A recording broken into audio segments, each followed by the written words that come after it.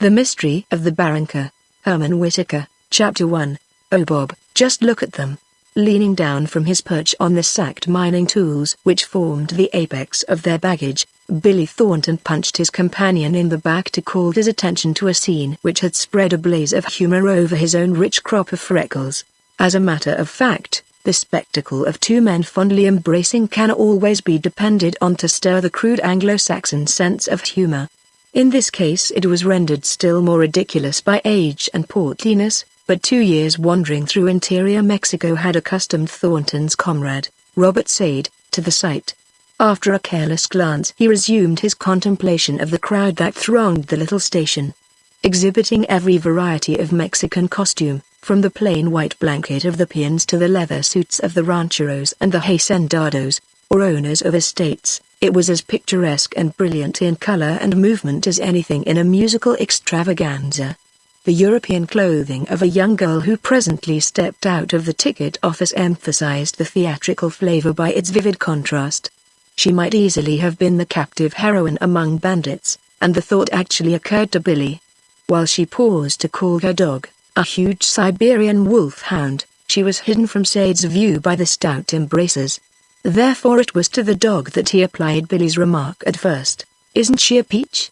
She seemed the finest of her race that he had ever seen, and Sade was just about to say that she carried herself like a perfect lady when the dissolution of the aforesaid embrace brought the girl into view. He stopped with a small gasp that testified to his astonishment at her unusual type. Although slender for her years, about 22, her throat and bust were rounded in perfect development. The clear olive complexion was undoubtedly Spanish, yet her face lacked the firm line that hardens with the years.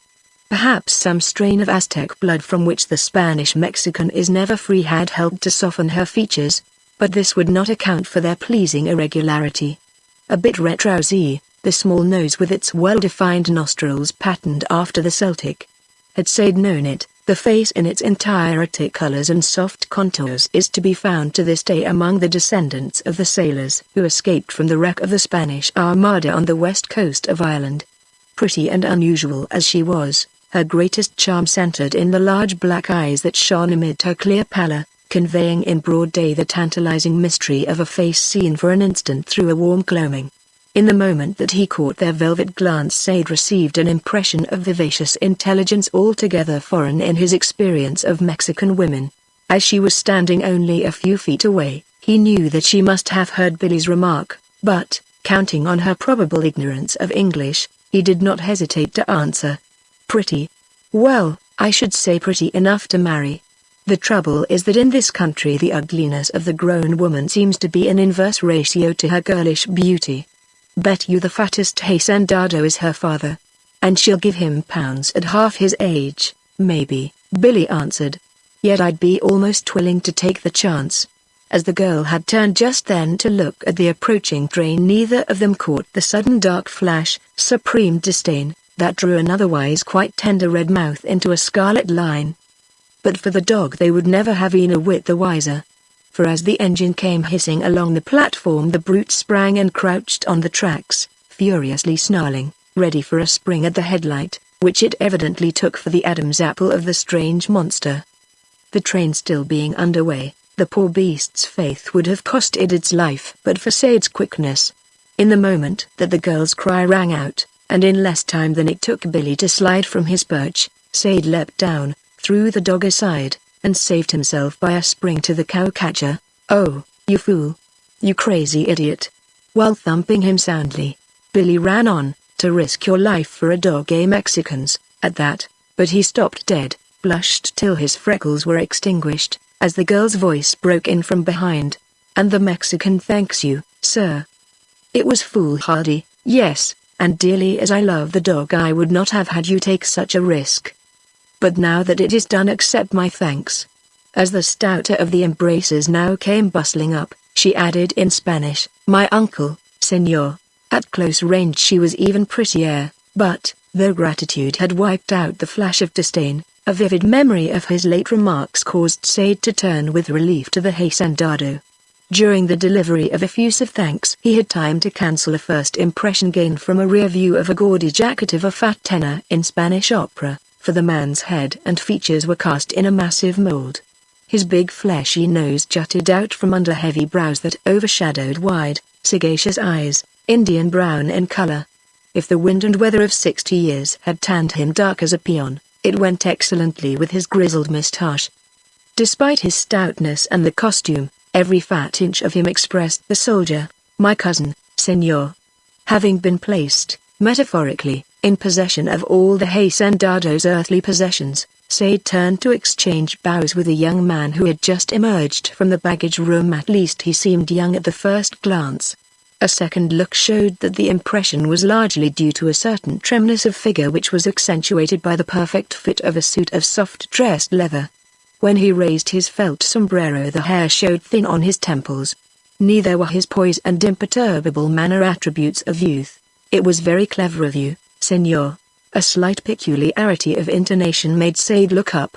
Jealous, he thought, yet he was conscious of something else, some feeling too elusively subtle to be analyzed on the spur of the moment. Suggesting, as it did, that he had made a gallery play, the remark roused in him quick irritation. But had it been possible to frame an answer, there was no time, for just then the familiar cry, "Vaminos!" rang out, and the American conductor hustled uncle, niece, and her dog into the nearest car. The entire incident had occupied little more than a moment, and as, a little bewildered by its rush, Sade stood looking after the train, he found himself automatically raising his cap in reply to a fluttering handkerchief. You Yankees are certainly very enterprising. Turning quickly, Sade met again the glance of subtle hostility. But, though he felt certain that the remark had been called forth by his salute, he had no option but to apply it to the mining kit toward which the other was pointing. You are for the mines, senor? In return for your service to my cousin it is, perhaps, that I can be of assistance in the hiring of men and mules. While equally quiet and subtle, the patronage in his manner was easier to meet.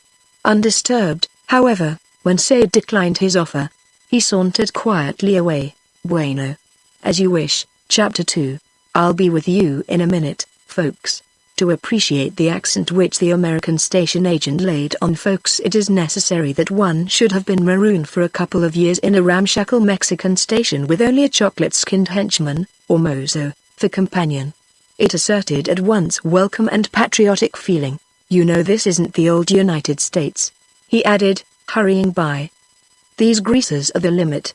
Close one eye for half a minute and when you open it again it's a cinch you'll find the other gone.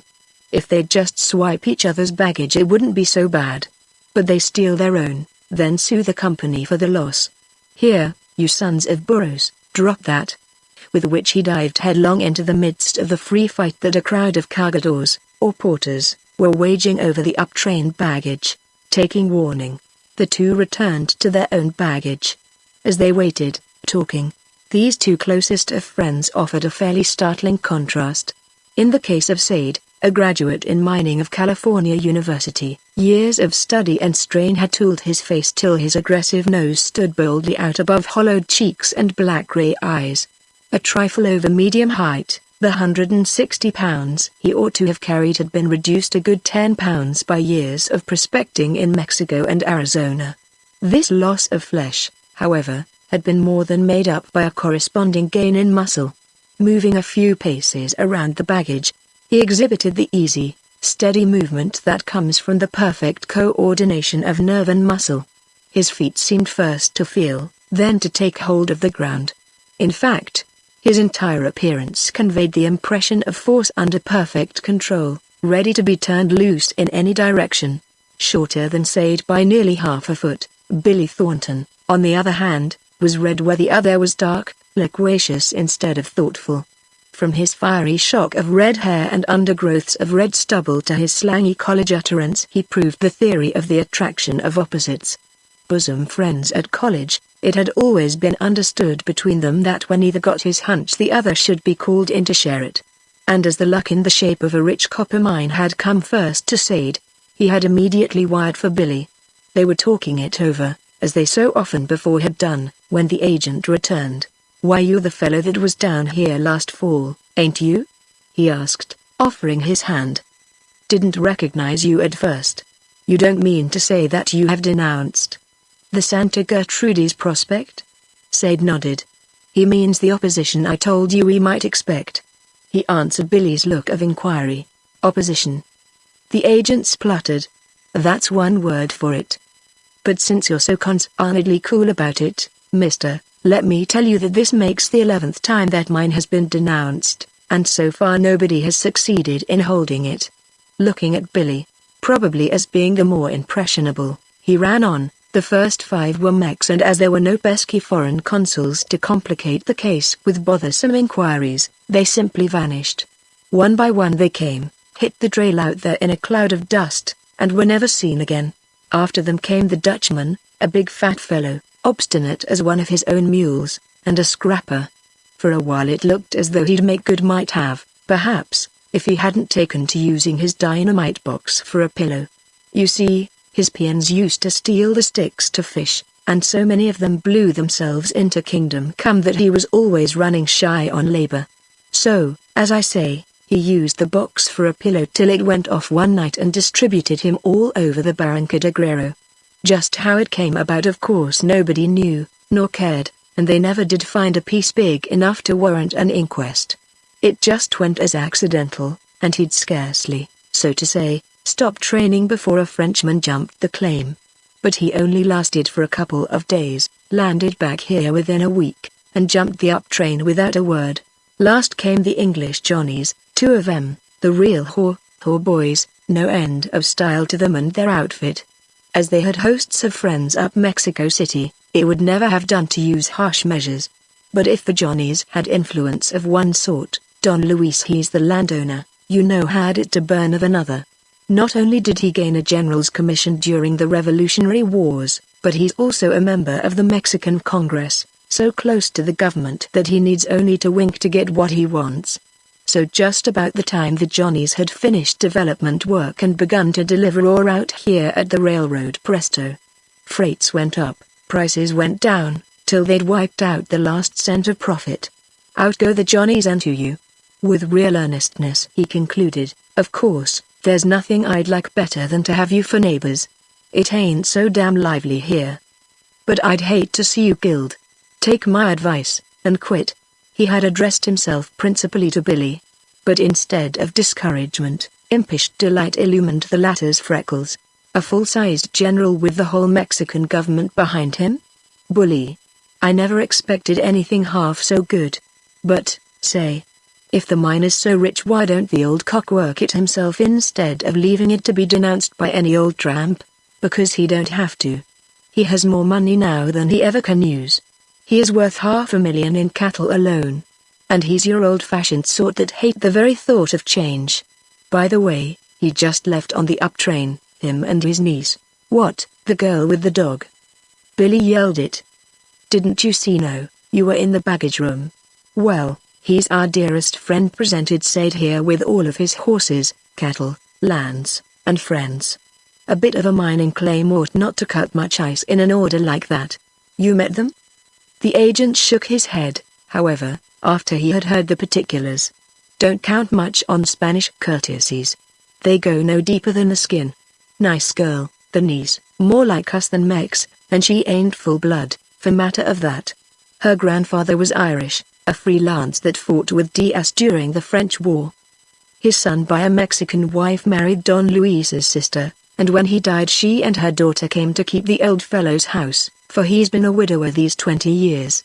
Like most of the sprigs of the best Mexican families, she was educated in Europe, so she speaks 3 languages: English, French, and Spanish. Yes, they're nice people from the old Don down, but lordy, how he hates us gringos. He'll repay you for the life of the dog perhaps by saving you alive for a month. But after that take my advice, and get. While he was talking, Sade had listened with quiet interest. Now he put in, we will just as quickly as we can hire men and burros to pack our stuff out to the mine. Well, if you will you will. Having thus divested himself of responsibility, the agent continued, and here's where your troubles begin. Though donkey drivers are as thick as fleas in this town, I doubt whether you can hire one to go to Santa Gertrudis. But the Englishmen? Sade questioned. They must have had help. Brought their entire outfit down with them from Mexico City. After Said's rejection of his offer, the Hacendado had entered into conversation with a ranchero at the other end of the platform, and, glancing a little regretfully in his direction, Said asked, "Do you know him?" The agent nodded. "Sebastian Rocha?" "Yes, he's a nephew to the general. He offered to get me mules." "He did? Why, man alive? He hates gringos worse than I hate Mexicans. He offered you help? I doubt he'll do it when he knows where you're going." In a last attempt at dissuasion he added, "But if he doesn't, I can't see how you can win out with rates and prices at the same mark that wiped out the Johnnies. That's our business." Said laughed. Then, warmed by the honest fellow's undoubted anxiety, he said, "Do you remember any consignment of brick that ever came to this station?" "Sure, 3 carloads, billed to the Dutchman. But what has that to do?" "Just this, that the man had the right idea. Though the mine is the richest copper proposition I have ever seen, besides carrying gold values sufficient to cover smelting expenses, it would never pay, as you say, to ship it out at present prices. But once smelted down into copper matte, there's a fortune in it, as the Dutchman knew. He had already laid out the foundation of an old-style Welsh smelter, and, though it isn't very big, we propose to make it take us to a modern plant. So that's your game?" The agent whistled. "That's our game," Billy confirmed.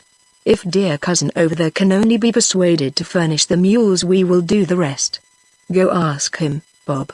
Said hesitated. "I'm afraid that I turned him down rather roughly. Let's try first ourselves."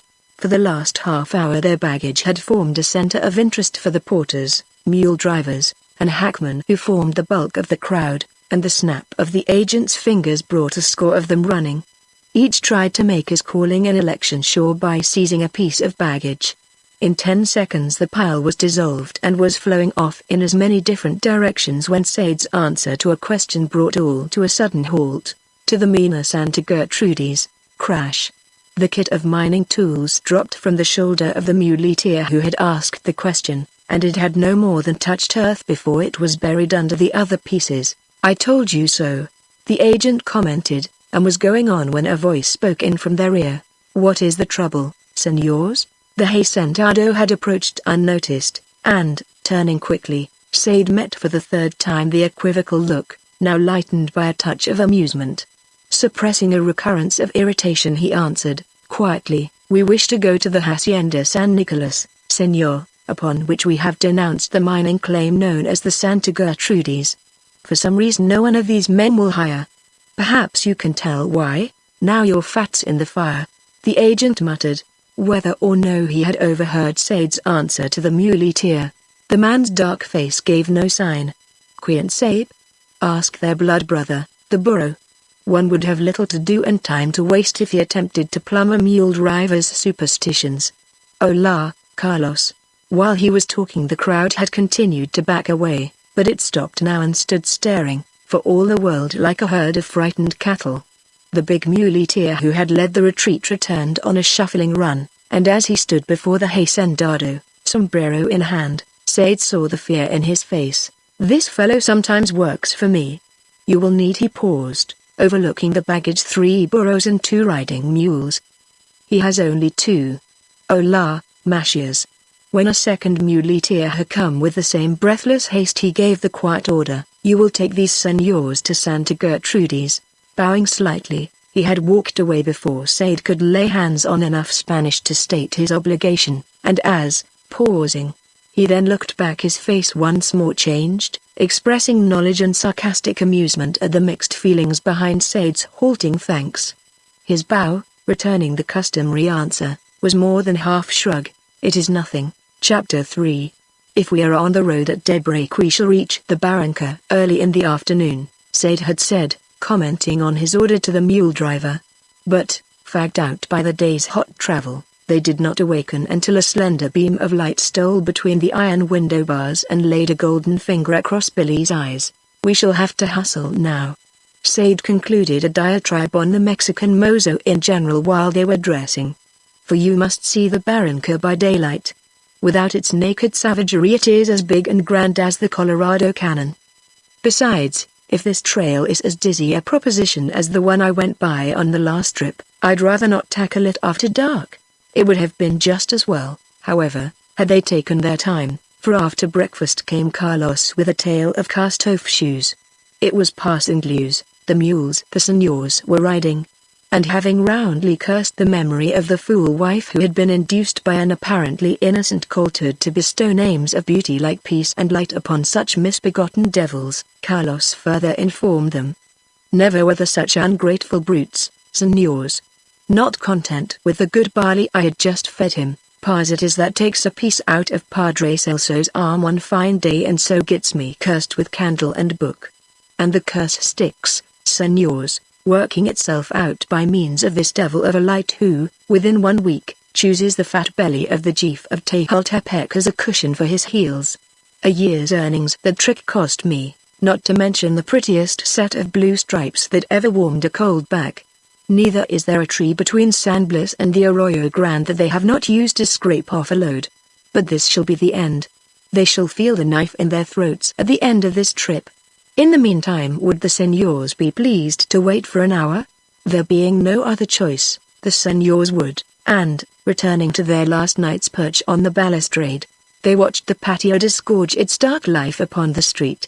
Shining in over the low-tiled roofs, the sunlight struck and was thrown back by the massive golden walls on the opposite side in a flood that set fire to brilliant serapes, illumined silver buttons, filled the whole place with light and cheer.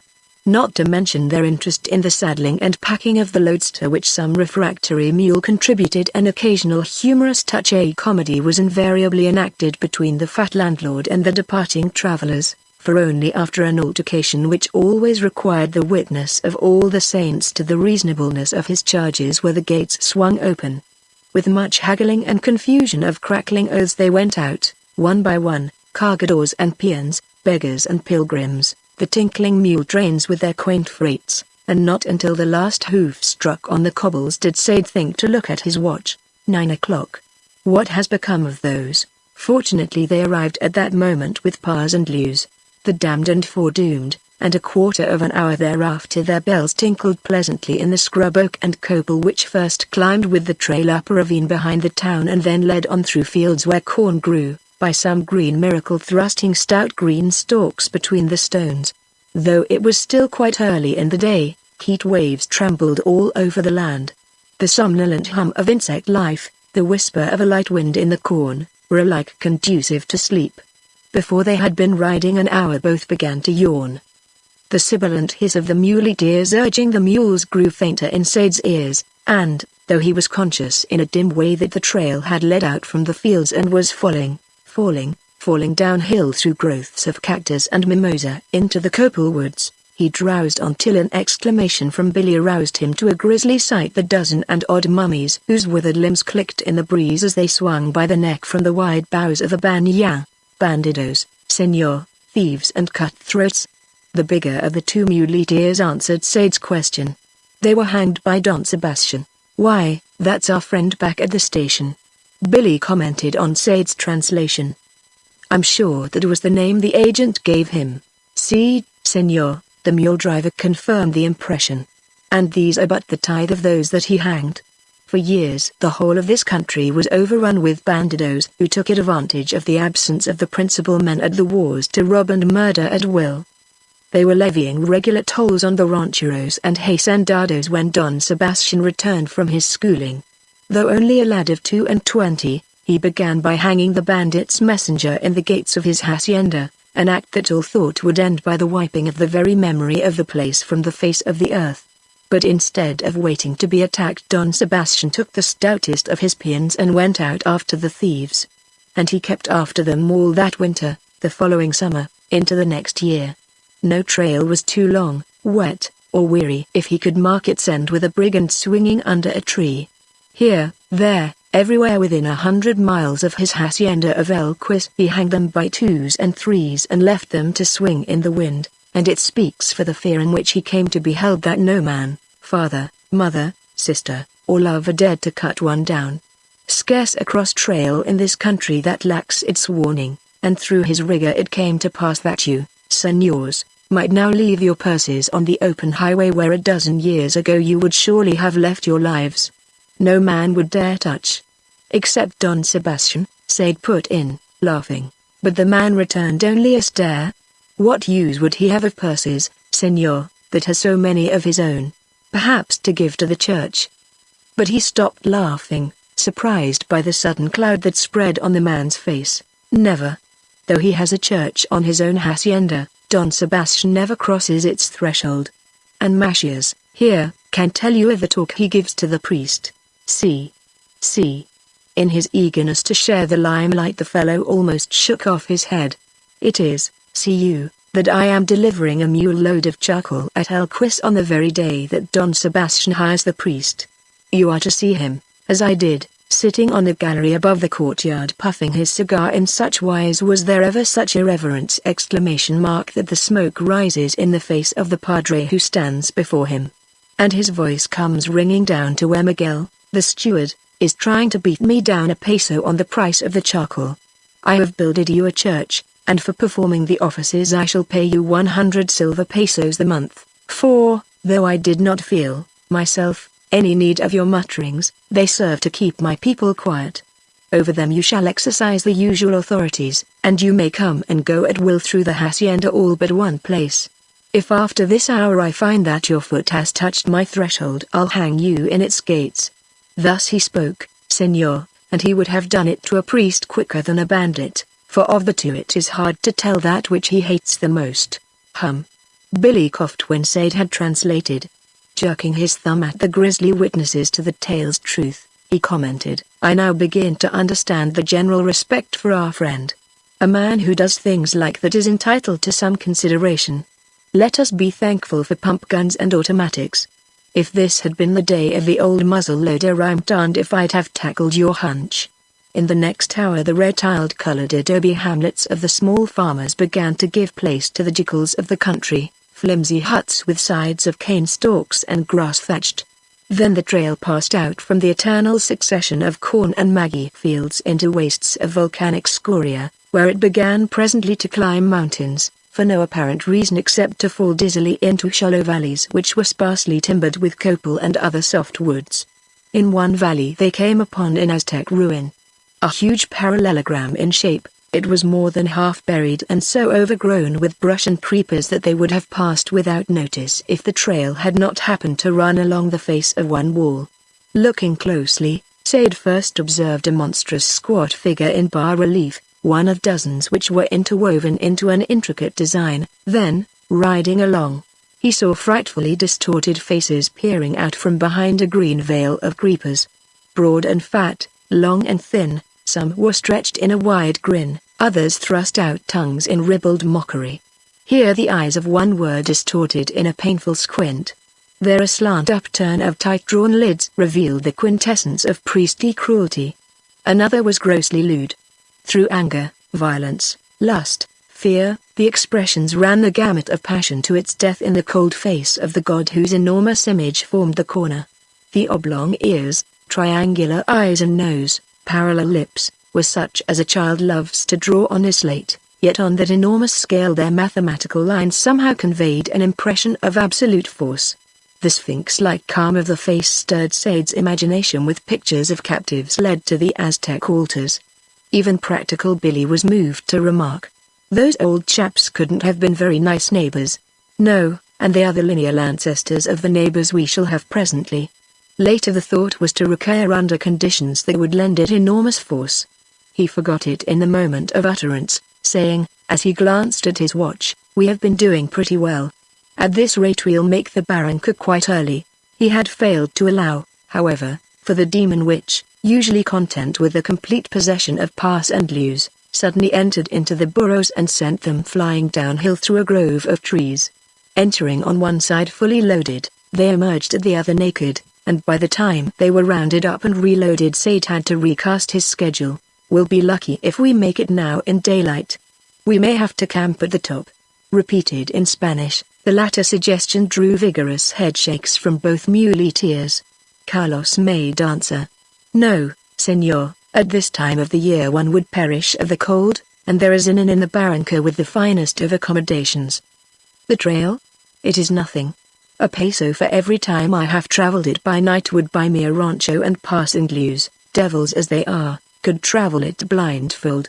and whether, as Billy suggested, they were afraid of missing their usual communion with the fleas in the inn stables. Both he and Machias began to hustle the mules with oaths, hissings, whip-crackings.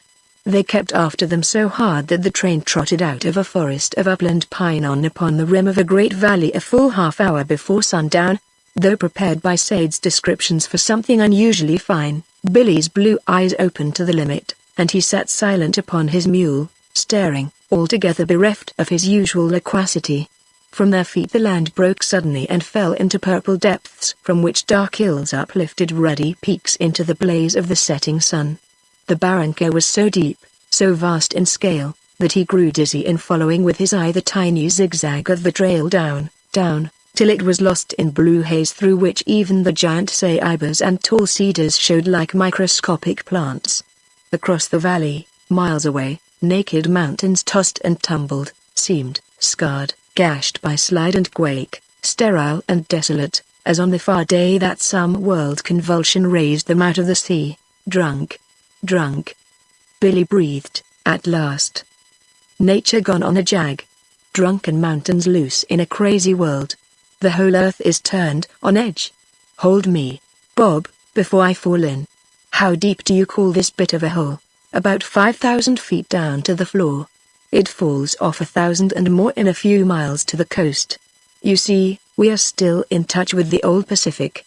Can't be more than 30 miles or so down to the sea. The dear old bond.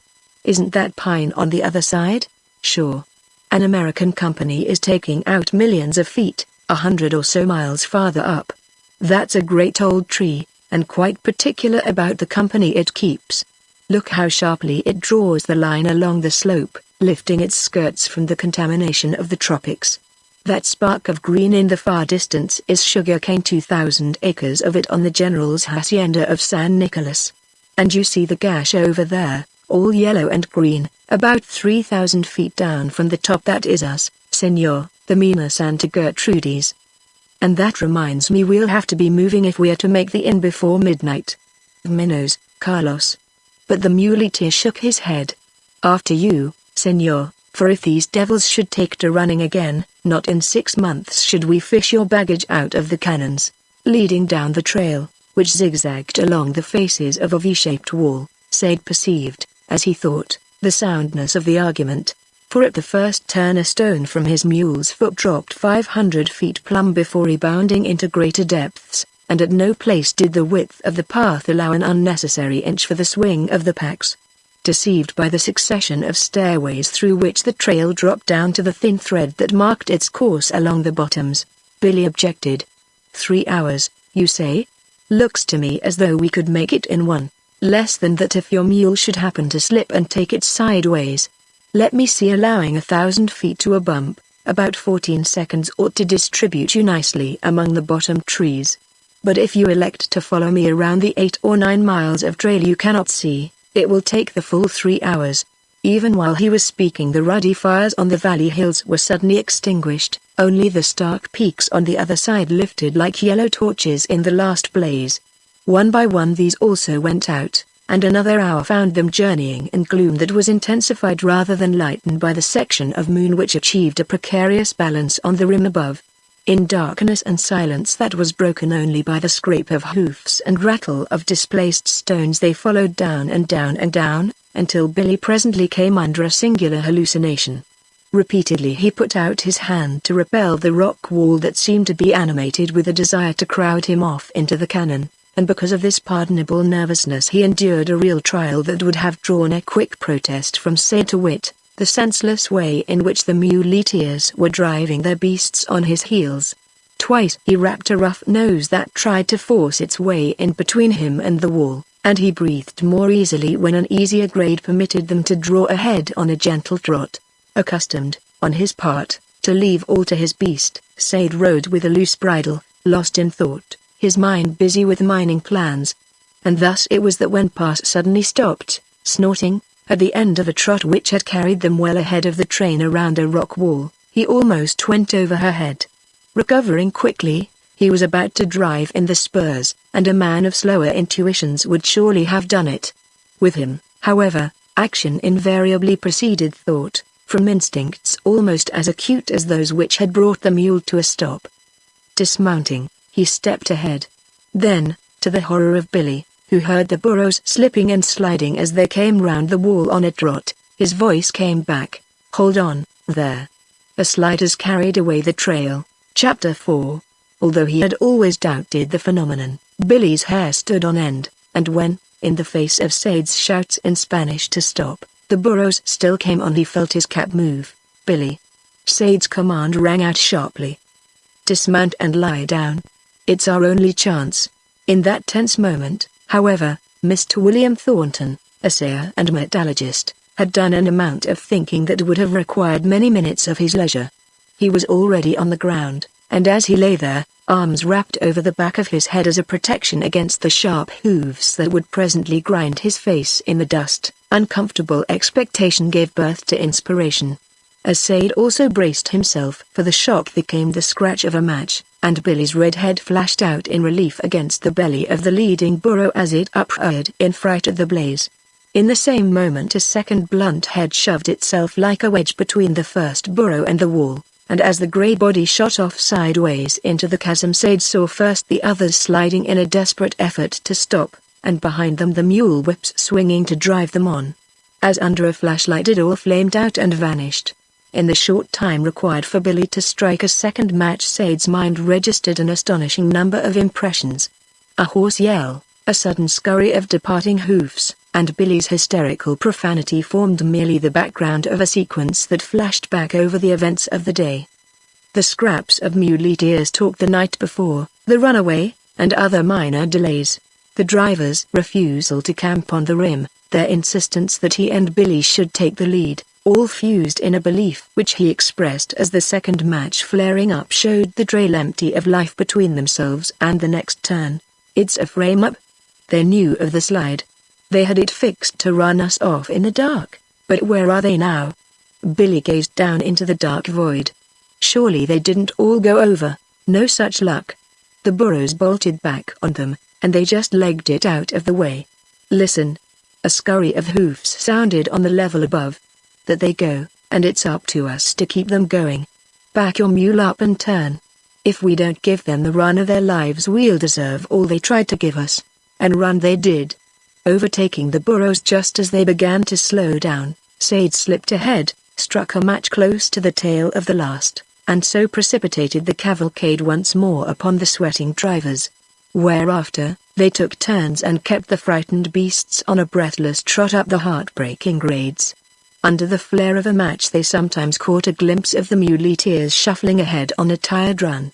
Occasionally their sobbing breath rose over the scrape of the hoofs. But first one riding, then the other, they hustled them on without mercy till the train opened at last upon the plateau above. "Now, then. Run them down," Said shouted, but as he swung his mule out to go by the burros he almost ran into a horseman who had just trained his beast to one side of the trail. "It is you, Senor?" Here on the top the light of the stars helped out the weak moon, and, though the man's face was in shadow, Said recognized the upright, graceful figure. "Come to see if the job is done." He thought it while answering aloud, "As you perceive, Senor, not until long after you left did I hear of the break in the trail, and I have ridden hard, used up one horse and half killed this poor beast. But no matter so long as I am in time, hypocrite." Said thought again. A little nonplussed, however, by the tone of assurance, he gave his thought lighter expression. "You would not have been if these fellows had had their way. Caramba, Senor. Why?" If his surprise were assumed, it was certainly remarkably well done. While Said was telling of their narrow escape he sat his horse, silent but attentive. With the last word he burst into a fury of action.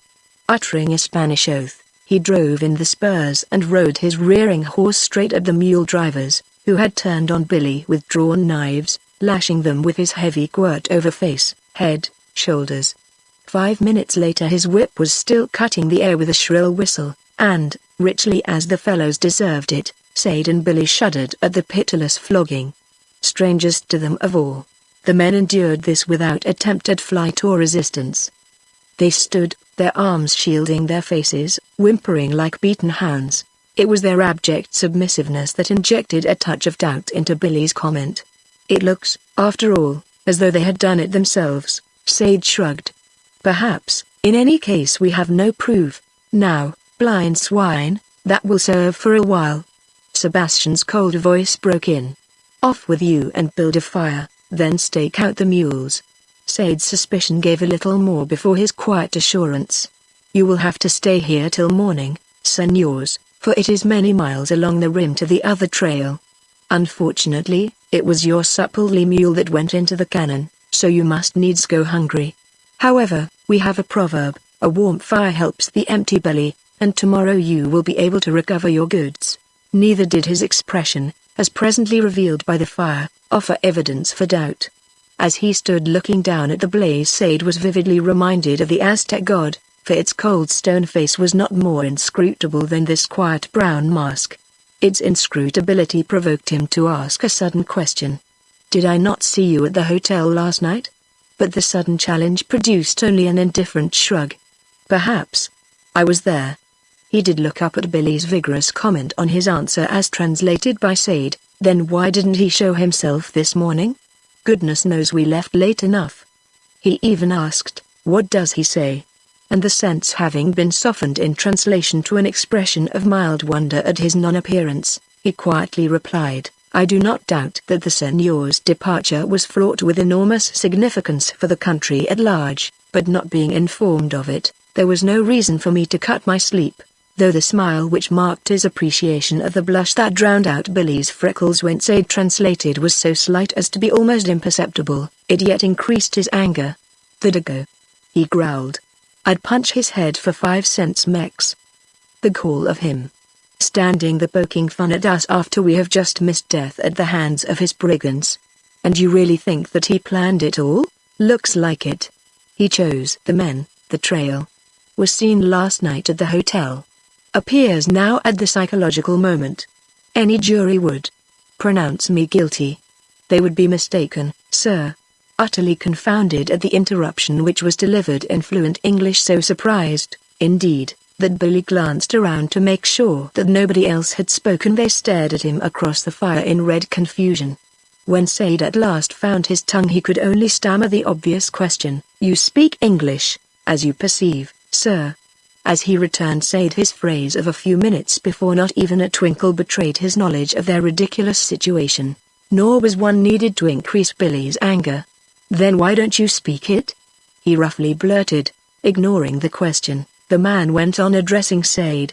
In accordance with the foolish custom that aims to make poor foreigners out of good Mexicans, I received my education at a boarding school in the city of Manchester, England.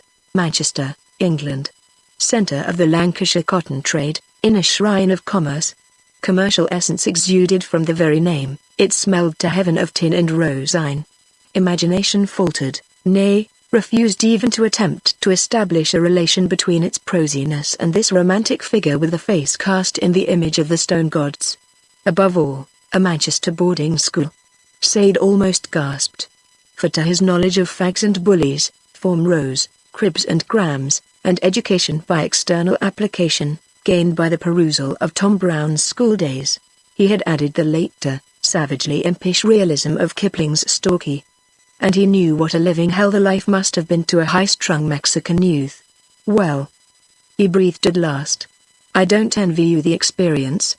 I'm told that the English schoolboy isn't particularly sensitive or nice in his treatment of half-castes. Don't avoid the word. We Mexicans are proud of our Aztec blood. They did not love me, but I tell you, senor, that their dislike for me was as milk to fire compared with mine for them. And they left me alone after a couple had felt my knife. How I hated them, the conceited lackeys of masters, as much as the bullocks of boys and their ox-like fathers. How they lectured me, the lackeys, for my cowardice in using a knife, the cowardice of one small boy pitted against 100 impish devils. But they were never able to blind me with their fustian ideals. Even then I could see through their sham morality, hypocritical humanity, insufferable conceit. England is the workshop of the world. They dinned it into us. In furtherance of the ideal, they fouled the air with coal smoke, herded their men and women from the open farms into slums and brothels, and as they have done by their own, so would they like to do for the world, make it one huge factory set in a slum. He had spoken all through with great heat. Glancing for the first time at Billy, he finished, more quietly, "That is why I do not speak English, because I hate both them and their tongue." Now Billy's conception of John Bull and his island had been principally formed on the perfervid tail-twisting of the common school histories, and Sade, whose views had been corrected by wider reading, had to smile at his emphatic endorsement. "I'm with you. No English, please, in mine." Even Sebastian smiled. "No, you are American from our viewpoint, much worse. Just as sordid as the stupid English. You are quicker-witted, therefore more to be feared, and you stand forever at our gates, ready to force your commerce and ideas upon us. But much as we hate you, loath as we are to have you come among us, I would still have you to believe that this business was accidental. I, at least, did not plan your death. Then you do not speak for them?" Sade glanced at the muleteers, now crouching over a second small fire they had built for themselves. "Qui and Sabe?" Sebastian shrugged his shoulders. "They would think little of it. But what can you do? You have no proof. And I will see to it that they play you no more tricks." Walking over, he kicked first one, then the other, in the small of the back. "Up, swine." And while they stood shivering before them, he gave them their orders, first to recover the baggage, then to convey the seigneurs in safety to their mine. "Fail me in one thing," he concluded, with a frightful threat, "and I will pluck out your eyes and turn you out on the road." Turning his back on them, he walked over to the horses, and had mounted before Sade realized his intent. "You are not going?" he asked. "Yes, it is only 5 leagues back to the hacienda where I left my own horse. First let me thank you." Not seeing the touch of the spur that had caused the beast to rear suddenly, he imagined it shied at his outstretched hand. While curbing its plungings, the other answered, "It is nothing. You owe me nothing. I came to repair a mistake and arrived too late. Adios." And swinging the fighting beast out of the firelight into the dusk, he galloped off, leaving Sade standing with hand outstretched. Returning to the fire, he passed close to the muleteers, whose faces, looking after him, expressed a curious mixture of dislike, suspicion, fear. Observing it, Billy laughed. "Our friend's football practice over the rather inclines me to favor his theories. I've seen a few walking delegates in my time that I'd like to place under him. I'll bet you there are no labor troubles in his cosmos. Fancy a system that trains men to put your enemies away without so much as a wink. I call it ideal." "Yes." Sade laughed. "I have so much respect for it that I propose to keep watch on the off chance of an attempt on our throats. If you'll just settle down for a snooze, I'll take the first trick." His laughter, however, covered feeling that had been deeply stirred by the events of the day. After Billy had curled up close to the fire, his glance went over to the muleteers, who lay, heads muffled in their scarlet sarapes, beside their own fire. Their very quiet stimulated thoughts which passed back through the medievalism of the conquest and the savagery of the Aztecs to the dim time that saw the erection of the temple they had passed that day. Stimulated by the distant roar of waters, the complaint of the wind in the trees, and the voices of night that rose out of the valley's black void, his fancies grew and possessed him until he saw his own civilization as a flash in the dark space of the ages. So absorbed was he that Billy's interruption came as a surprise. "I've slept 4 hours. Time for your snooze." Chapter 5. For you. Looking up from a treatise on bricklaying as applied to the building of furnaces, Billy pitched a stone at Sade, who was experimenting with a batch of lime fresh drawn from a kiln of their own burning. "I'd always imagined bricklaying to be a mere matter of plumb and trowel, but this darned craft has more crinkles to it than the differential calculus. This fellow makes me dizzy with his talk of ties and courses, flues, drafts, cornering, slopes, and arches." Leaning on his hoe, Sade wiped his wet brow. "I'm finding out a few things myself. I'd always sort of envied a hod carrier.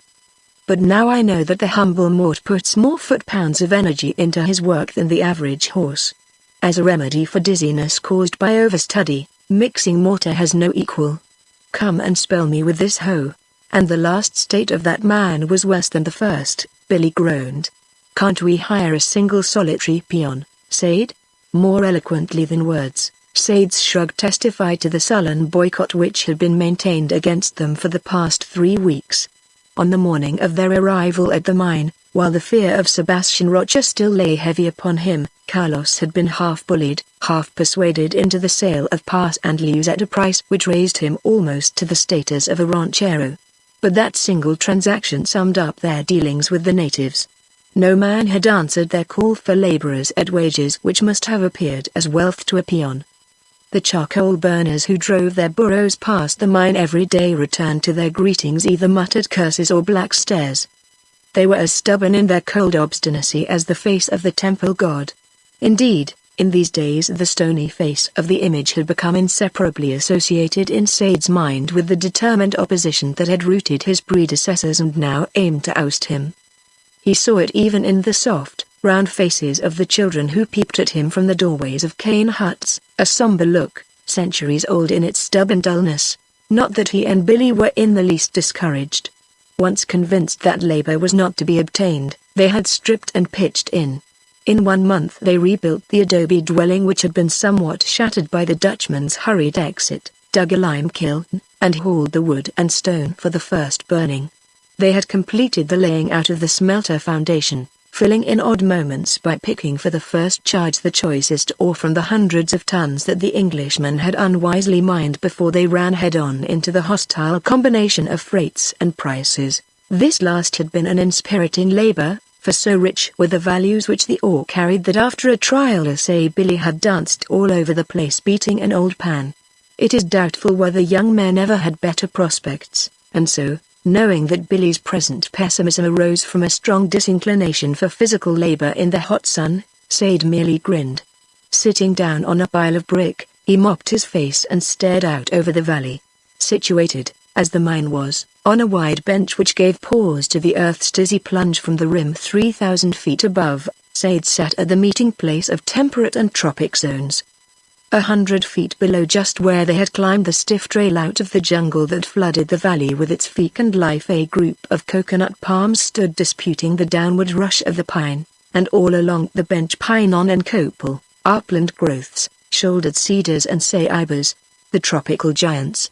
While these battled above for light and room there came, writhing snake-like up from the tropics, creepers and climbers, vines and twining plants, to engage the ferns and bracken, the pine's green allies.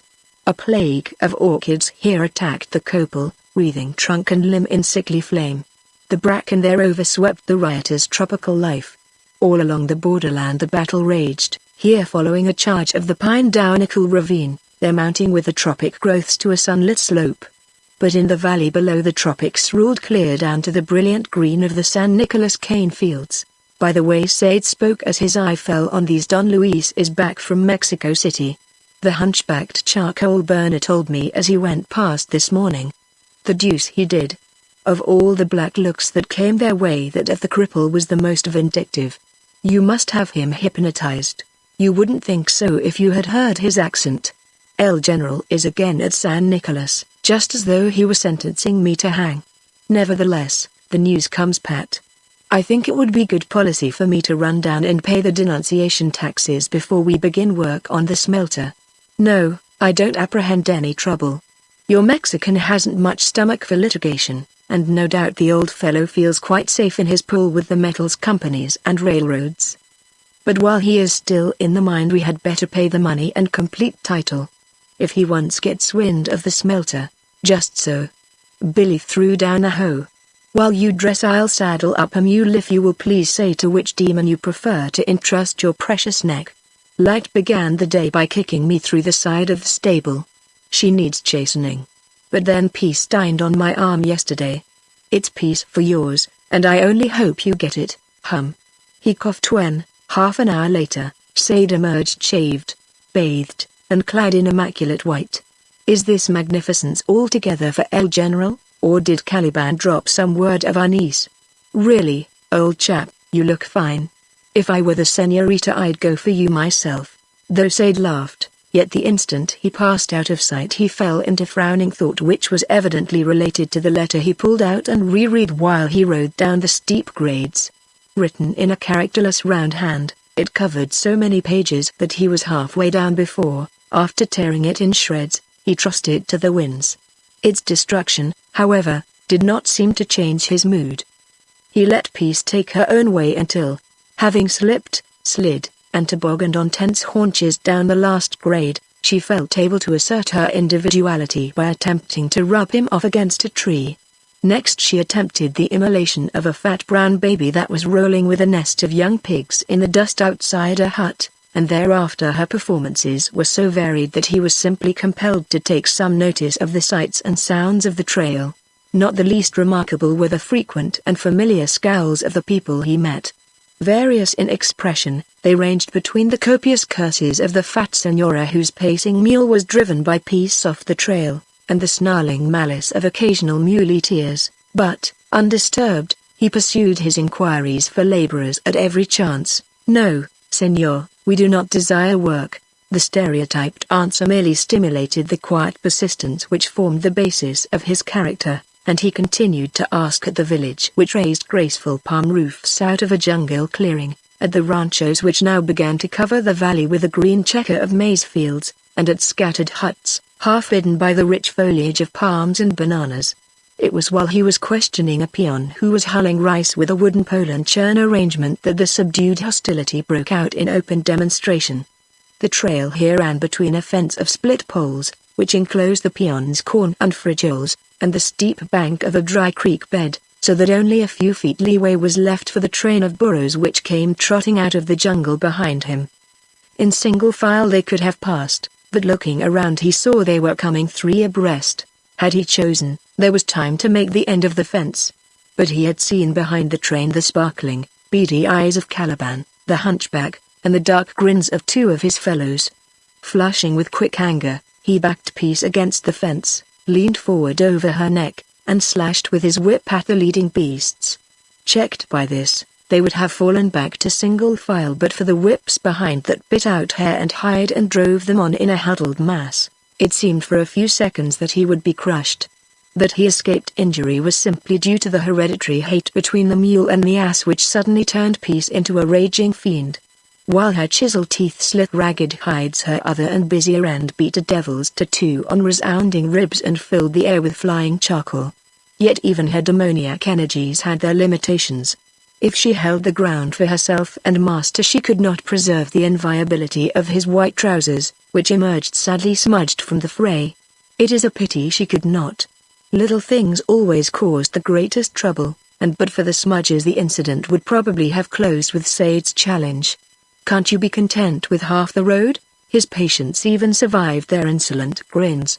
Not until the hunchback in passing emitted a hoarse chuckle as he surveyed the smudges did Sade's temper burst its bonds.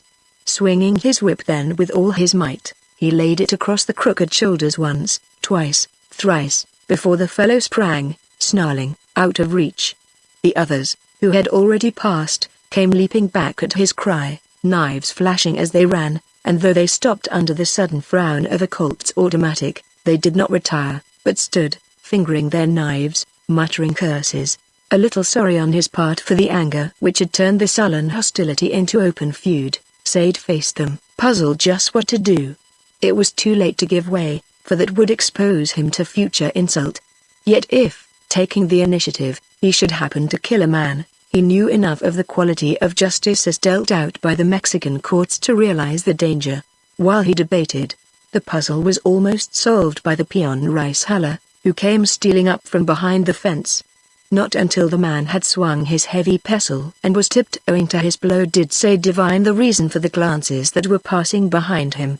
Looking quickly, he caught the glint of polished hardwood in the tail of his eye, then, without a pause for thought, he dropped flat on the rump of the mule, and not a second too soon, for, raising the hair on his brow as it passed, the club smashed down through the top rail of the fence. In falling backward, his weight on the bridle brought Peace scurrying a few paces to the rear.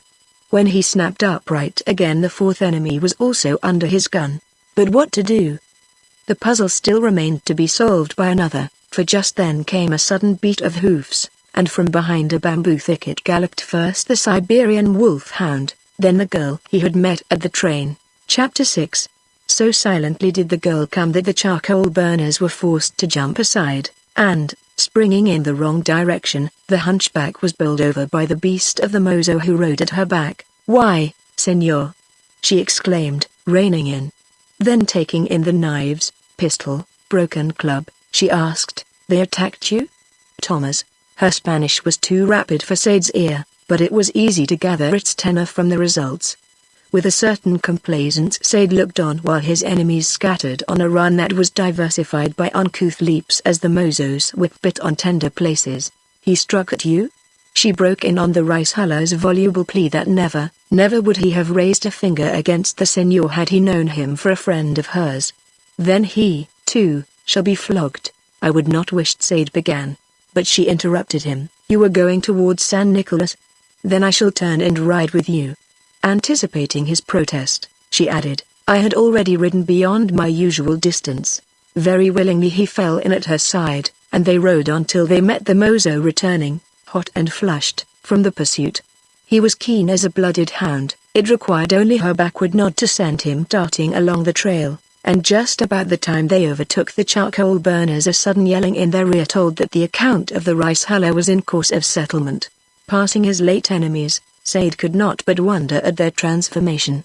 With the exception of the hunchback, in whose beady eyes still lurked subdued ferocity, all were sobbing, and even he broke into deprecatory whinings. Having read his Prescott, Sade knew something of the rigid Aztec caste systems from which Mexican peonage was derived. Now, viewing their abjectness, he was able to apprehend, almost with the vividness of experience, the ages of unspeakable cruelty that had given birth to their fear. But that which astonished him still more was the indifference with which the girl had ordered the flogging. Such glimpses of her face as he was able to steal while they rode did not aid him much. It was impossible to imagine anything more typically modern than the delicately chiseled features lit with a vivid intelligence which seemed to pulse and glow in the soft shadow beneath her hat. And when from her face his glance fell to her smart riding suit of tan linen, he was completely at sea.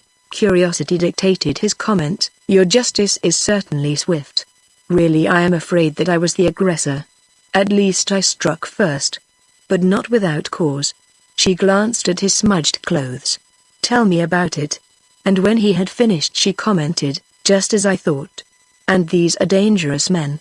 They would have killed you without a qualm." In the days that Don Sebastian was clearing the country of bandits he counted that hunchback one of his best men, yet he whined like a puppy under your man's whip. Smiling at his wonder, she went on to state the very terms of his puzzle. "You do not know them, the combination of ferocity and subservience that goes with their blood. In the old days he who raised his hand against the superior caste was put to death by torture, and, though, thank God, those wicked days are past, the effect remains. They are obedient, usually, as trained hounds, but just as dangerous to a stranger. If I had not ordered them flogged, they would have taken it as license to kill you at their leisure. Now I realize the depth of my obligation." He spoke a little dryly, and she leapt to his meaning with a quickness that greatly advanced her in his secret classification. "I have hurt your pride. You will pardon me. I had forgotten the unconquerable valor of the gringos." "Oh, come," he pleaded. She stopped laughing. "Really, I did not doubt your courage. But do not imagine for one moment that they would attack you again in the open. A knife in the dark, a shot from a bush, that is their method, and if you should happen to kill one, even in self-defense, gringos are not so well beloved in Guerrero but that someone would be found to swear it a murder. Be advised, and go carefully." "I surely will." He was going on to thank her when she cut him off with the usual "it is nothing." Whereupon, respect for her intuition was added to the classification which was beginning to bewilder him by its scope and variety. In fact, he could not look her way nor could she speak without some physical trait or mental quality being added to the catalogue. Now it was the quivering sensitiveness of her mouth, an unsuspected archness, the astonishing range of feeling revealed by her large dark eyes. Looking down upon the charcoal burners, they had gleamed like black diamonds. In talking, their soft glow waxed and waned. Sometimes but this was omitted from the classification because it only occurred when his head was turned. A merry twinkle illumined the furtive smile. Taken in all its play and sparkle, her face expressed a lively sensibility altogether foreign to his experience of women. After a short silence she took up the subject again. But I am giving you a terrible impression of our people. It is only in moments of passion that the old Aztec crops out. At other times they are kind, pleasant, generous. Neither are we the cruel taskmasters that some foreign books and papers portray us. You would not believe how angry they make me, the angrier because I have a strain of your blood in my own veins. My grandfather, you know, was Irish. It was from him I learned your speech.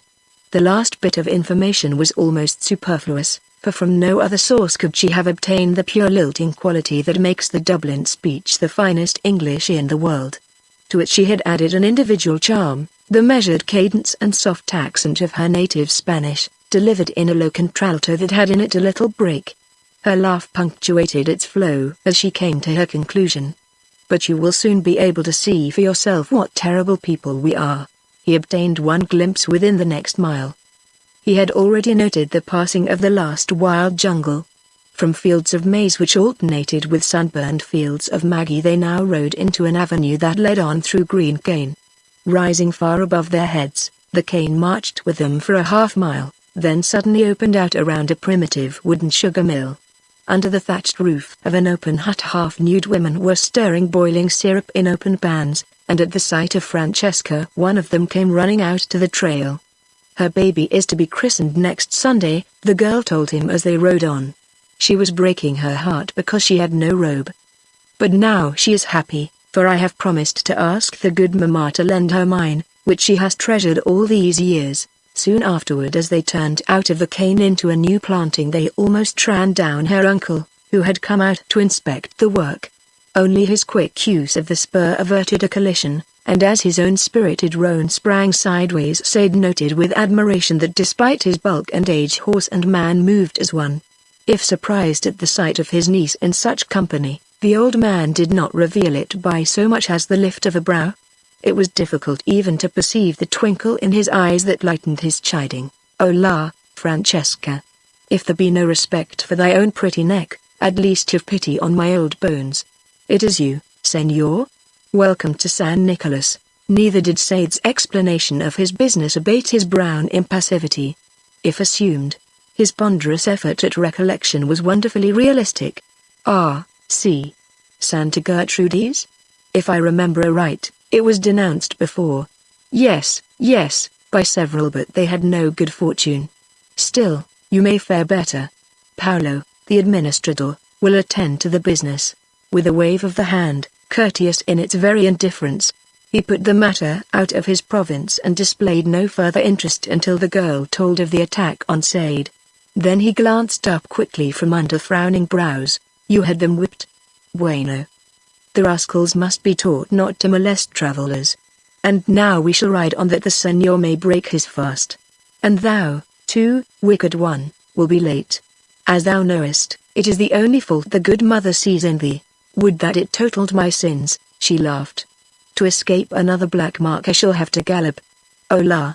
For a race." As from a light touch of the spur her beast launched out and away, the roan reared and tried to follow, and while he curbed it back to a walk the old man's heavy face lit up with pleasure. "She rides well. I have not a vaquero with a better seat. But go thou, Thomas, lest she come to a harm. And you, Senor, will follow?" With a vivid picture of the figure piece would cut in a race occupying the forefront of his mind, it did not take Sade long to choose. After the girl had passed from sight behind a clump of tamarinds, he took note, as they rode along, of the peons who were laying the field out in shallow ditches wherein others were planting long shoots of seed cane. To his practical engineer's eye the hand digging seemed so slow and laborious that he could not refrain from a comment.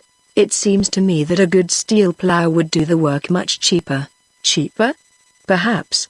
After a heavy pause, during which he took secret note of Sade out of the corner of his eye, the old man went on, "To do a thing at less cost in labor and time seems to be the only thing that you Yankees consider. But cheapness is sometimes dearly purchased. Come. Suppose that I put myself under the 7 devils of haste that continually drive you. What would become of these, my people? Who would employ them? It is true that theirs is not a great wage, perhaps, after all, totals less than the cost of your steel plow and a capable man to run it. We pay only 3.5 cents for each ditch, in our currency, and a man must dig 12 a day.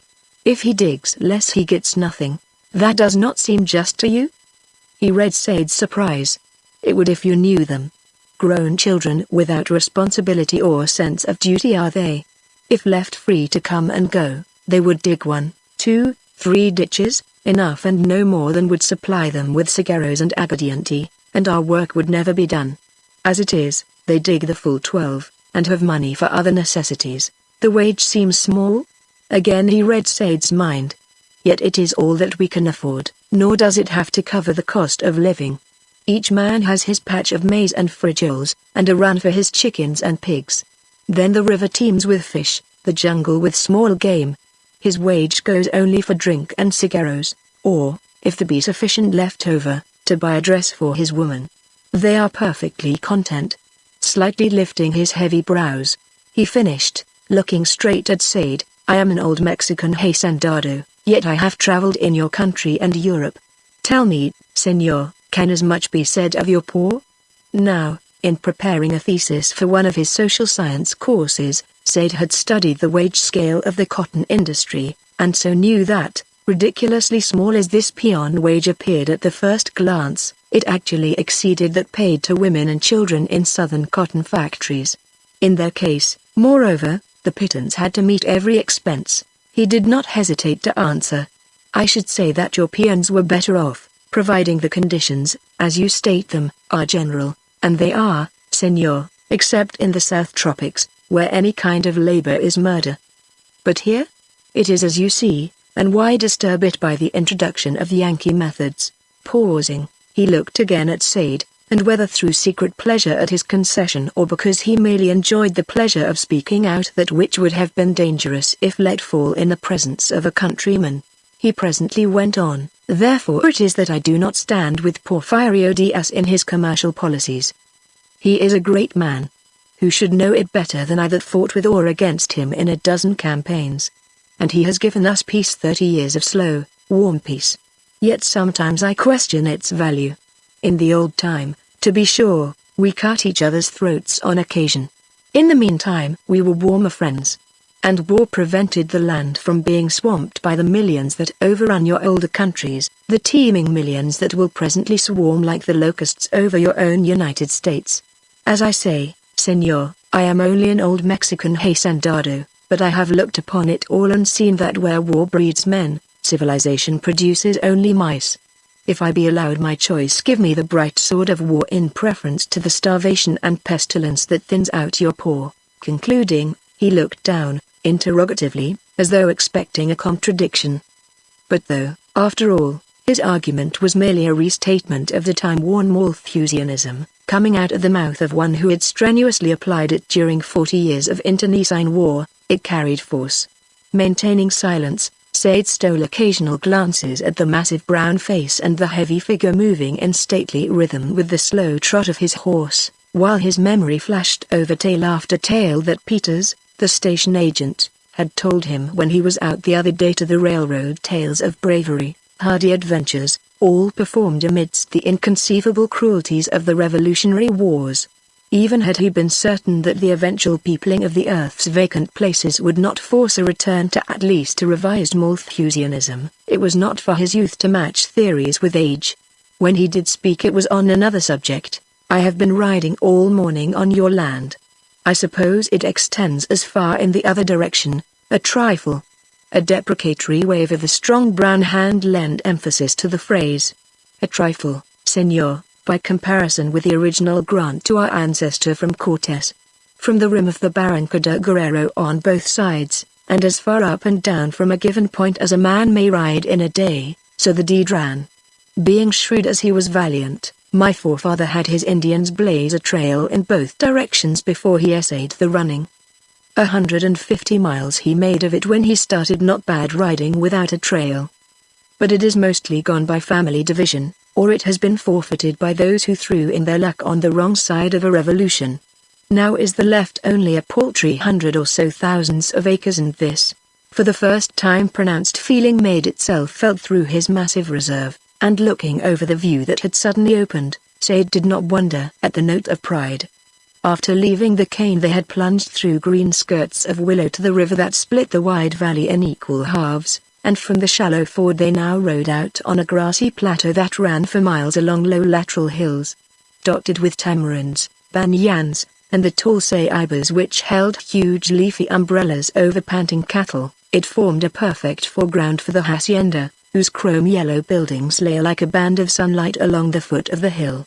The thick adobe walls that bound stables, cottages, and outbuildings into a great square gave the impression of a fortified town, castled by the house, which rose tier on tier up the face of the hill.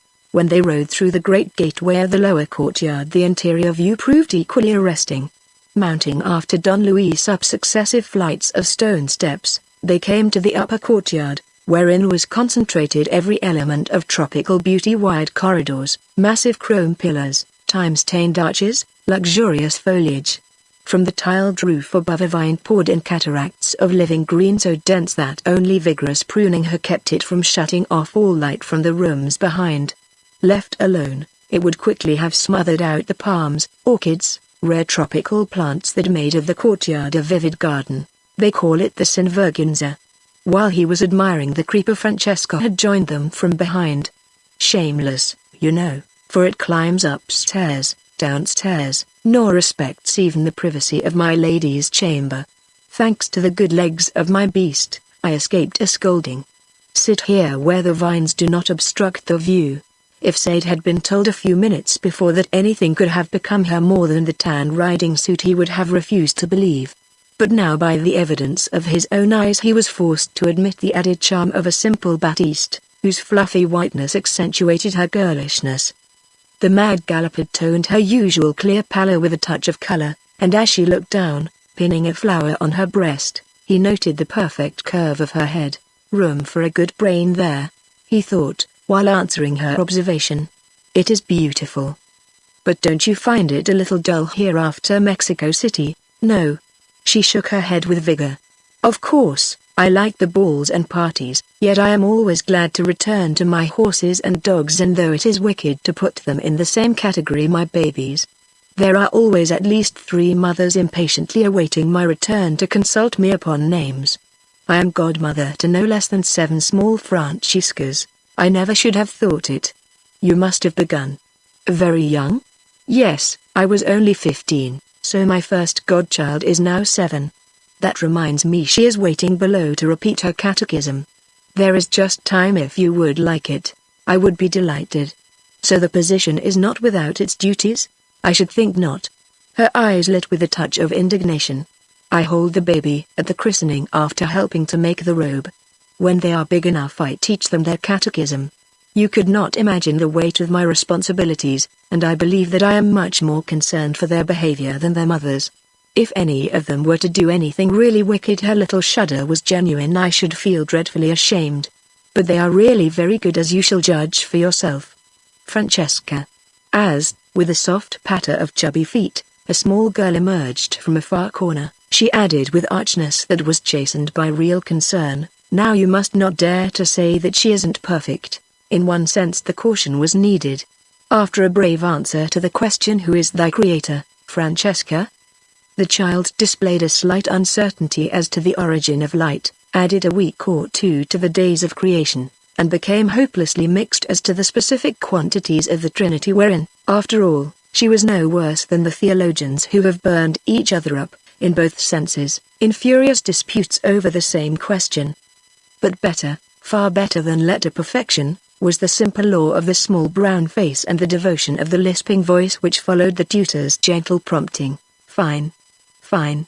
Sade applauded a last valorous attack on the 10 Commandments, and the small scholar ran off clutching a silver coin, just so much the richer for his heretical presence. As he rose to follow his hostess inside, he added, if all the Franciscas are equal to sample, the next generation of San Nicolas husbands will undoubtedly rise up and call you blessed. Now you are laughing at me, she protested. Though that might be truly said of my mother. She is a saint for good works. But come, or I shall yet turn my scolding. And let me warn you to take care of your heart. All of the caballeros fall in love with mother. It was quite believable. While seated in the dining room, a vaulted chamber cool as a crypt in spite of the sun blaze outside, a room which would have seated an army of retainers. He observed the senora with the satisfaction that even a stranger may feel in the promise a handsome mother holds out to her girls. In addition to the sweetness of her eyes and her tenderly tranquil expression, she had retained her youthful contour. She exhibited the miracle of middle age achieved without fat or stiffness. In her scarf and black lace she was maturely beautiful. Waving away his apologies for the intrusion, she was anxiously solicitous for his wants through the meal. Yet he noticed that in taking his leave an hour later she did not ask him to call again. Up to that moment there had been no further mention of his business. But as he stood hesitating, loath to introduce it, Don Luis relieved his embarrassment. "Now you would see the administrador." "I am sorry, senor, but it seems that he is away at Chilpansin about the sale of cattle. But if you will entrust your monies to Francesca, she will see to the business and have the papers sent out to the mine." Neither did Francesca, when saying goodbye, ask him to return. But, conscious that with all their kind hospitality they still regarded him as an intruder, Sade was neither offended nor surprised. He was even a little astonished when Don Luis stated his intention of riding with him as far as the cane. Until they came to the ford they rode in silence.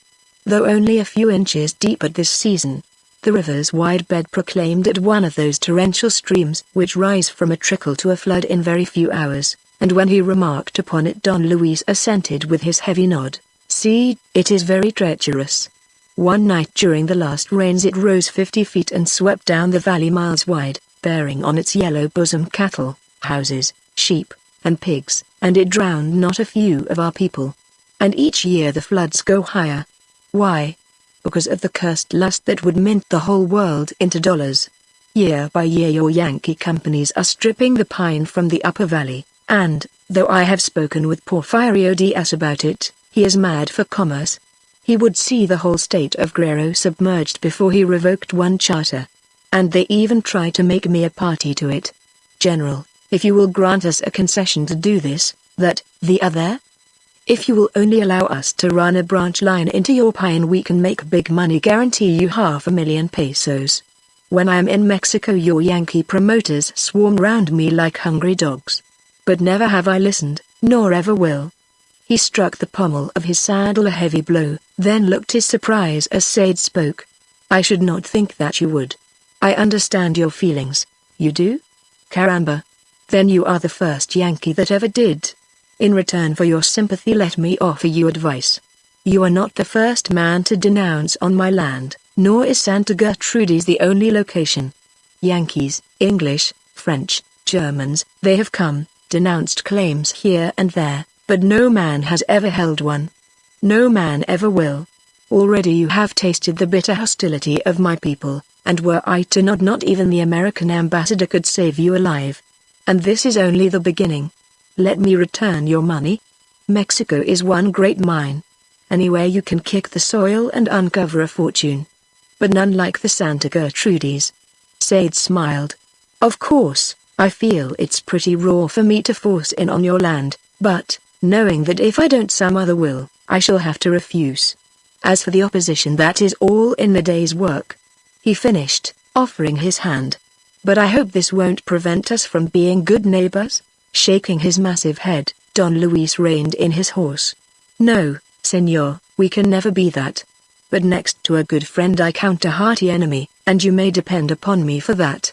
With a courteous wave of the hand he rode off, and, watching him go at a stately canter, Sade muttered, "Enemy or friend, you are a fine old chap, you are surely a fine old chap."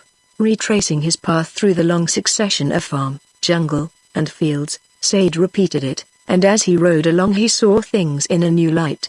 As he passed through one village at sundown the entire population was filing into church, the peons in clean blankets, their women in decent black. The next hamlet was in the throes of a fiesta. Girls in white, garlanded with flaming flowers, were dancing the eternal jig of the country with their brown swains. And these two functions, church and bale, marked the bounds of their simple life. A plenty of rice and frijoles, a peso or two for clothing, were all that they asked or needed. While prospecting in the Sierra Madres, Sade had drawn many a comparison between the happy indolence of the peon and the worry, strain, strive to live up to a standard just beyond income that obtains in American life. Because the peon had time to think his simple thoughts, listen to birdsong and the music of babbling streams, to watch the splendors of sunrise and sunset over purple valleys, Sade's suffrage had often gone to him. Observing this pastoral life in its tropical setting of palms and jungle, the opinion grew into a strong conviction. The old fellow's right. He ejaculated, riding out of the last village into the jungle proper. We have nothing to give his people, and we'd surely kill all they have. Though the profusion of foliage which made of that rail one long green tunnel prevented him from seeing it, he was now riding along at the foot of the Barranca wall.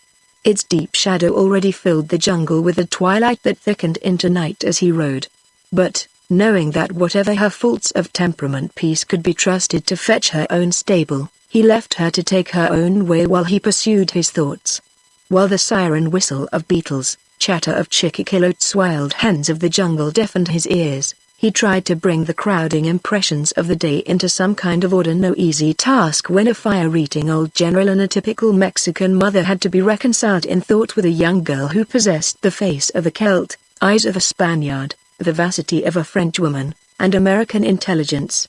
Next he fell to speculating upon the causes which had kept her single at an age that, according to Mexican standards, placed her hopelessly upon the shelf, and he found the answer in the gossip of the American station agent on his last trip out to the railroad. She could have had her cousin Sebastian any time, and there were others around these parts. But once let a high-strung girl like her get a glimpse of the outside world, and no common hacendado can ever hope to tie her shoestring. They say she has had other chances attachés of foreign legations in Mexico City. But she turned M down, I don't know why, unless it's ideals. With a humorous twinkle the agent had added, bad things, ideals always in the way. If you happen to have any in stock, give M to the first beggar you meet along the road. Hers are keeping San Nicolas and Elquis from reuniting, but she don't seem to care. A fine girl, the man will be lucky that gets her. Sade now re-expressed the agent's homely verdict. If it wasn't, he stopped short, with a savage laugh. You darned fool. Mooning over a girl who would turn up her pretty nose at any gringo, much more one that was forced himself in on her uncle's land. Your business is to get a fortune out of the mine, and do it quick. And even if it wasn't, the thought was never finished, for the last few minutes had brought him out into the starlight at the foot of the Barranca wall, and as peace gathered herself for the scramble upward, the jungle lit up with a sudden flash. Before Sade's ears caught the report, he felt his left shoulder clutched, as it were, by a red-hot hand. The next second he was almost thrown by the mule's sudden plunge, fortunately, for otherwise the bullet that came out of a second flash would have smashed through his brain. Muzzle loaders. In the moment he lay on the mule's neck, he divined it from the thick explosion. Then the thought, it will take them a minute to reload, followed a quick calculation, they'll catch me again on the first turn. With him action always sprang of subconscious processes which were quicker than thought, and while he crouched on her neck and peace took the turn on a scrambling gallop, he turned loose with both of his Colts, aiming at the spot from which the flashes had come. And the sequel proved his judgment. This time a single flash announced the bullet which grazed the mule's rump just as she shot into a patch of woodland. Reckon I made one of you sick, he interpreted the single shot. The burning smart of his wound and the treachery of the attack had loosed within him a fury of anger. Reining in, he felt his shoulder. The bullet had plowed a furrow in the flesh of the upper arm, but, muttering, I guess it's bled about all it's going to, he first tied the mule to a tree, then slid the reloads into his guns. It would have been foolish to expose himself in the open trail under the clear starlight.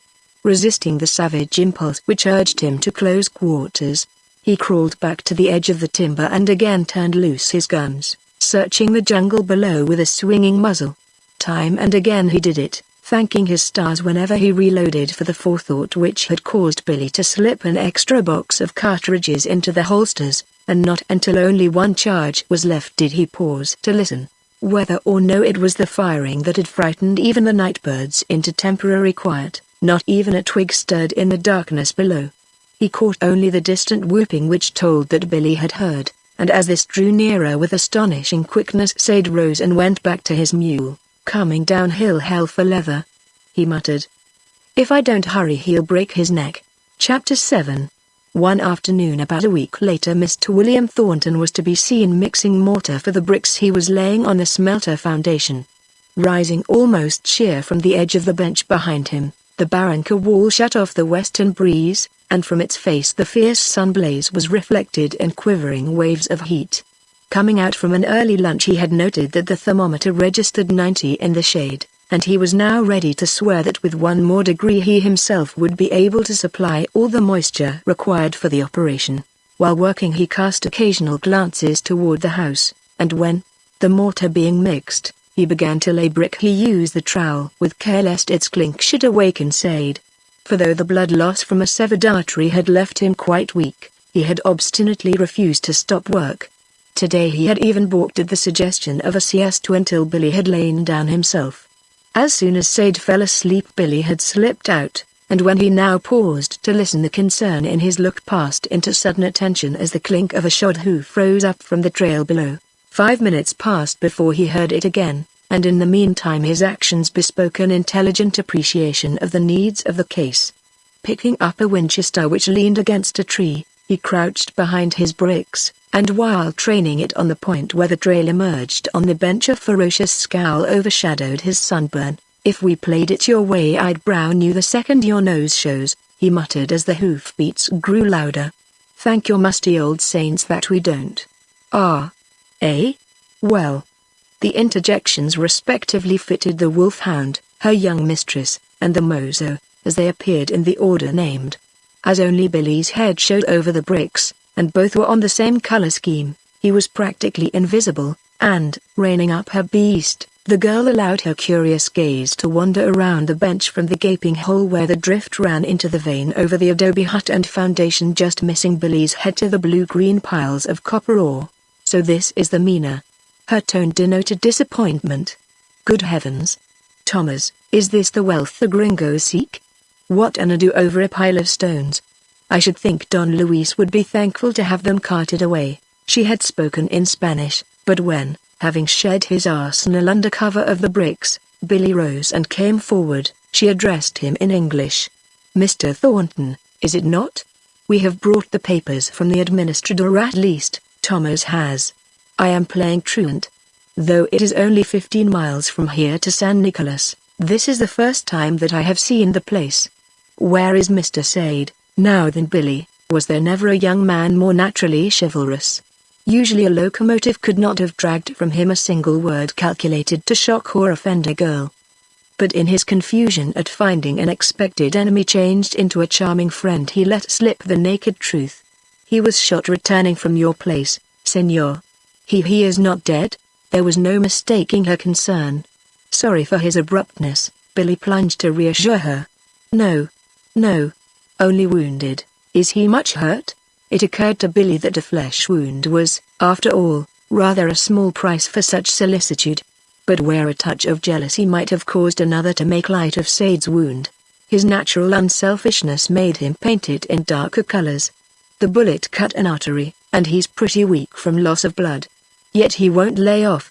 I had to trick him into a siesta today. I'll go call him." But she raised a protesting hand. No. Let him sleep. You can give him the papers. Tell him when he awakes that he will hear from us again." With a smile which caused Billy additional regret for his lack of wounds, she rode off at a pace which filled him with anxiety for her neck. Until he caught a glimpse of her, foreshortened to a dot on the trail far below, he stood watching. Then, muttering, "I'll bet Sade will raise Cain when he awakes," he went back to his work. Nor was he mistaken, for when Sade came out, yawning and stretching, an hour or so later, the last vestige of sleep was burned up by the sudden flash of his eyes. "You darn chump. Do we have visitors so often that you let me sleep on like a rotten log?" Neither was he appeased by Billy's answer, delivered with an irritating grin. "Why should she wish to see you when I was around? A pallid wretch who has to make 3 tries to cast a shadow." "He has he?" Sade growled. "Well, I'm solid enough to punch your fat head." The atmosphere having thus been cleared, he commented, "Went off to tell the general, eh? I wonder how he'll take it. Shouldn't imagine he'd shed any tears unless at their poor shooting. Well, we'll see." And see they did. For as they sat at lunch on the second day thereafter, a yell followed by the crack of a whip brought them out just in time to see Caliban, the charcoal burner, and the peon rice huller coming on a shuffling run ahead of Thomas. The bloody bandages which bound the head of one and the leg of the other testified to Sade's shooting, just as their glazed eyes and painful pantings told of the merciless run ahead of the mozo. It required only the hempen halter which each wore around his neck to complete the picture of misery. "These be they that attacked you, senor?" While the rice huller squirmed under a sudden cut of his whip, the mozo went on, "This son of a devil was found nursing a wound in his hut," and he told on the other. "Don Luis sends them with his compliments to be hanged at your leisure. If it please you to have it done now, there is an excellent tree." Too surprised to answer, Sade and Billy stood staring at each other until, taking silence for consent, the mozo began to herd his charges toward the said tree. "Here," Sade called him back. "This is kind of Don Luis, and you will please convey to him our thanks. It is very thoughtful of you to pick out such a fine tree, but, while we are sure that they would look very nice upon it, it is not the habit with our people to hang save for a killing, and I, as you see, am alive." The mozo's dark brows rose to the eaves of his hair. "But of what use, senor, to hang after the killing? Will the death of the murderer bring the murdered to life? But hang him in good season and you will have no murder. And this is a good tree, low, with strong, wide branches ordained for the purpose. See you. One throw of the rope, a pull, a knot 'tis done, easily as drinking, and they are out of your way." It was good logic, but, while admitting it, Sade still pleaded his foolish national custom, though his bent brows still protested against such squeamishness. The mozo politely submitted. "Bueno. It is for you to say. I leave them at your will to cure or kill. Now, what shall we do?" Sade consulted Billy.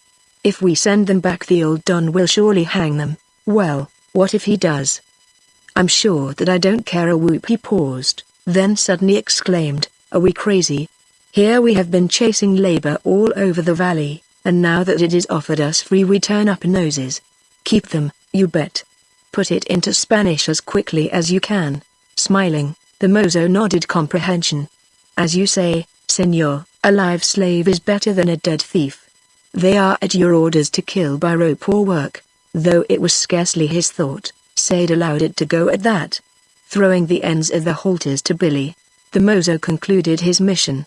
"It remains only to say that Don Luis will have you come to San Nicolas till your wound is cured." "Fine," Billy enthusiastically commented, when the invitation was translated. "I've said all along that you ought to lay off. Go down for a week. By the time you come back I'll have these chaps beautifully broken. And you unable to speak a word of Spanish, not to mention the risk to your throat?" Sade shook his head. Besides, the old fellow made no bones of his feelings the other day. The invitation is merely in reparation for what he considers a violation of his hospitality. If it wasn't my place is here, accordingly. The mozo carried back to San Nicolas a note which, if not penned in the best Spanish, yet caught its grave courtesy so cleverly that its perusal at the dinner table caused Francesca to pause and listen, drew an approving smile from the senora, and produced from Don Luis his heavy nod. "The young man is a fine caballero. Your ordinary gringo would have saddled himself upon us for 3 months, and we should have been worn to skeletons by his parrot chatter. As he lets us off so easily, I must ride up to the mine and warn those rascals to play him no tricks." Meanwhile Sade and Billy had been giving the disposition of the said rascals considerable thought. After the mozo left, Billy cut the halters from around their necks and brought them food and drink from the house. But whether or no they considered this fair front as being assumed to emphasize future tortures, the two kept their sullen silence. "If we have to stand guard all the time we'd be better without them," Billy doubted. "Yes," Sade acquiesced. "Unless we can find some incentive. I wonder if they have families." When the two returned nods to his questions he continued, hopefully, "There we have it. Your Mexican peon takes homesickness worse than a Swiss. If we offer them a fair wage while the smelter is building I think they'll prove faithful. At least we can try." To an experienced eye the mozos, for instance, the sudden brightening of the dark faces might have meant something else than relief. At first Caliban seemed to find the good news impossible. But presently, setting it down as another idiocy of the foolish gringos. His incredulity vanished. In 1 hour he and the rice huller were transformed from sullen foes to eager servants. Indeed, what with their willing work that afternoon and next morning, the smelter foundation had risen a full yard by the time that Don Luis came riding up to the bench. Looking up from a blueprint of the foundation, Sade saw him coming at the heavy trot which combined military stiffness with vaquero ease, and noting the keen glance with which he swept the bench, the thought flashed upon him, now the cat's out of the bag. He did not, however, try to smuggle the animal in again. When, greetings over, Don Luis turned a curious eye on the foundation, he answered the unspoken question. "A smelter, senor, a smelter?" For once the old fellow's massive self-possession showed slight disturbance. "I thought that it took a fortune to build one." Sade filled in his pause. "It does to put in a modern plant." While he went on explaining that this was merely an old-style Welch furnace of small capacity, he felt the constraint under the old man's quiet, and was thereby stimulated to a mischievous addition. "You see, the freight rates on crude oil from this point are prohibitive, but one can make good money by smelting it down into copper matte. A good plan, senor." Like a tremor on a brown pool, his disquiet passed. "And how long will it be in the building?" "We had calculated on 4 months. But with the help you so kindly sent us we can do it now in 2. He could not altogether repress a mischievous twinkle. But Don Luis gave no sign. "Bueno. It was for this that I came to read these rascals their lesson." Menacing the peons with a weighty forefinger, he went on, "Now, listen, hombres. Since it has pleased the senor to save you alive, see that you repay his mercy with faithful labor. If there be any failure, tricks, or night flirtings, remember that there is never a rabbit hole in all Mexico but where Luis Garcia can find you." Emphasizing the threat with another shake of his finger, he turned and went on with quiet indifference to comment upon the scenery. "A beautiful spot. Once I had thought to build here, but one cannot live on the edge of a cliff, and San Nicolas has its charm. Is it true that we cannot tempt you to come down? The senora begs that you reconsider," but he nodded his appreciation of Sade's reasons. See, a man's place is with his work and I have stayed too long. There is business forward at Chilpansin, and even now I should be miles on the way. Will you not stay for lunch?" Sade protested. But replying that he had already lunched at a ranch in the valley, the old man rode away on his usual heavy lope. "You see," Sade commented, watching him go, "it is all right for me to accept his invitation, but he will not eat of our bread." "Well, I don't blame him," Billy answered. "I'd feel sore myself if I were he. But, say, we're getting quite gay up here. Regular social whirl. I wonder who's next? We only need Mama to complete the family." The remark was prophetic, for, while the senora did not herself brave the Barranca steeps, only 2 days thereafter Francesco and the mozo reappeared driving before them a mule whose panniers were crammed with eggs and cheese, butter and honey, fruit, both fresh and preserved, also a full stock of bandages, liniments, curative simples, and homemade cordials. While unpacking them on the table in their house, the girl laughingly explained that if Sade would not come to be cured, the cures must needs come to him. "This is a wash for the wound." She patted a large fat jug. "This other is to be taken every hour. Of this liquor you must take a glass at bedtime. Those pills must be swallowed when you rise." This noting Billy's furtive grin, she finished with a laugh. "You will not have room for more. Give the rest to Mr. Thornton. But under pain of the good Mama's severest displeasure I am to see you drink at least 2 cups of this soup." "You shall if you stay to lunch," Sade said.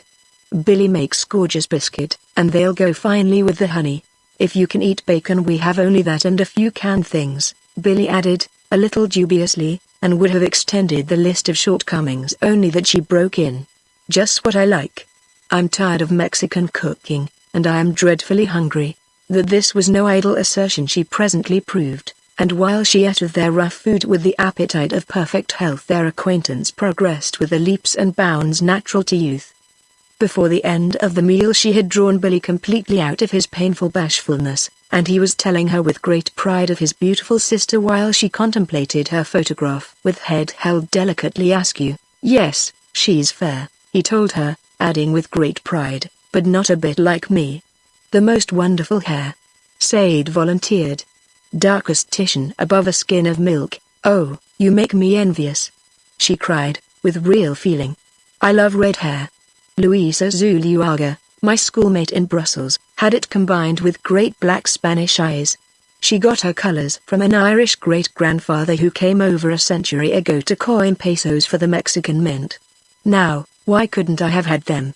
Observing the fine spun cloud that flew like a dark mist around the ivory face, Sade could not find it in his heart to blame her grandfather, and, if good taste debarred him from saying it, the belief was nevertheless expressed through the permitted language of the eyes. Perhaps this accounted for the suddenness with which her long dark lashes swept down over certain mischievous lights. Any but an expert in feminine psychology might indeed have found himself puzzled by certain phases of her manner. Its sympathy, addressing Billy, would give place to a slight reserve with Sade, then this would melt and give place to unaffected friendliness. Occasionally, too, she offered all the witchery of her smiles, yet the hypothetical expert would never have suspected her of coquetry. The feeling was far too mischievous for the fencing of sex. Its key was to be found in the thought that passed in her mind. Almost pretty enough to marry, you said. The trouble is that my girlish beauty is in inverse ratio to my future fatness. What a pity, yet this little touch of pique was never sufficiently pronounced to interfere with her real enjoyment.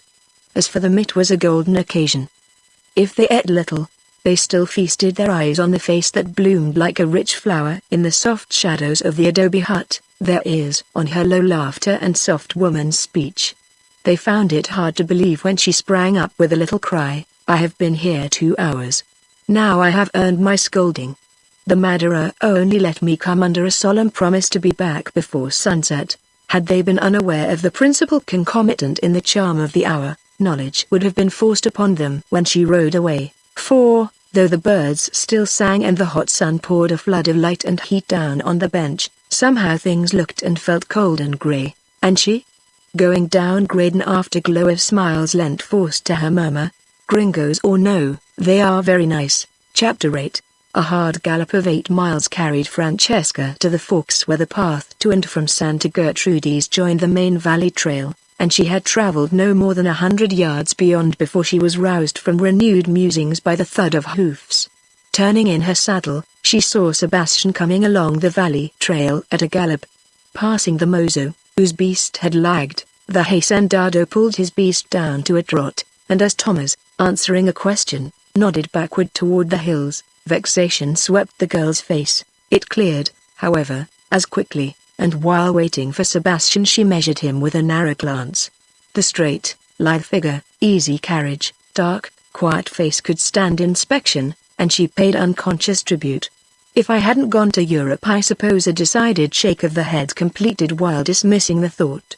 In the next breath she murmured, now for a fight. Yet her expression, saluting him, displayed no apprehension. Yes, I was at Santa Gertrudis. She quietly answered his question. 2 of our people shot one of the gringos as he was leaving our place, and the good mamma would have it that it was our duty to cure him. Ah. The good mother? He raised his brows. And she chose you for her doctor, as you see. Yes, I see. No, Francesca, thou canst not go.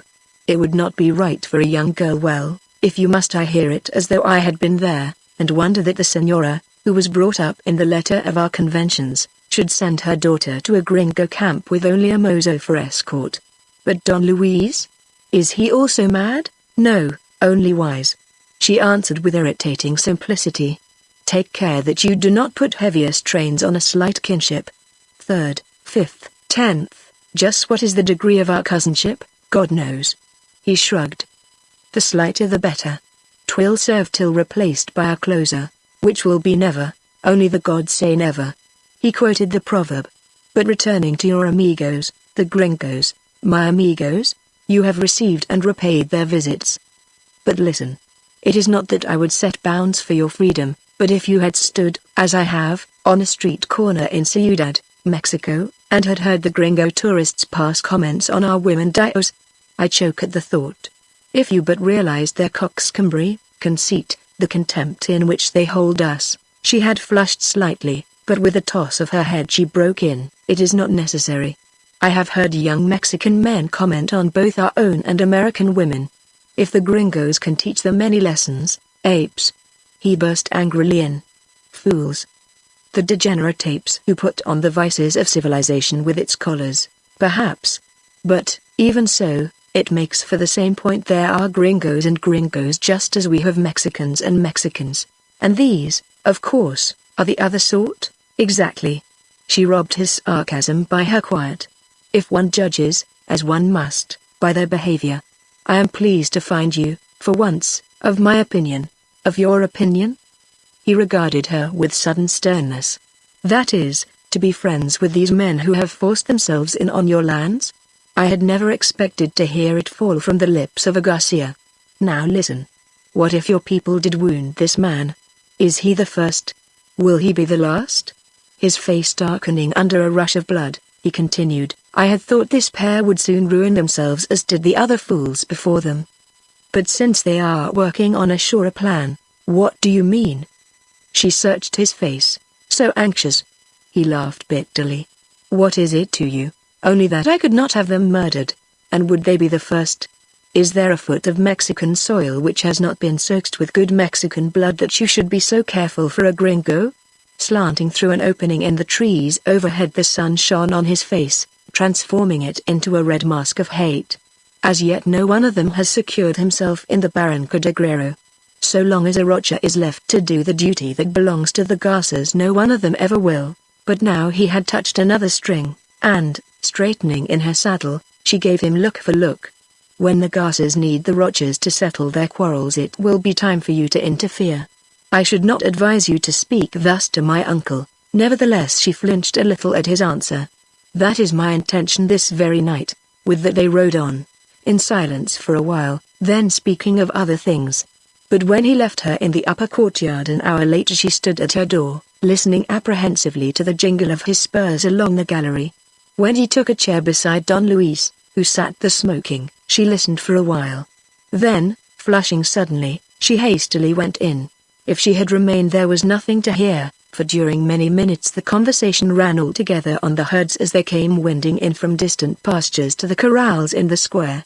Night had reduced everything to a dark blur before Sebastian commented on a yellow twinkle high up on the Barranca wall. "That will be the gringos' light at Santa Gertrudis." After a long pause, "It is now a month past since they came, and they are still here." Don Luis flicked the ash from his cigar. "What hurry? But this new business? The smelter you spoke of the other day." "See, the smelter?" Sebastian gave his own interpretation to the other's slow tone. "Then there is something forward. What need?" "The gringo at the station tells me they have no money. A single mistake and they are done." After a sententious pause, he added, "It is the part of youth to make mistakes." The dusk did not conceal the other's impatience. "But why this tender care? Are they so different from the others?" A word from the and, yes, a nod, and it would have been done long ago. "The speaks young blood, the hot blood that lost us Texas and all to California. These lads are of good family, Sebastian, and there can be no disappearance without inquiry. Their death would be but one more thorn in the side of the rabid beast that requires small urging to devour us. No, let them make their own end." "And Francesca? Is she to have the run of their camp?" Don Luis's deep laugh rumbled through the courtyard. "At last from a long cast we come to the quarry. Francesca? She is a wild filly, the despair of every staid tabby in the countryside. Long ago I discovered that the one way to manage her was to let her have her head. Nor will it be the part of wisdom for thee to interfere, neither would I try yet. Commands are for husbands, lovers must wait. That which I propose she will never know." It is answering the other's interrogative look. He leaned over, whispering in rapid Spanish. Don Luis emitted an amused chuckle. "Sebastian, thou art truly a devil. Had thy father possessed but the half of our wit, some things had gone different in the last war. Yes, feet that are still spoiling good sod would now be rotten bones." After a pause he went on, "It seems a scurvy trick, yet it depends on the men themselves." "But if they rise not at the bait? If—" Sebastian repeated it with bitter scorn. "Was there ever a gringo that would not bite at such? They are kind as goats. I ask only that you go there with Francesca at the close of the week. And thou? I shall go there tomorrow. Chapter 9. Living in the letter of his intention, Sebastian was up next morning and had covered 10 miles of the trail before the sun rose over the Barranca wall. Early as it was, however, others were already abroad. The sudden increase in his family had obliged Sade to make a journey out to the railroad for more provisions, and when Sebastian paused to breathe his beast halfway up the grade to the bench, a good glass would have shown him Light and Peace gingerly picking their way along the trail that had been built by Don Luis's orders around the slide on the opposite wall. As usual, Sebastian's approach was announced by the ring of hoofs, but, imagining it to be some charcoal burner, Billy, who was already at his bricks, did not look up till warned by Caliban's stealthy hiss. In his surprise he forgot to reply to Sebastian's greeting, and simply answered the other's question. "Don Roberto? He is not here?" "No, gone out to the railroad. Won't be back for 3 days, caramba. After I had climbed these heights to see him." Though his eyebrows and hands both testified to Sebastian's disappointment, a sharper eye than Billy's might have discerned the underlying satisfaction. Moreover, if he appeared merely inquisitively friendly during the hour he stayed to chat, not 1 minute was wasted. From the first question to his final comment on Billy's work, "You gringos are certainly a wonderful people," all was directed to one end. "Yes, we usually get there," Billy modestly admitted, and his next words paved the lovely road for Sebastian to come to his purpose.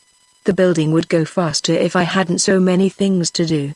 After laying bricks all day I have to turn in and cook, and, though it's pretty tough, there doesn't seem to be any way out of it. We tried both of the peons at the cooking and nearly died of the hash they served up. Tut. Tut." Sebastian was there with ready sympathy. "This is too bad. Soon you will be completely worn out." After a pause, during which he may be imagined as taking Billy's mental temperature, he said, "Bueno. I have it. I shall send you a cook one than whom there is no finer in all this country." If he had harbored any suspicions, Billy's beaming smile now wiped them out. "That's awfully good of you. Sade will be ever so glad. When can we expect your cook?" "Tomorrow afternoon."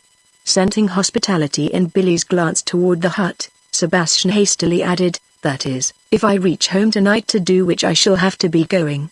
And refusing the offer of lunch which justified his premonition, he rode away, leaving Billy puffed up with pride. "I rather think I turned that trick well," he congratulated himself. Sade couldn't have done it a bit better. Occasional fat chuckles emitted during the afternoon testified to his increasing opinion of his own diplomacy. But his rising pride did not attain its meridian until, midway of the following afternoon, a pretty brown girl came driving a burro up the trail. Having anticipated a man cook, it required 5 minutes of vehement Spanish, helped out by a wealth of gesticulation, to convince Billy that the girl was not an estray from a neighboring hamlet, and while her dark eyes, white teeth, and shapely brown arms were engaged in explanation, they wrought other work. By the time Billy was finally able to understand the fact, he was hardly in condition to pass upon it. It is only right to state that he had little time for reflection, for from the very beginning the girl took the direction of affairs into her own hands. Driving their burro over to the stable, she unpacked a stone metate, or grinding stone, a pestle, and a quantity of soaked corn.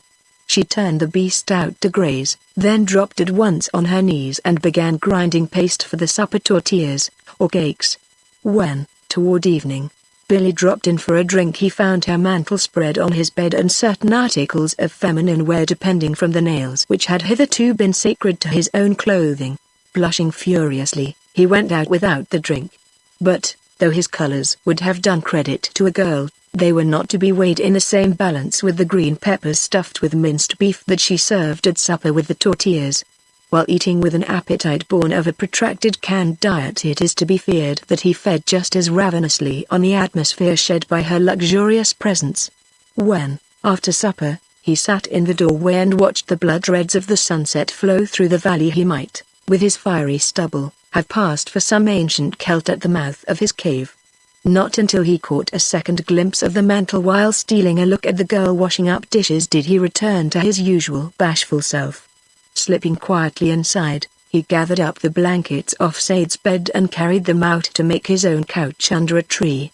This procedure on his part the girl watched with a certain astonishment which she vented on Caliban while giving him his breakfast next day. I had thought differently of the gringos. Be they all like this one? Give time, the hunchback advised. Big fish are ever slow at the hook, but when they once rise the tortilla he used for illustration vanished at one gulp. Wait till thou seest Don Roberto. There's a man. Of his own strength he threw a burro off the trail into the Barranca and so turned the train that would otherwise have driven him and the redhead into the cannon. 'Tis so. The history of it was written by Don Sebastian's whip on the shoulders of Macias and Carlos. And what of the magic that turned my bullet fired at 20 yards, then found me and Calixto in black jungle and shot us down from the high cliff? See, chief of the other is he, so waste not thy freshness, Bar. Am I a fool? She elevated her nose. This conversation undoubtedly explains the staidness of her demeanor that day. Not that it was necessary to keep Billy at his distance. Leaving his painful modesty out of the question, in his ignorance of the Mexican peon folk he placed her in his imagination on the same plane as a white girl, and as the color of a skin cuts no figure in the calculations of the little god, providing that it be fitted smoothly over a pretty body, she found favor in his sight. At work both the next and the following days he kept always an eye open for the flash of her white garments in the doorway. When, with the earthen jar on her head, she went to draw water from the spring his glance followed the swaying rhythms of her figure. If not actually in love by the time Don Luis and Francesca put in their appearance next morning, Billy was at least living a tropical idyll, one not a whit less beautiful because its object departed far from his ideal in all but her physical perfection. The visit had been skillfully timed to miss lunch, and Billy was already back at his work. Crossing the bench, Don Luis's eye went instantly to the girl who had been drawn to the door by the sound of hoofbeats. But his expression gave no hint of his grim amusement. The keenest ear would have found it difficult to detect sarcasm in his remark. I see, senor, that you have added to your family. Also it need not be said that Francesca's woman's eye had summed at a glance the smooth oval face, rounded arms, shapely figure, yet their undeniable comeliness brought no pleasure to her expression. If Billy had overlooked Don Luis's sarcasm it was impossible to miss her scorn. A capable housekeeper if one may judge from her looks and quite at home. You are to be congratulated, Mr. Thornton. Looking up in quick surprise, Billy noticed the absence of the sympathy that she had shown him during her last visit. Feeling the cold anger behind, and sadly puzzled, he was not sorry when, after a few minutes or strained talk, Don Luis asked to be shown the vein. Judging by his backward glance from the mouth of the tunnel, it would appear that he had coined the request to pave the way for that which happened the instant they disappeared. For, walking her beast over to the house, Francesca spoke to the girl. Thy name? Carmelita, senorita. Of what village? Chilpance, and I am the daughter to Candelario, the maker of hair ropes, though she answered with the glib obsequiousness of her class. The appraising glance which swept Francesca from head to heel carried a mute challenge and conveyed her full knowledge that a battle was pitched such as women fight all the world over. Neither could Francesca's patrician feeling smother equal recognition. It was revealed in her next question. How long hast thou been in this employment? The girl paused. Then, whether it was due to Sebastian's tutoring or her own malice, she gave answer. 8 days, senorita. Who hired thee? Downcast lashes hid the sudden sparkle of cunning. Don Roberto. But they lifted in time for her to catch the sudden hardening of Francesca's face. Then see that thou renderest good service, for these be friends of ours. As before said, neither the cold patronage of the one nor the sullen obsequiousness of the other could hide the issue from either. Francesca's calm, as she turned her beast, did not deceive. Malicious understanding flashed out as the girl called after, see, he shall have the best of service. Returning to the smelter, Francesca began to talk to Caliban, yet while questioning him concerning his new employment she could not be unconscious of Carmelita lolling in the doorway, hands on shapely hips, an attitude gracefully indolent and powerfully suggestive of possession. Perhaps it was her acute consciousness of it which injected an extra chill a few minutes later into her refusal of Billy's invitation to dismount and rest. His suggestion that Sade was likely to arrive any moment drew a still more decided shake of the head. Moreover, meeting Sade as they rode down grade, she passed with the slightest nods, nor even looked back to see if her uncle were following. Doubtless because he felt that he could well afford it, Don Luis did stop, and before riding on he once more threatened Calixto, the rice huller, who was with Sade. This fellow he still gives good service. His courtesy, however, did not remove the chill of Francesco's snub. Hurt and wondering, Sade passed on up to the bench to have his eyes opened the instant that he saw the girl in the doorway. When, after dismounting, he walked across to where Billy was at work on the foundation, her big dark eyes took him in from tip to toe in a flashing embrace. She studied him while he stood there talking. "What is she doing here?" He cut off Billy's welcome with a sharp question, and while listening to explanations his grey eyes drew into points of black. In the middle of it he burst out, "You don't mean to say that you fell for it as easily as that?" "Fell for what?" Billy's round eyes merely added to his irritation. "You chump. Didn't you see the trap?" "The trap? Yes, trap. Trap, trap. Got it into your fat head? Don't you see that you have catalogued us with the San Nicolas people as a pair of blackguards forever? Oh, you fathead, that was not all." While he stormed on, saying things that he would willingly have taken back a minute later, every bit of its usual mercurial humor drained out of Billy's face. Over Sade's shoulder he could see the girl in the doorway. A certain dark expectancy in her glance told that she knew herself to be the bone of contention. As a doe might watch the conflict of two bucks in the forest, she looked on, and, meeting Billy's eye, her glance touched off his anger. "Stop that!" he suddenly yelled. "Stop it or I'll hand you one." "I will, for sure. What do I care for your San Nicolas people? I didn't come down here to do a social stunt, and why should the opinions of a lot of greasers cut any ice? Let him go hang. The girl looks all right to me, all right. You innocent." Shaking with anger, Sade turned and spoke to Caliban, who was mixing mortar close by. "As I thought. If half he says is true, her reputation would hang a cat." But Billy's jaw only set the harder. While he might easily have been persuaded out of his idyll, he was not to be driven. Out of pure obstinacy he growled, "What of it? I reckon her morals won't spoil the food. She's proved she can cook, and that is all I want. She's going to stay. She's not, she is." For a pause they eyed each other. Though their friendship had survived, nay, had been cemented by many a quarrel, never before had a disagreement gone such lengths. "Look here, Billy." Sade spoke more mildly. "This won't do. She's got to go. Not till you've shown me not now," he hastily added, as Sade began to strip. "I'd hate to hit a cripple, and, come on," but, ducking a swing, Billy gave ground, genuine concern on his face. "No, no, old man. You are still weak. Let it go for another week. That left fin of yours," landing at that precise moment on his ear, however, the member in question proved its convalescence and ended the argument by toppling him sideways. Up in a second, he closed, and for the next 10 minutes they went at it, clinching and breaking, jabbing and hooking, with an energy and science that would have filled the respective souls of a moralist and a prize fighter with disgust and delight. Avoiding both of these extreme viewpoints, the account may very well be given in the terms used by Caliban in describing the affair next day to one of his companeros, a charcoal burner. Like mad bulls they go at it, grappling and tearing, each striking the other so that the thud of their blows raise the echoes. It is in the very beginning that the red cabeza fells Don Roberto, but instead of splitting his head with the spade that stands close by was ever such folly! He helps him up from the ground. I then think it the finish, but no, they go at it again, hailing blows in the face hard as the kick of a mule, and so it continues for a time with only pauses to catch their breath. I'm beginning to wonder, will it ever come to an end when crack, sharp as the snap of thy whip and so swift that I do not see the blow, it comes. The red cabeza lies there quietly on the ground. Believe it or not, Pedro, he is knocked senseless by a blow of the hand. The immediate consequences may also be left to Caliban.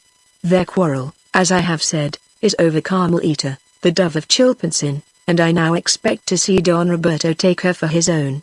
That she is of the same mind is proven when she comes running with her knife for him to finish up the red cabeza. But again, No. Who shall understand these gringos? ? He gives her the sharpest of looks. Vamos. He shouts it with such anger that she stumbles and falls, running back to the house. Also she makes such a quick packing that she is driving her burro out to the trail before the red KBzer comes to his senses. Billy's eyes, indeed, opened on the departing flash of her garments. You didn't lose much time, he commented, with a quizzical glance upward. Well, to the victor the spoils or the rejection thereof. That was a peach of a punch the bum left, too, wasn't it? The old merry look flashing out again from the blood and bruises, he asked, how'll you trade? In exchange for one admission from you I'm willing to grant your right, shoot. Sade grinned. Would you have been as careful of the proprieties if the senorita were out of the case? Smiling, Sade raised doubtful shoulders. Quien sabe, senor? Ahem. Billy coughed. Now you justify the continuance of my wretched existence. All the same, while it may be correct in theory, your darned morality is mighty uncomfortable practice. That girl could cook. The next time you fall in love, please. Now, what are you talking about? What have I done? Before his look of hopeless surprise, Sade's anger faded. I beg your pardon. Of course you didn't know, but I'm already married. You? Me? With grim sarcasm he added, and you know that it is against the law of both God and man for a married man to fall in love. Feeling dimly that something was expected of him, but debarred from congratulations by the other's irony, Billy floundered, bringing several attempts at speech to a lame conclusion. When did it happen? Happen? That's it. Sade jumped at the word. It happened in New Mexico 3 years ago when I was down there experting the Calumet group. She was the daughter of a mine foreman, pretty and neat as a grouse in the fall, but of the hopelessly common type.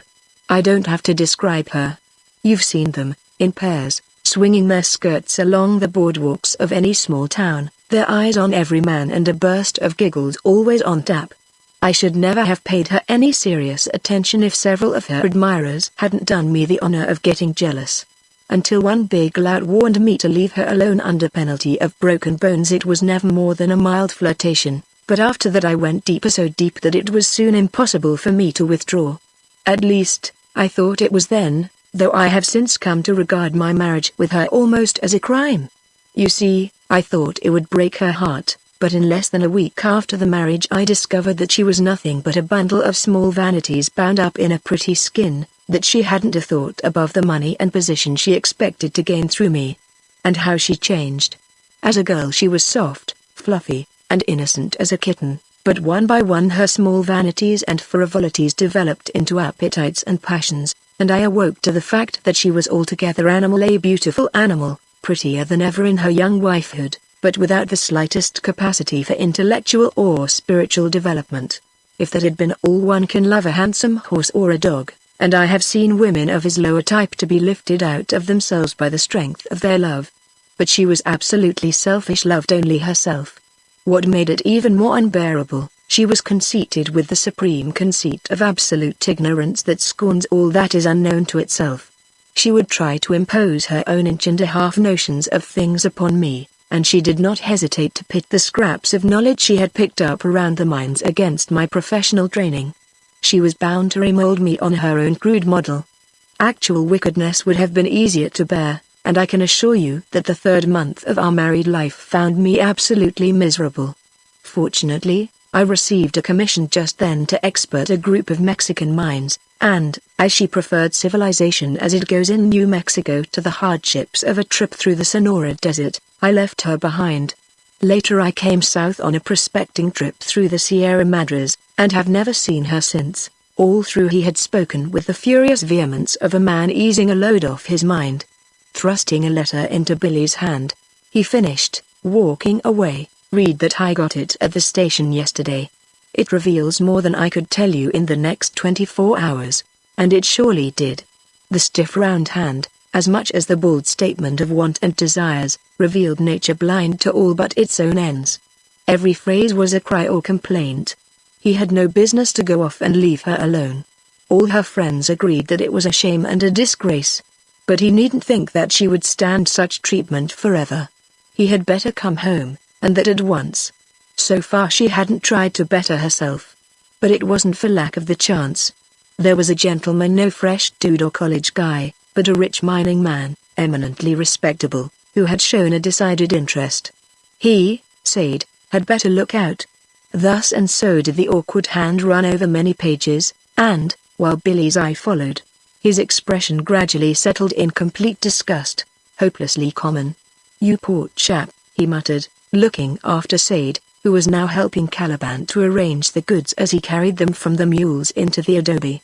"To think that you have had this on your mind all this time."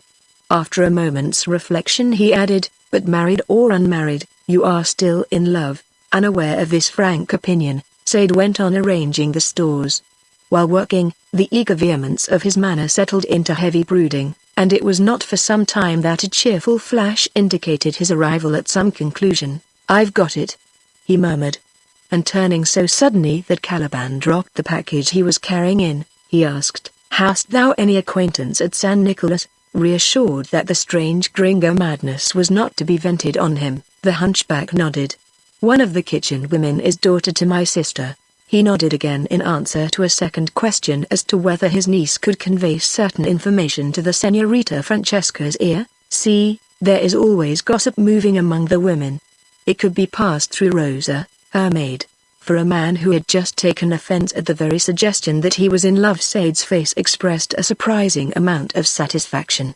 A little sheepishly he now went on, "It must be that thou wouldst care to see thy relative? Tomorrow is Sunday, and, as thy service has been good, it shall be a holiday, and thou shalt have a mule to ride to San Nicolas." To tell the truth, the hunchback did not seem overjoyed at the prospect, at least not until Sade tossed a silver peso on the table. "This is to buy thee meat and drink by the way, and if it be that thy niece can whisper," his beady eyes glittering with comprehension, the hunchback broke in, "that the dove flew at thy coming. She shall know it, Senor, also from whose hand she came hither." The quickness with which the fellow leapt to his meaning was rather disconcerting, and Sade blushed.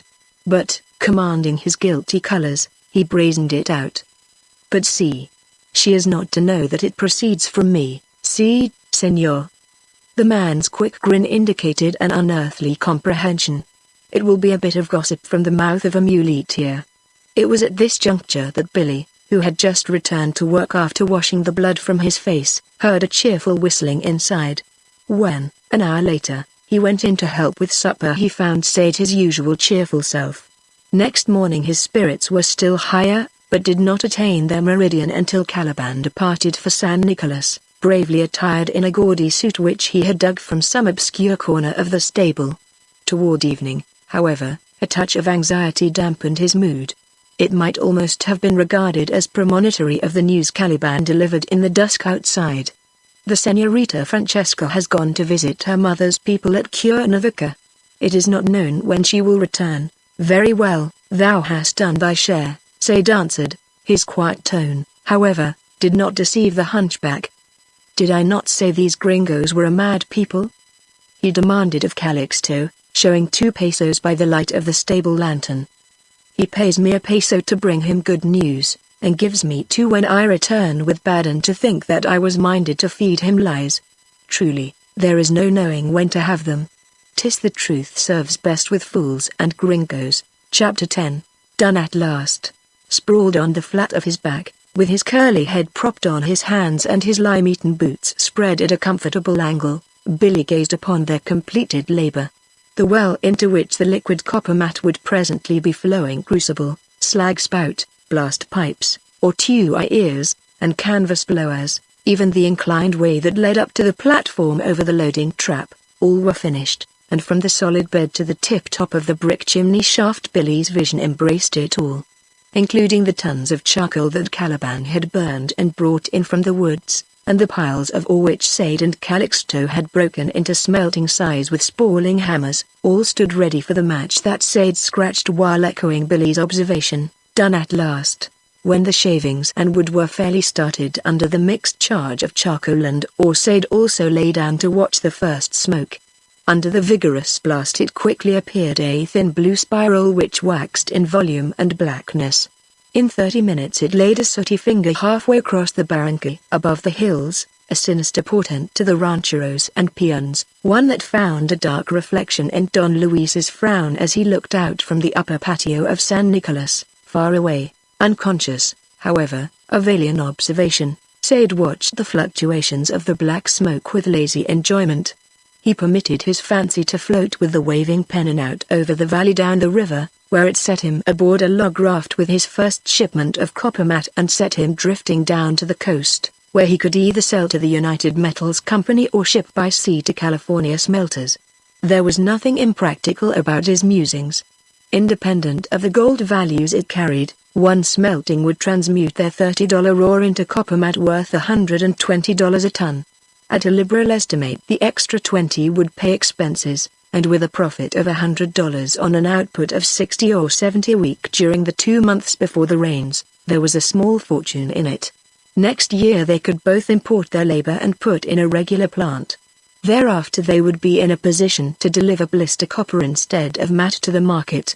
Why, flaming under the breath of this first success, fancy leapt out to all sorts of possibilities: raised wharves, bunkers, storehouses in the jungle below, set a fleet of flat-bottomed stern-wheelers on the river. And never was there such a river. He was traveling its long reaches in thought when fancy suddenly steered his argosy of dreams into the San Nicolas landing. The next second he was sitting again in the shaded gallery of the upper patio, its flowers and bird song, sunshine and fountain splash in his eyes and ears. As on the other day, he watched Francesca bending over her godchild, and while he was contrasting her air of tender solicitude with the cold hauteur of her face a month ago, he thought she looked up with a smile. He was answering it when the smiling eyes were wiped out by the intrusion of some unpleasant thought. "You fool!"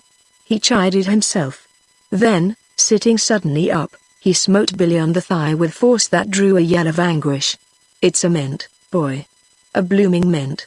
I wouldn't trade my share for the best gold mine in Tnapa. Next year we'll put in a big plant, reverberatories with water jackets."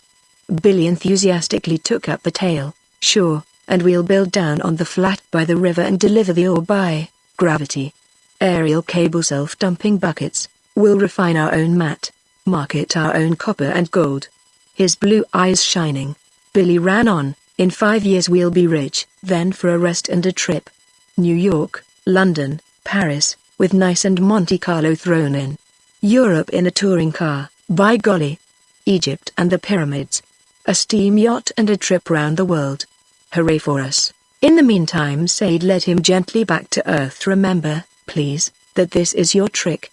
Go and stoke up, or there'll be no Paris in yours, and surely their days of ease lay a long way off." Long and hard as they had labored, the completion of the smelter merely marked the beginning of still more strenuous tasks. Upon them and the two peons would rest the entire weight of running the smelter at its full capacity. Besides the breaking of the ore, tapping of the slag, continuous firing, they would have to burn their own charcoal after the first supply ran out. Though they had spread the strain by dividing day and night into shifts, it would have been work enough for 4 times their number. Sade's first shift ended at 12 that night, but, though he sent Caliban off to his sleep, he himself sat up to wait for the first matte, which was due to come trickling from the spouts at any moment. Reclining his head, propped on his hand, he watched Billy and Calixto, both now of one color, each at his task, one working the blowers while the other dumped fresh ore and charcoal into the loading trap. At such times the blast would send a burst of flame high over the chimney top, lighting the house, stables, green ore mounds, showing ghostly trees beyond as under a calcium glare. Though the roar of the blast fell like a lullaby on his tired ears, excitement kept him awake till the first matte flowed in a red stream out of the tap. "She'll go 150 to the ton," Billy exclaimed, after a careful examination of a cooled sample. Then, waving his hand at the huge ore mounds, he groaned, "What a shame that we hadn't enough labor and capital. We could have run it all through before the rains, pig. Hog." Sade found a vent for his own surplus feelings by punching Billy in the chest. "Think how much worse off we should have been if we had had to mine it. Go down on your American knee bones and thank your lucky stars for the English Johnnies." Still smiling, he lay again to watch the glowing matte as Billy ladled it out of the well. It was the culmination of their long labor, but he was too tired even to think, and, giving himself up to a dim luxurious feeling, he insensibly passed into sleep. "Wake up, Bob, and go to bed. You still have 4 hours." Only half aroused, he arose and stumbled across to the adobe, threw himself down on the bunk without waiting to remove even his boots, and fell into slumber at once, so dead and dreamless that it seemed as if his head had no more than touched the pillow before Billy's voice again rang in his ear. 7 o'clock, Bob. I gave you an extra hour. Oh, quit your joshing." He murmured it, rolling over, and was again almost asleep when a sudden report, louder than thunder, but with a peculiar vibrant note, brought him swiftly to his feet. A second later the door banged to and stuck, but not before they had caught a glimpse of a huge cloud plume, densely yellow, shooting upward above the smelter. During the moment required to wrench the door from its frame, the adobe rocked under the concussion and scattered mud bricks, and there was a rain of stores from the shelves to the floor. It did not require Caliban's frightened yell on the outside, "Explosion! You know explosion, Senors," to tell them what had happened. The first glance, as they rushed out over the broken door, merely filled in the details of the vivid mental picture each had formed for himself. Hundreds of feet in mid-air, the explosion cloud floated like a yellow balloon above the stump of a stack, the half-fused bricks of which were scattered over the bench. A cavity had been torn downward through the solid brick bed to the clay beneath, and, looking down into it, Sade read the sign, "Dynamite." "What was the last thing you did?" "Stoked up and sent Calixto to call Caliban while I came for you." "Luckily for him that I did." The charcoal piles were also leveled and spread over half an acre, and, walking to and fro, Sade began to pick up and break the larger pieces. And it was only a few minutes before he called out, "Look here. Stick dynamite, broken in two and gummed over with charcoal dust, a bushel of it right here." "Do you suppose?" Billy glanced toward the peons, who stood close by. Sade shook his head. No, they had nothing to gain by it, and everything to lose. It was the easiest thing in the world for anybody to steal into the woods at night and slip a ton of this into the charcoal piles. "Man, why didn't we think of it?" Billy groaned. In moments of stress no two natures will express themselves in quite the same way. As they stood looking gloomily over the wreck, big tears slowly forced themselves out of Billy's inflamed eyes and washed white runnels down the soot. Heartbroken, he looked up in sudden fright as Sade burst out laughing. "Bob. Bob," he pleaded. "Have you gone crazy? Get a grip on yourself. There's a good fellow." But his pathetic anxiety merely caused Sade to laugh the more. It was not that he was hysterical. Somehow the thought of the pain and travail, trouble, anxiety, and discomforts they had endured during the past 3 months touched his sense of humor. "We have to allow that they made a pretty clean job," he said, wiping his eyes. "Let's be thankful that you were out of the way. Where are you going?" Billy called out, as he began to walk away. "To finish my sleep and catch up a few hours on all that I have lost in the last 3 months. Take a nap yourself." "Oh, I couldn't." He undoubtedly thought so, yet when Sade came out again, having slept the clock round, it was to find Billy curled up and snoring hard under the shade of the palm mat that Caliban had stretched between him and the sun. "Quit your fooling," he broke in severely on Sade's chaffing. "Don't you know that we are down to our last dollar? $33.60 max," Sade gravely corrected. Kicking a chunk of cooled mat, he added, "But we now have this. It ought to stake us for a new start." Billy, however, was not to be so easily separated from his grief. "Where are you going to raise capital?" he demanded, with every spare dollar in California locked up in the Nevada gold fields. If this had happened a year ago, before the Dnipro rush, we might have done it. But now? He shook a doleful head. "Well, New York, worse and more of it. The New Yorkers want all the bacon for killing the pig. Might as well give them the mine at once. No, Bob, it's all off. We're done cooked a lovely brown in our own grease. Why didn't we guard those piles?" "Who do you suppose did it?" "Don Luis?" Sade shrugged. "Queen Sabe? Doesn't look like his style. Of one thing, however, we can be certain. Your common peon doesn't habitually walk around with dynamite in his jeans. If I was going to lay any money, I'd place it on your friend Sebastian. But we haven't any time to fool on detective work. The question is what's to be done? It was no light problem. As Billy had said, every dollar of Western mining capital was invested in Nevada and Mexican projects, however good, would have to wait till the new gold fields were completely exploited. A canvas of moneyed friends yielded no results, for, while the wreck lay there under their eyes to emphasize the possibility of similar future troubles, they could not but feel it to be a hazardous venture for any person of limited means. Night brought no conclusion. But, having slept on it again, they arose and began once more, unconscious of the fact that while they lay in the heavy shade of a wild fig tree, proposing, debating, rejecting various plans, the solution was fast approaching upon its own legs. Obviously, neither of them recognized the solution in the person of Don Luis when, about the middle of the forenoon, his horse lifted him up over the edge of the grade. On the contrary, it is doubtful whether Smiling Fortune was ever met with a blacker scowl than Billy's. Growling, "He's come up for a huge gloat."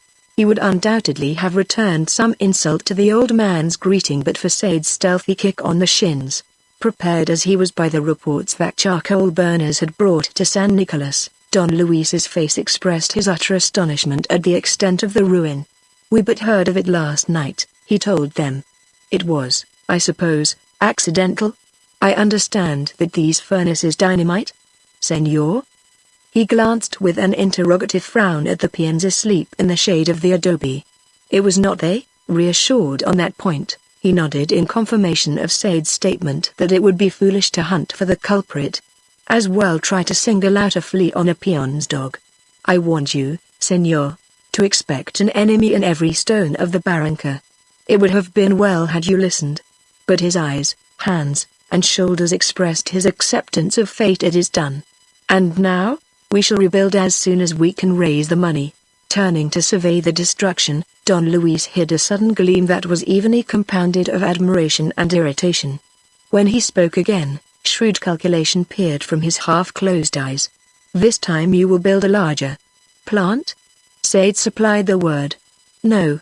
But I am told, senor, that the larger the plant the greater the profits." Sade raised comical brows. $50,000, senor Gold, a small sum to your rich American capitalists. But we are not capitalists. No, we shall have to get along with a small furnace. The calculation deepened in the old man's brown eyes. After a pause, to their utter astonishment, it took form in words. "But if you could raise the money, what's the use of talking? We can't. If I were to lend it to you, you..." It was Billy who expressed their wonder. Sade added, after a pause, "But we have no security to offer, that is, nothing but the mine. And if we ran away?" Billy suggested, grinning. "Took your money and never came back?" For the first time in their acquaintance a touch of humor lightened the heavy bronzed face. "There are some in this valley, senor, who might not counter too high a price. But as you say," he bowed to say, "the mine is security enough. Now that you have shown how, I might even work it myself. To put in a complete plant." Billy supplied the strange word. "How long?" "Between 6 and 9 months. We should then require a little time to smelt some more and realize. We could not. See. In his impatience Don Luis relapsed into Spanish. One would not expect immediate repayment. Perhaps 5,000 pesos at the end of a year. Oh, we could do better than that. 10,000 of a first payment, 15 for the second, the remainder at a third with interest." "Interest? I had not thought of that." But he yielded to their insistence. "Very well, if you will have it. Shall we say 5%? Bueno. You will, of course, have to make a trip to the United States to buy your material. If you will call at San Nicolas on your way, the administrador will have letters prepared to my bankers in Ciudad, Mexico." With a shrug that expressed relief at the conclusion, he changed the subject.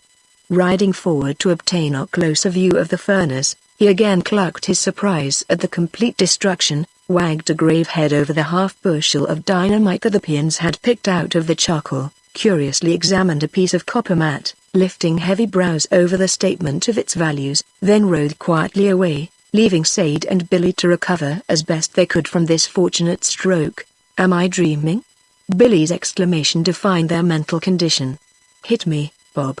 I want to make sure that I'm awake, convinced, He gasped with his first breath. $50,000. By golly. Why, we can put in a complete outfit, reverberatories with water jackets. Sade took up the tale again. We'll build down in the valley, aerial cable. With iron self-dumping buckets. A flat-bottomed stern wheel or two. Take our copper down to the coast. Blinded by the sudden light that had flashed out of their black despair, they stood for some time looking out over the Barranca with shining eyes which saw a small mining town rising out of the jungle's tangles. It was fully 10 minutes before Sade came back to earth. I wonder what is behind all this? Seems rather funny that the old chap should come to our help, not knowing, can't say and don't care a darn. So far as I am concerned, at 50,000 a throw he can be just as inconsistent as he jolly well likes. Nevertheless, Sade mused, I'd give 3 cents to know. Meanwhile, Don Luis pursued his quiet way, now at a heavy canter, again on a stately trot, through the jungle out to the first village beyond the forks of the trail. As he passed the little fonda, Sebastian Rocha rode out from a group of rancheros who stood drinking at the rough bar. They told me of the passing, he said, nodding backward. And I waited. What news? Did the gringos go up with their furnace? No? Still they will now have their bellies full of Guerrero? But his face dropped at Don Luis's answer. No, they are to build again, but I thought, was it not the agent at the station who said they had no money? Neither had they. It was always difficult to read the massive face, but now it expressed just a shade of malicious amusement. I have lent them 50,000 pesos, thou. For once the man's usual cynical calm was completely disrupted. In his vast astonishment he whispered it, thou? 50,000 pesos? Yo. Smiling slightly, he went on, now listen, Sebastian. Not to mention thy little attempt on their virtue, this is the third on their lives, and all badly bungled. So do not wonder that I thought it time to take them into my own hand. Now that they are there, let there be no mistake, the meddling finger is likely to be badly pinched. From this time they are mine. But why give them money? To forestall others. Had he been there to hear, the following words would fully have answered Sade's question. The elder of these lads is no common man. By hook or by crook he would have raised a company if he had to rope and tie down his men on the run. Then, instead of these 2, we should have a dozen gringos, with Porfirio and his rurals to back up their charter. But do not fear, from the cleared fields through which they were riding it was possible to see Santa Gertrudis, and, turning in his saddle, he extended his quirt toward its green scar. Do not fear. Chapter 11. It was in the middle of the rainy season. Stepping out of his office, where he had just added a few drops of scotch to the water he was absorbing at every pour, the station agent came face to face with the engineer of the down train. 9 hours late? The engineer gruffly repeated the other's comment. We are lucky to be here at all. Besides being sopping wet, the wood we're burning is that dosey it'd make a fireproof curtain for hell. This kind of railroading don't suit my book, and I'm telling you that if they don't serve us out something pretty soon that smells like wood, I know one fat engineer that will be missing on this line. Jerking his thumb at the lone passenger who had descended at the station, he added, but for that chap we'd never have got through. When the track went out from under us at Lapwinty he pitched in and showed us no end of wrinkles. If you've got anything inside just give him a nip for me. Hello, Mr. Sade. Coming face to face with the passenger after the train had gone on, the agent thrust out his hand. What a pity you weren't on the other train. She was 20 hours late, in fact, only pulled out a couple of hours ago. Miss Francesca was aboard, and she just left. Not alone? The agent laughed. Sure. She don't care. 3 weeks ago she came galloping in through one of the heaviest trains and took the up train, so she has been home since I left? Let me see, that's nigh on 3 months, isn't it? Sure, she came home just after you left. With this bit of information lingering in the forefront of his mind, Sade, a little later, rode out from the station. Not that it engrossed, by any means, the whole of his thought. Even had he been free, the hard work and bitter disappointment of the first venture, and the equally hard thought and careful planning for the second during his long absence in the States, would have been sufficient to keep her in the background.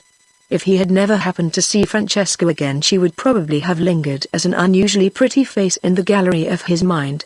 While it was only natural that he should wonder if the news that he sent in by Caliban had ever reached her ear, it was merely a passing thought.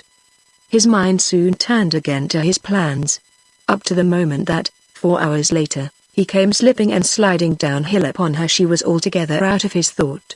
For that very reason his fresh senses leapt to take the picture she made standing in the grey sheeting rain beside her fallen horse, and through its very difference from either the tan riding habit or virginal batiste of his memory, her loose waterproof with its capote hood helped to stamp this figure upon his brain. Before she said a word he had gone back to the feelings of 4 months ago. The pelting rain had washed all but a few clay streaks off her coat. Touching them, she explained, "The poor beast fell under me. I fear it has broken a leg." While speaking she offered her hand, and if that had not been sufficient, her friendly smile more than answered his speculation. Caliban's niece had certainly done her duty. Indeed, while he was stooping over the fallen animal, a quick glance upward would have given him a look evenly compounded of mischief and remorse. It gave place to sudden sorrow when he spoke. "It is broken, all right. There is only one thing to be done. If you will lead my horse around the shoulder of the hill, I will put the poor thing out of its pain." Her life had been cast too much in the open for her to be ignorant of the needs of the case. Nevertheless, he saw that her eyes were brimming as she led his horse away, and, remembering their black fire on the day that she had ordered the charcoal burners flogged, he wondered.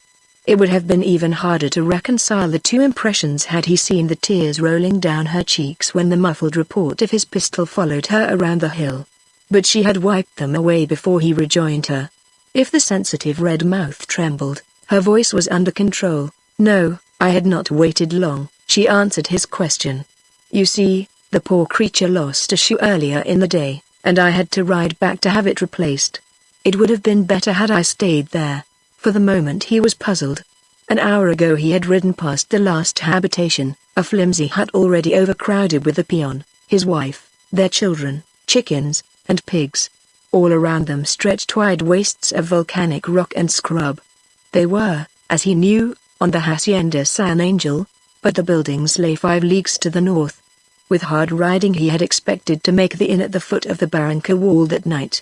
She might do it by taking his horse. But if anything went wrong, she would be alone all that night in the rain. He felt easier when she refused the offer of his beast. "And leave you to walk?" "No, sir." A second offer to walk by her side not only ran counter to the prejudice of a race of riders, but also aroused her sympathies. "I could never think of it." After a moment of thought she propounded her own solution. "Your beast is strong. I have ridden double on an animal half his size.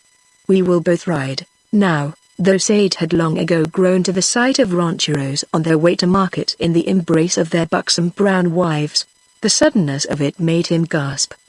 But by a quick mounting he succeeded in hiding the rush of blood to his face. Also he managed to control his voice. "Fine idea. Give me your hand." Just touching his foot, she rose like a bird to the croup. When, as the horse moved on, she slid an arm around his waist, his demoralization was full and complete. If he glanced down it was to see her fingers resting like small white butterflies on his raincoat. Did he look up, then a faint perfume of damp hair would come floating over his shoulder. He thrilled when her clasp tightened as the horse broke into a gentle trot, and was altogether in a bad way when her merry laugh restored order among his senses. "Now we can play Rosa and Rosario on their way to market. It will be for you to grumble at prices while I rail at the government tax that puts woolens beyond the purse of a peon. I prefer to ask what brought you out in such weather." He returned her laugh. "A pretty pickle you would have been in if I had not come along." He felt the vigorous shake of her head. "I should have walked back to the last hut, and an ox cart would have taken me into the station. But then you would have been out all night. I should have loved it." Though he did not see the sudden blooming under her hood, he felt the unconscious squeeze which testified to the sincerity of her feeling. "I love them, the roar of the wind, black darkness, the beat of the rain in my face. Mother would have had me stay in Mexico till the rains were over, but when Don Luis wrote that the river was at flood nothing could hold me." He had thrilled under her unconscious pressure, but her conclusion proved an excellent corrective. "I am afraid that the site for your new buildings must be underwater. How can that be?" He spoke quickly. We are building well back from last year's mark, and Don Luis said that it was the highest known. But this year it has gone even higher, and all because of the Yankee companies that are stripping the upper valley of timber. There were great fires, too, last year which broke away from their servants and burned hundreds of miles of woods. Her quiet answer went far to allay his sudden suspicion, but not his anxiety. He spoke of Billy. It is over a month since he came out to the station for stores, and the agent told me that none of your people had seen him for weeks. But he has with him Angelo. She gave Caliban his correct name, and he, as I once told you, was counted Sebastian's best man in his war against the brigands. Though he may not show it to you, he is not ungrateful for the gift of his life. If food is to be had in the country, Mr. Thornton will not go lacking. He spoke more cheerfully. Then I don't care, though if the site is flooded we shall be thrown back at least 3 months with our work. And what is 3 months? She added, laughing. To him it was a great deal. Before paying over the loan, Don Luis's lawyers had taken Sade's signatures upon certain instruments which exhibited the general in the new light of a shrewd and conservative businessman. Withal, having still plenty of time, he answered quite cheerfully when she turned the conversation with a question concerning his plans. Under the stimulation of her curiosity, which surprised him by its intelligence, he went into details, talking and answering her questions while the horse trudged steadily on into the darkening rain. If the trail had not suddenly faded out, night would have caught them unnoticed. In that volcanic country, where for long stretches a hoof left no impression, the loss of a trail was a common experience, and, trusting to the instinct of the beast, Sade gave it the rein. Left to its own devices, however, it gradually swerved from the beating rain and presently turned onto a cattle track which swung away into gum-copal trees and scrub oak at an imperceptible angle. Had he been alone, Sade would have soon noticed the absence of the Aztec ruin. As it was, but not until an hour later, Francesca was the first to speak. That's so, he agreed, when she drew his attention. We ought to have passed it long ago. The animal evidently picked up a wrong track coming out from the rocks. After a moment's reflection he said, it would be worse than foolish to try to go back. We could never find the trail in this black rain. Better follow on and see where it will bring us. With a sudden remembrance of what it might mean to her, a young girl brought up in the rigid conventions of the country, he repentantly added, I'm awfully sorry for you. I ought to be kicked for my carelessness. No, I have traveled this trail much oftener than you, she quietly protested. If anyone is blamed, I should be the one. Sitting there in black darkness, lost in those lonely volcanic hills, with the rain dashing in his face and the roar of the wind in his ears, he was prepared to appreciate her quiet answer. You are a brick, he exclaimed. Nevertheless, I feel my guilt. Then you need not. She gave a little laugh. Did I not say that I enjoyed being out at night in the rain, and now the gods have called your bluff? Bluff? She laughed again at the meaning of that rank Americanism. It was no bluff, as you will presently see. And see he did during the long hour they spent splashing along in black darkness, uphill, down dale, fording swollen arroyos, through chaparral which tore at them with myriad claws and wet woods whose boughs lashed their faces. Up to the moment that the roof of a hut suddenly loomed out against the dim, dark sky she uttered no doubt or complaint. When, having tied his horse under the wide eaves, he lit a match inside, its flare revealed her face, quiet and serene. Also it showed that which, while not nearly so interesting, had its immediate use as a candle stuck in a tequila bottle, and its steadier flare presently helped them to another fine day camisette and other garments of feminine wear, spotlessly clean and smoothly ironed, arranged on a string that ran over a bunk in one corner. The fiesta wear of our hostess, Francesca remarked. How lucky. For I am drenched. And look at that pile of dry wood, he exclaimed. The gods are with us. I'll build a fire, then while I rub down the horse you can change. What's this? It was a rough sketch done with charcoal on the table. 2 parallelograms with sticks for legs were in furious pursuit of certain horn squares which, in their turn, were in full flight toward a doll's house in the far corner. Oh, I know. The girl cried, after a moment of study. Here, in the wild country where they never see man, are raised the fighting bulls for the rings of Mexico. This hut belongs to a vaquero of San Angel, and this is an order, left in his absence, to drive the bulls into the hacienda. Laying her finger on a triangle which had evidently been added later, she continued, laughing, this shows that his woman has gone with him. They were evidently called away unexpectedly, for she had already set the corn to soak in their solar for the supper tortillas. And the saints be praised. Here are dried beef, salt, and chilies. Now hurry the fire, and you shall see what a cook I am. While he was building it in the center of the mud floor, she made other finds: a cube of brown sugar, coffee, a cake of goat's cheese, and her little delighted exclamations over each discovery both amused him and proved how sincere was her acceptance of the situation. She's a brick, he told the horse, rubbing him down, outside, with wisps pulled out from the underside of the thatch. Thoroughbred in blood and bone. As the animal had already experimented with the thatch and found it quite to its liking, the question of provender was settled. But in order that Francesca might have ample time to change, Sade rubbed and rubbed and rubbed till a rattle of clay pots inside gave him leave to come in. At the door he paused to admire the picture she made in the red glow of the fire. In place of the slender girl of the stylish raincoat, a pretty peona raised velvet eyes from the stone metate on which she was vigorously rubbing soaked corn for the supper tortillas.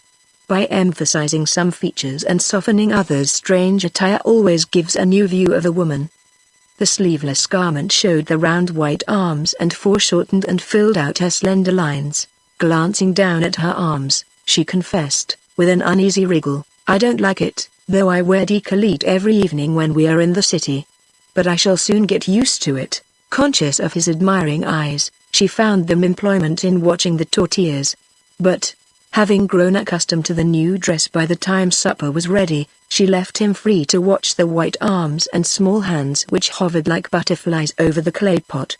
In the lack of all other utensils, they used bits of tortilla for spoons, dipping alternately into the pot which she had set between them. Nor did he find the chili any the worse for its contact with the tortilla which had just taken an impression of her small teeth. It required only an after-dinner pipe, to which she graciously consented, to seal his content.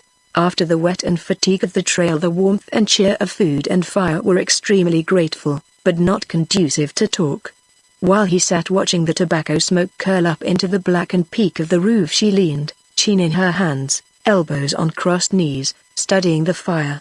Leaping out of red coal, an occasional flame set its reflection in her deep eyes, and as his gaze wandered from her around the rough chicle, Sade found it difficult to realize that it was indeed he, Robert Sade, mining engineer of San Francisco, who sat there sharing food and fire with the girl, on the one hand scion of the Mexican aristocracy, descendant on the other of a line which ran back into the dim time of the Aztecs.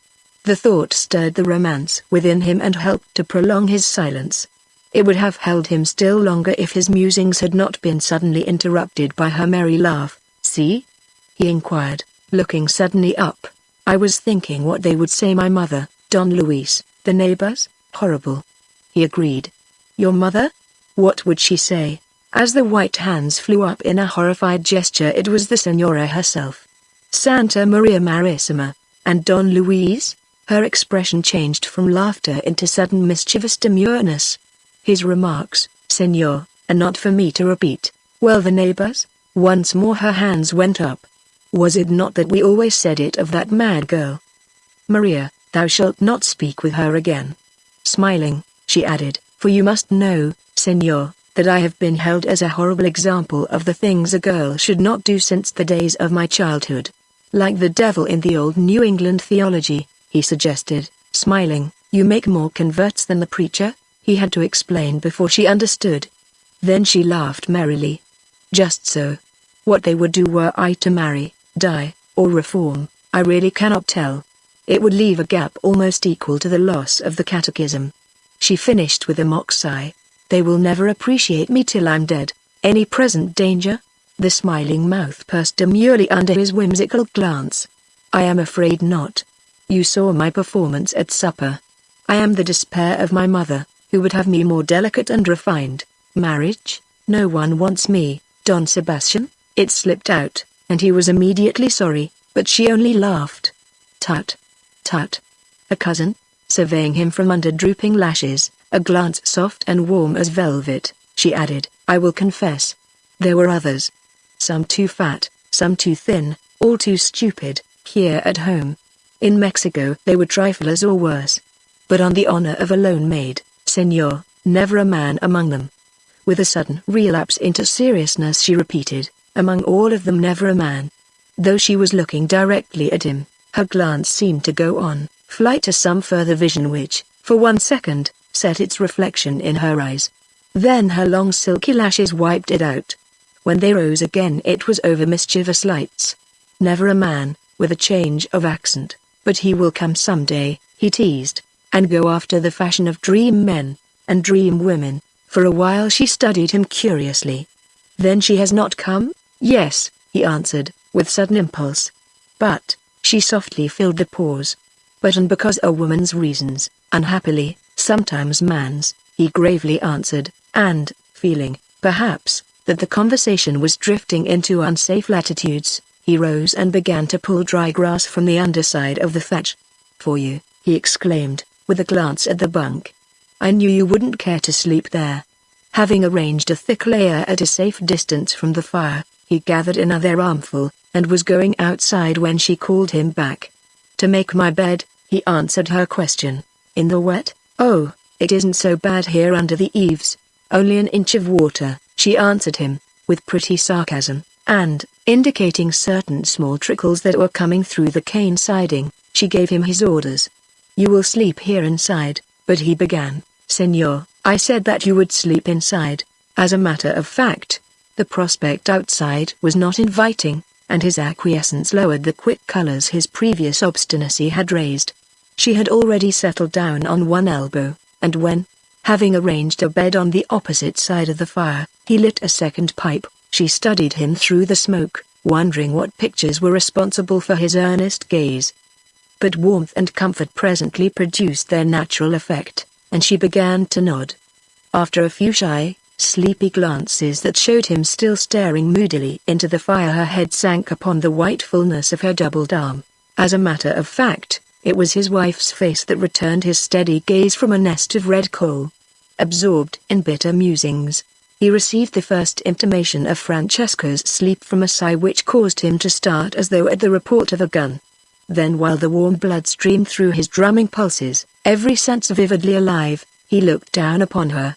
With all the timid awe that Adam must have displayed when he awoke to the sight of Eve, he studied this greatest of masculine experiences, a woman clad in the soft armor of sleep. For some time his senses dwelt only on the fact, and gave him merely the soft sigh of her sleep, the play of firelight over the unconscious figure. But presently his mind began to work, to compare the broad forehead, oval contours, fine-cut nostrils, delicate chiseling of her features, with the common prettiness of his wife. Even the little foot and slender ankle, freed by relaxation from the jealous skirt, helped to emphasize differences wide as those between a hummingbird and a pouter pigeon.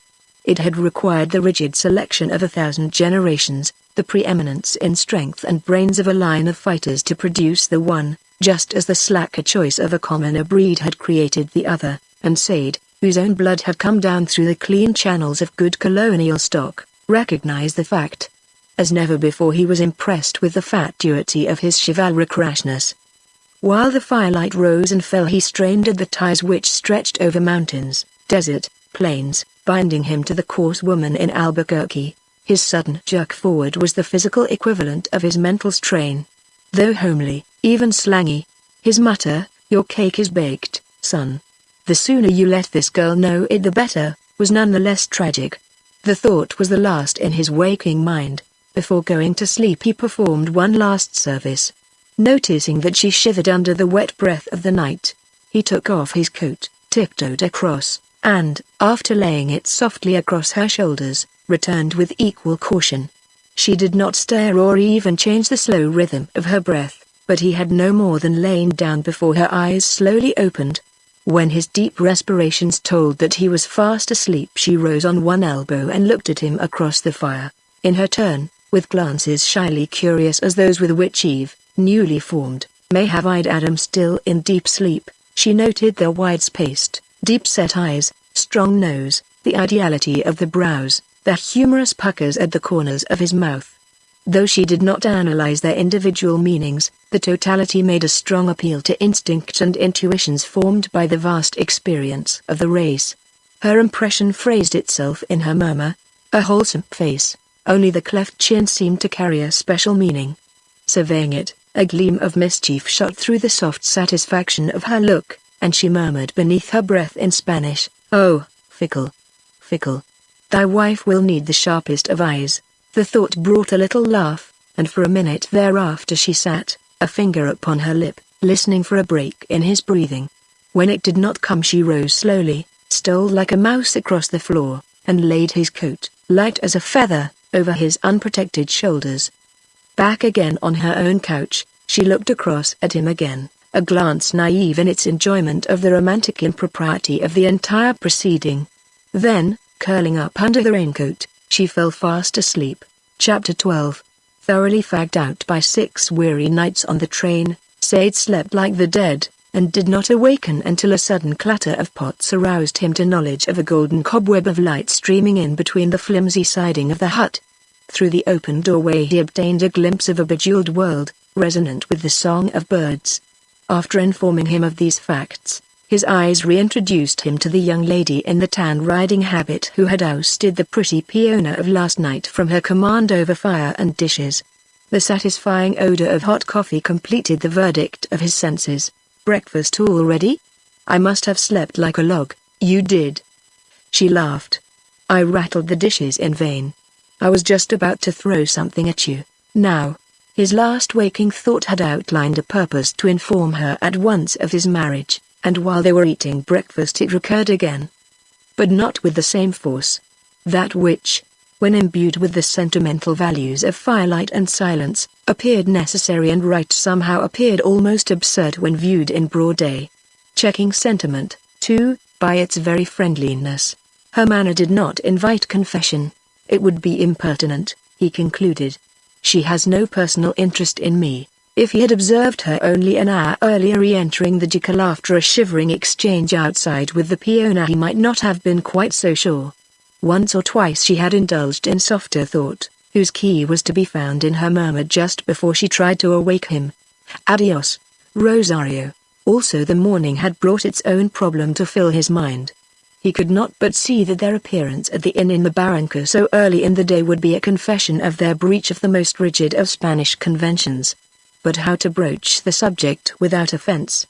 Though he racked his brains while saddling the horse and, later, when it was carrying them double upon their way, he had come to no conclusion up to the moment that she settled it herself with a little cry. "Now I know where I am." She was indicating an outcropping of rock on a sterile hillside. "We strayed miles away from our trail. We shall soon come to a path that leads past a rancho where I can borrow a horse." Almost as they spoke the cattle track they had been following joined a trail, and shortly after she spoke again, laughing. "And now, Señor Rosario, I must bid you goodbye. This good beast has done nobly, but we shall gain time if one rides forward to the rancho and sends back a horse. Which shall it be?" But he was already on the ground, hat in hand. "Rosa, adios." Laughing, she rode on while he sat down on an outcropping of rock to wait, for he was not minded to wade through the wet grass and brush of some woods at the foot of the hill. Until she passed from sight he sat watching, then, feeling a little lazy, he fitted his ankles into a sort of natural couch in the rock and fell to musing, reviewing again the incidents of the night. He had not intended to sleep. But what with the warmth and stillness, he presently passed quietly away, was still unconscious when the stroke of a hoof on a rock awoke him to the sight of 2 horsemen with a led beast. "For me," he thought. Then, as he recognized Sebastian Rocha in the second horseman, he whistled his consternation. If the Hacendado had not actually met Francesca he must surely have pumped the mozo dry, and now the sight of him, Sade, would fully reveal their case. Now for a big fat row, he told himself. But, greatly to his surprise, Sebastian passed on with a nod, and presently turned from the trail, following their fresh hoof tracks over the hill. The mozo had already gone on to retrieve Francesca's saddle from the dead horse, and, irritated and alarmed, Sade mounted the led beast and rode on at a gallop. But, quickly realizing that his further company was not likely to improve the girl's case, He presently pulled the beast back to a walk. Lost in frowning thought, he rode on slowly until, an hour later, there came a beat of galloping hoofs, and Sebastian rode up from behind. His reiteration of the thought now for the row was colored by the way in which the hacendado's hand went to his holster. But Said's hand, which moved as quickly to his own gun, dropped, and he blushed crimson as the other held out his briar pipe. "Merely this, senor." He glanced meaningly at Said's gun. "For that you would have been too late. I could have shot you through the back. After this, do not let your foolish Yankee pride stop you from looking behind." Though both angry and alarmed, the cold impudence of it made Said laugh. "Yes. How did you resist the temptation?" "It was a temptation." He gravely approved the word. "Your back made such a fine smooth mark. I could see the bullet splash in the center. Then why didn't you? Since you are so frank, I don't mind saying that I believe that you already had a hand in at least one of 3 attempts on my life. Is it that you would prefer to have me blown up, like your predecessor, the Hollander?" Sebastian's shrug might have meant anything. "I have, of course, my preferences, and someday I shall have to decide in just which way I would wish you put to death. In passing the opportunity now, you ought to feel complimented, for let me tell you that I would never leave any Mexican lips free to tell of your experiences last night." The man's tone of quiet certainty robbed the words of extravagance, and, accustomed now to a life that out-melodramaed melodrama, Said knew better than to take them for jest.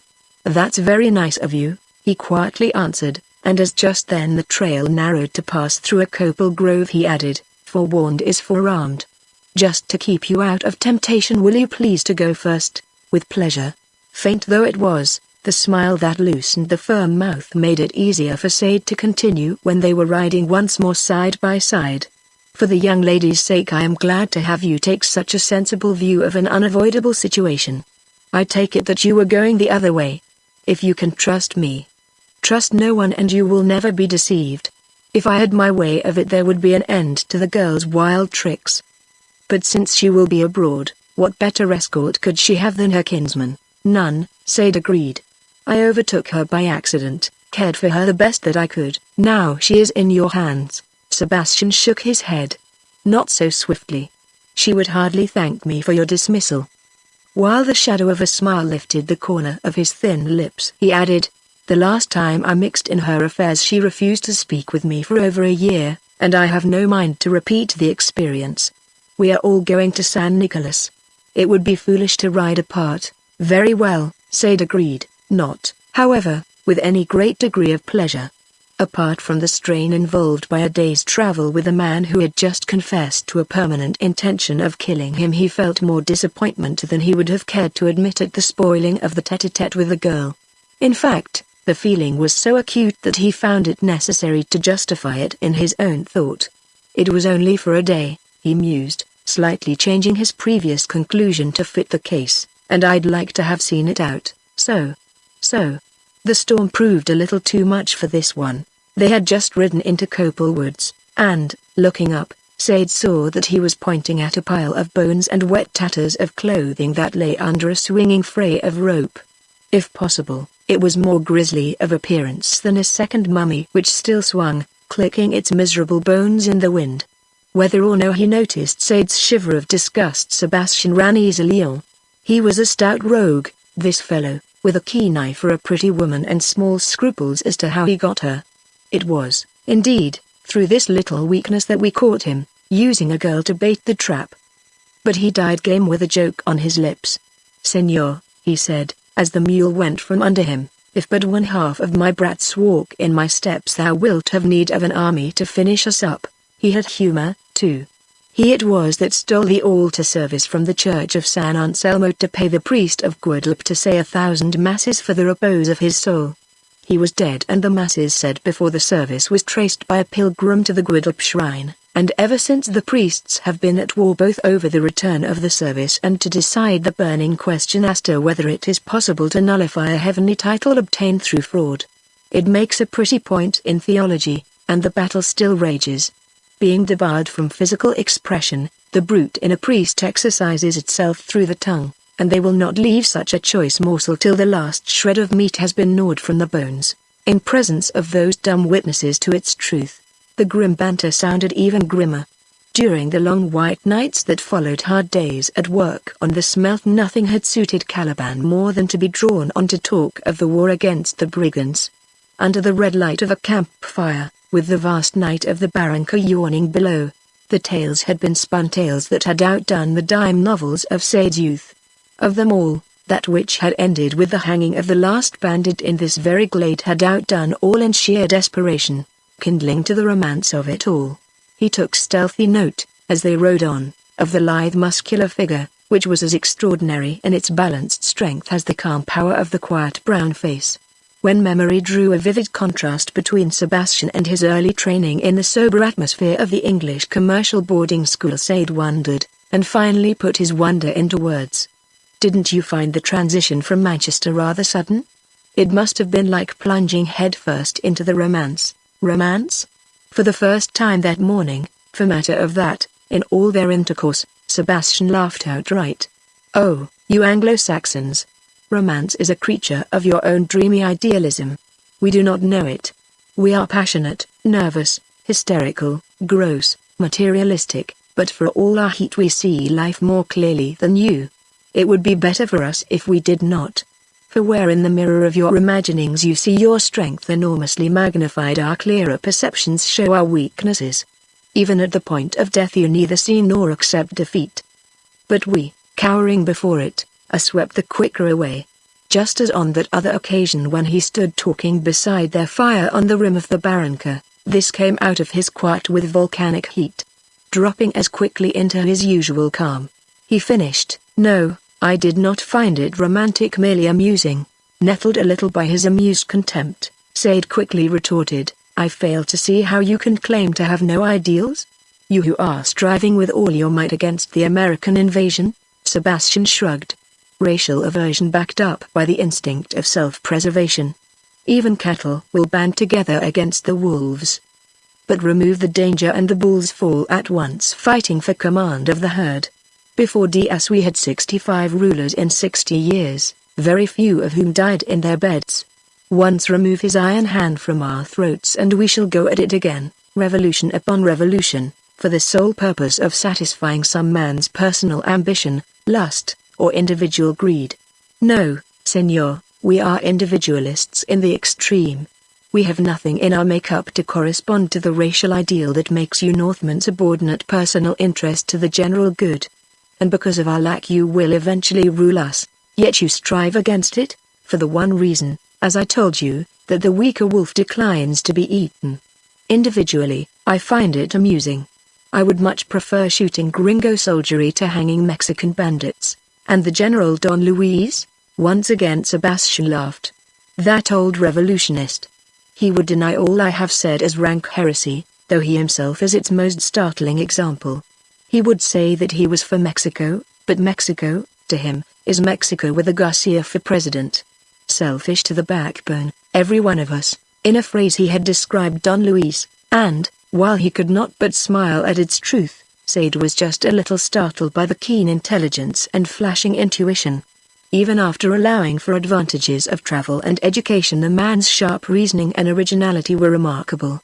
Like a clear black pool, his mind sharply reflected all that passed over it, and always the conception stood out as under a lightning flash. "No, senor," he went on, after a pause, "we are individualists, and as such can only obtain happiness by following our own bent. If we are held back for a while by Porfirio, be sure that sooner or later we shall return with greater zest to our ancient pastime of cutting each other's throats." His uncanny intelligence, too, threw sinister lights on everything they passed. "I told you we were gross," he said, indicating a youth and a brown girl who were flirting through the barred windows of an adobe ranch house. "The proof the bars. With us love is a passion. The ideal exists only in our songs." Shortly thereafter they rode out on the rim overlooking the Barranca, and the necessity of riding in single file down the zigzag staircases brought an end to their talk. Neither did he begin it again as they crossed the bottom flat to the inn. Coming after a long silence, the invitation which he delivered at last, as they rode into the patio, came as a greater surprise. "I feel certain, senor, that my cousin will wish you to lunch with us. because another trait in Sebastian's nature was not revealed until, a few minutes later, he knocked at Francesca's door. Sade failed to see that which, after all, was perhaps even more surprising. As he entered in response to her call, she rose and stood, one hand resting on the small altar where burned a tiny taper, and as he stood looking at her across the length of the room, the inquiry in her wide eyes became touched with fear. "It is you?" She broke the silence. "They told me that you spent last night here. How was it that I did not meet you on the way?" "Simply because I had happened to turn in at the Rancho del Rio to look at some cattle. But I overtook the mozo you sent back with the horse for the gringo. Also I called in at the jacal of Miguel, the vaquero of San Angel, where I found Maria, his woman, just returned. She was rejoicing over a supernatural visitation.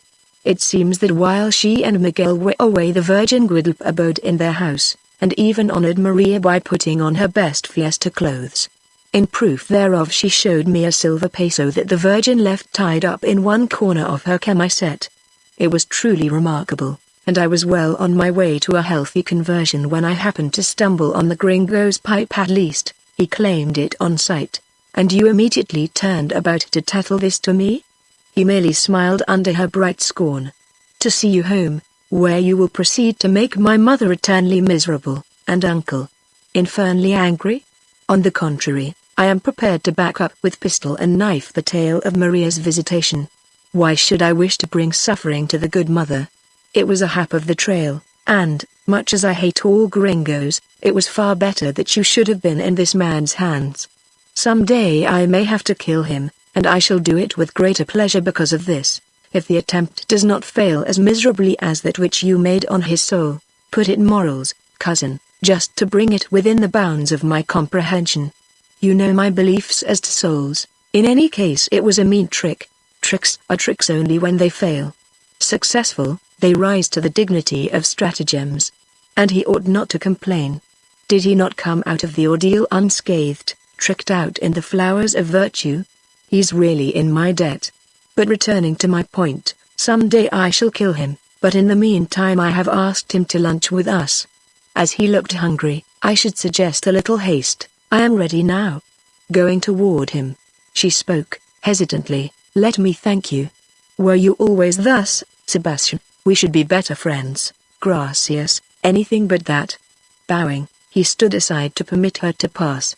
"The half-liking that you deal out to Anton, JV, and other fat-jowled hacendados, your admirers, would never do for me. I prefer your fear, but I am not afraid of you." She looked straight in his eyes, passing out. "You will be someday." Chapter 13. Coming out from luncheon at which Sebastian had presided with a grave courtesy which lifted the im's humble fare of eggs, tortillas, and rice to Epicurean heights, Sade and Francesca came face to face with Thomas, her mozo, who had just ridden into the patio. At sight of his mistress the mozo's teeth flashed in the golden dusk under his sombrero, but he shook his head when she reached for the letter which he took out of his saddlebags. "It is for the gringo, senor. The chief did not know of your coming. It was, of course, from Don Luis." Couched in terms massively dignified as his own reserve, it apologized for the floods as for some personal fault, and finished by placing Hacienda San Nicolas at Sade's service. "So you will ride on with us," Francesca commented upon its content. As Sebastian had gone to order fresh horses, there was no one but Sade to observe her evident pleasure. But if he thrilled, yet he persisted, pleading that he intended to establish headquarters there at the inn and would be head over heels in business, freighting machinery and supplies in from the station. He smiled at her further objection that he would hardly find the accommodations of the inn to his liking. "They are better than at the mine. If they prove too bad I shall run down to San Nicolas to beg a meal." "Very well, senor, we shall expect you." Her little backward nod, riding away with Sebastian a few minutes later, reaffirmed it, but while Sade bowed in acknowledgement his thought ran oppositely. Unaware how quickly circumstances would compel the visit, he formulated a hardy resolution. "Now, young man, no more sentimental fooling. It's you for work. The first thing is to get across to Billy." When, however, he took counsel with his fat brown host concerning the hire of a dugout, the latter held up pudgy hands in horror. "Santissimo Trinidad! The very idea was madness. with the river running a mile wide at its narrowest. Not a peon would venture upon it. And under the inspiration of his belief that a live customer was to be preferred to even a drowned gringo, he worked privately against Sade's suicidal intention. So well did he scatter his pessimistic seed that when Sade succeeded in finding a dugout he had to buy it outright, nor could he persuade a single peon to dare the flood. It was while returning to the inn late in the day that he obtained his first glimpse of the river from a knoll which lifted him above the drowned jungle. Around wooded islands, which were usually dry hills, a waste of waters, thick and brown as chocolate, swept madly. Along the edge of the jungle it boiled in fat eddies which sucked and licked the trailing greenery. Farther out it was whipped into a yellow cream by the thrashing branches of uprooted trees, ceiba's and cedars, huge as a church, which rolled and tumbled as their submerged limbs caught on the bottom. Everywhere it was studded with debris, trees and brush, whole acres of water lilies which here massed like a garden round a floating hut. There wreathed the carcass of some drowned beast. In all the world there is nothing more melancholy than the voice of a flood. Its resurgent dirge stirs vague forebodings which rout in the calamitous experience of the race. Standing there alone, with the call of rushing waters, patter of rain, and sough of a sad wind in his ears, Sade was able to understand the peon's superstitious fear. Yet he remained undeterred.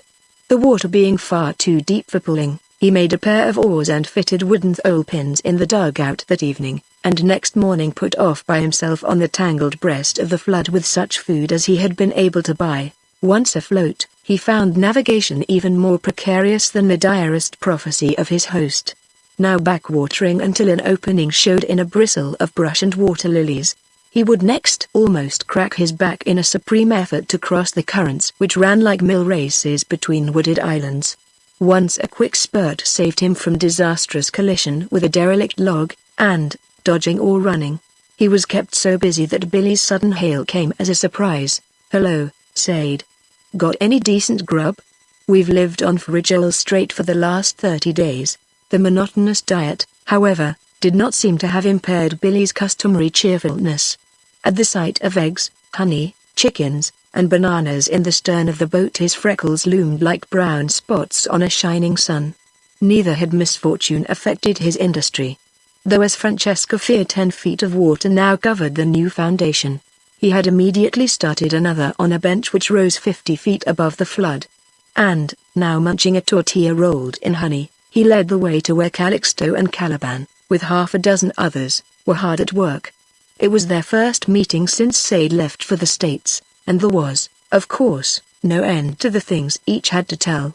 Then, in reviewing the new work and planning for more, the day slipped rapidly away. Indeed, afternoon was drawing on before Sade pushed off again. He had intended to land as close as possible to the inn and have the dugout carried back upstream the following day. But he could not, of course, foresee the event which, a third of the way across, caused him to stop rowing and stare with all his eyes.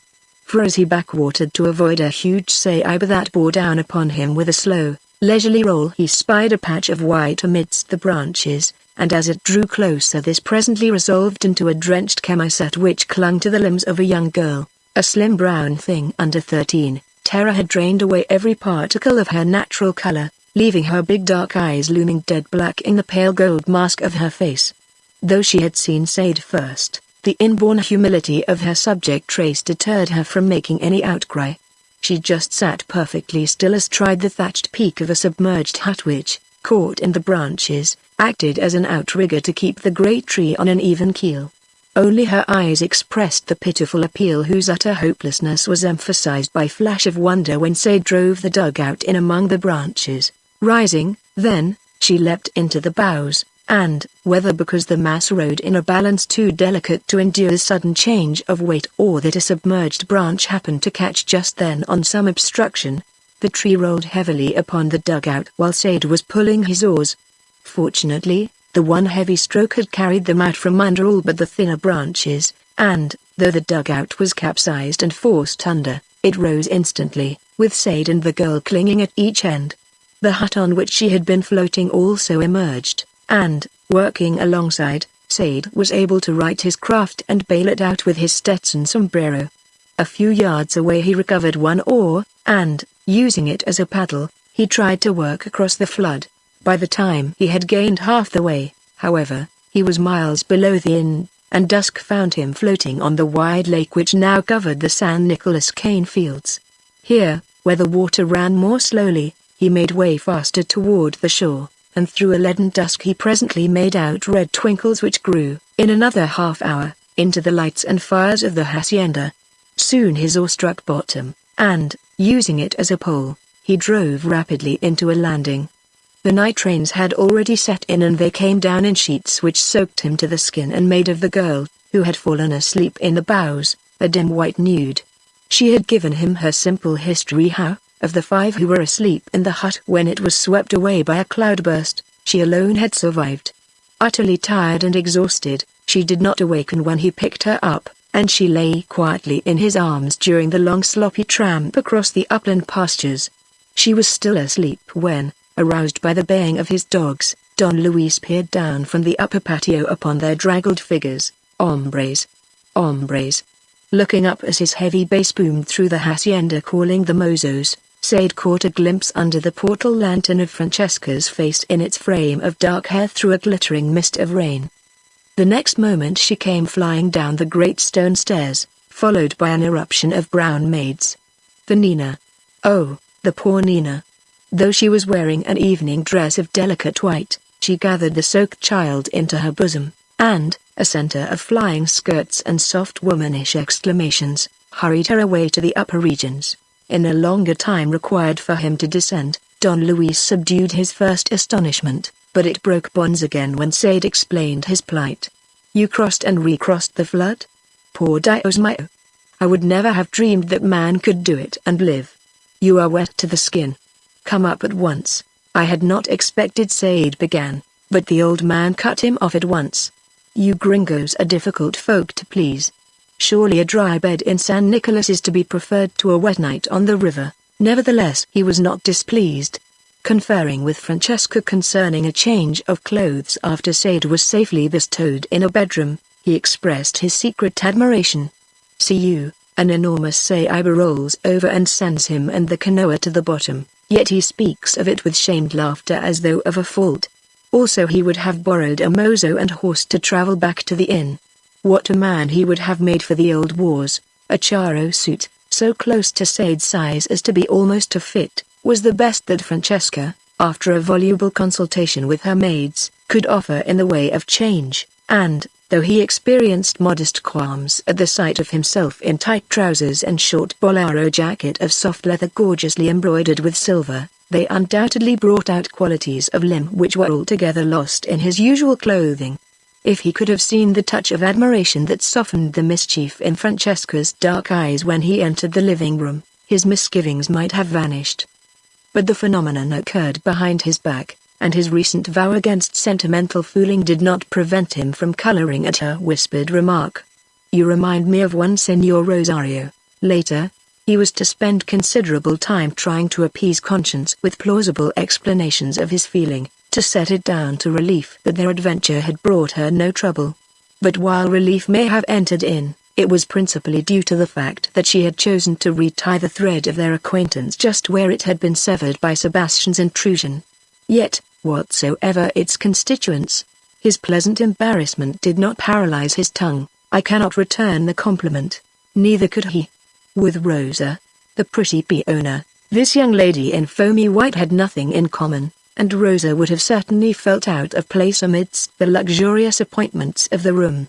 Ample in all its dimensions, the furnishings had evidently been selected from the garnered treasures of several generations, with such taste, however, that the unmatched pieces made a harmonious whole. The old hangings which excluded the damp night, the old rugs on the mahogany floor, and old furniture lent each other countenance, melted into a rich design.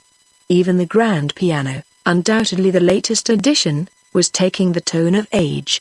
Only the bookcases which flanked the great fireplace displayed a modern note, for in them fine editions of English classics crowded the novels and plays of Cervantes and Lope. Félix de Vega, Daudet, Flaubert, Anatole France, de Maupassant competed for room with Spanish and English translations of the modern Russians.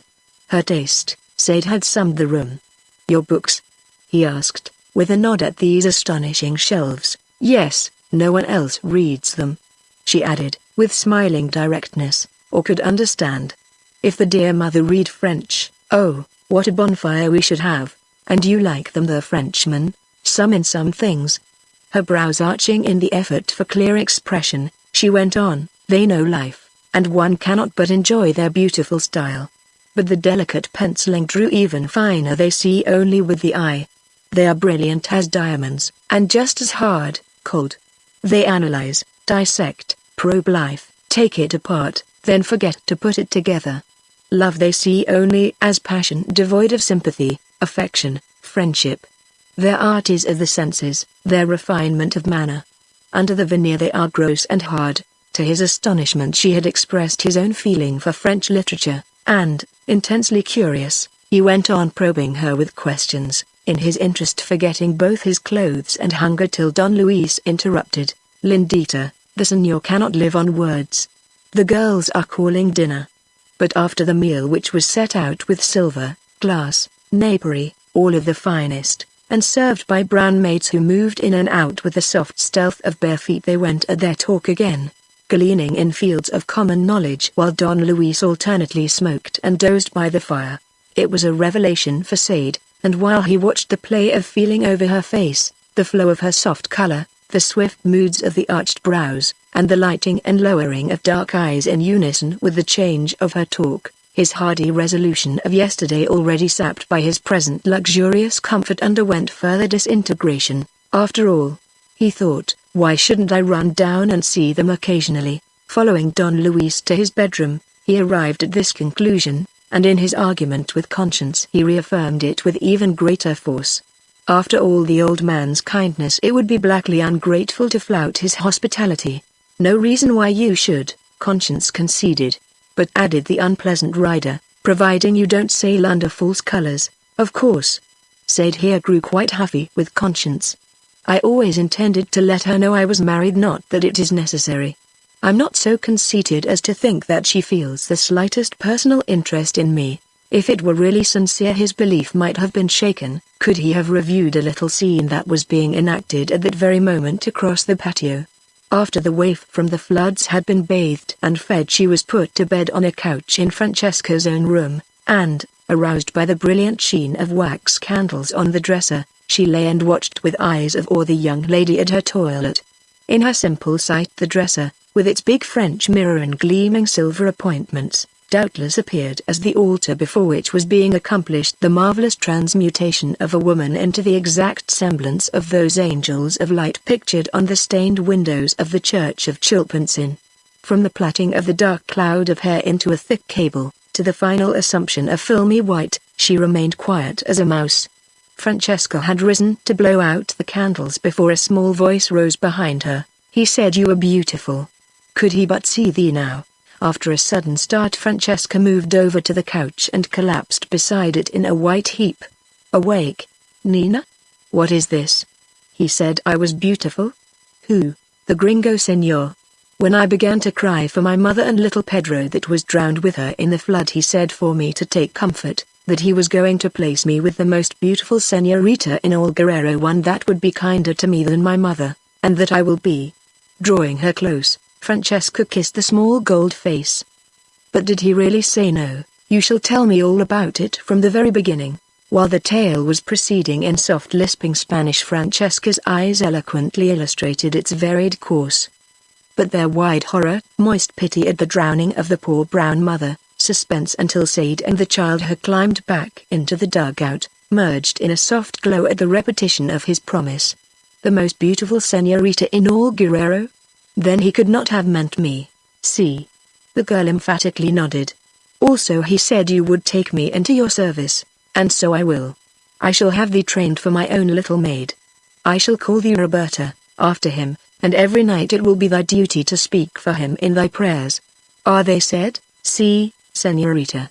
I said them to the big girl, Rosa, but I will say one now for him with thee. Could Sade have heard the soft voice following Francesca's gentle promptings, he would undoubtedly have suffered another onslaught from conscience.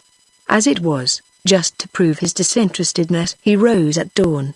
Leaving a note of thanks on the table, he went out on a hunt for peons and mules to haul the dugout back to the inn, and, having found them, went sternly on about his business. Chapter 14. For 2 weeks thereafter Sade held fast to his work, suppressing with iron firmness successive vagrant impulses which urged a second visit to San Nicolas. Then, having proved to himself his perfect indifference toward Francesca, he rode down one day strictly on business to ask Don Luis's assistance in obtaining more men and mules. "I shall return this evening," he arranged with conscience, starting out. He had forgotten, however, to make allowance for the probable action of, in legal verbiage, the party of the second part, for upon his arrival he received from Francesca as stiff a lecture on his folly in leaving the other day in half-dried clothes as ever fell from the lips of an anxious mother.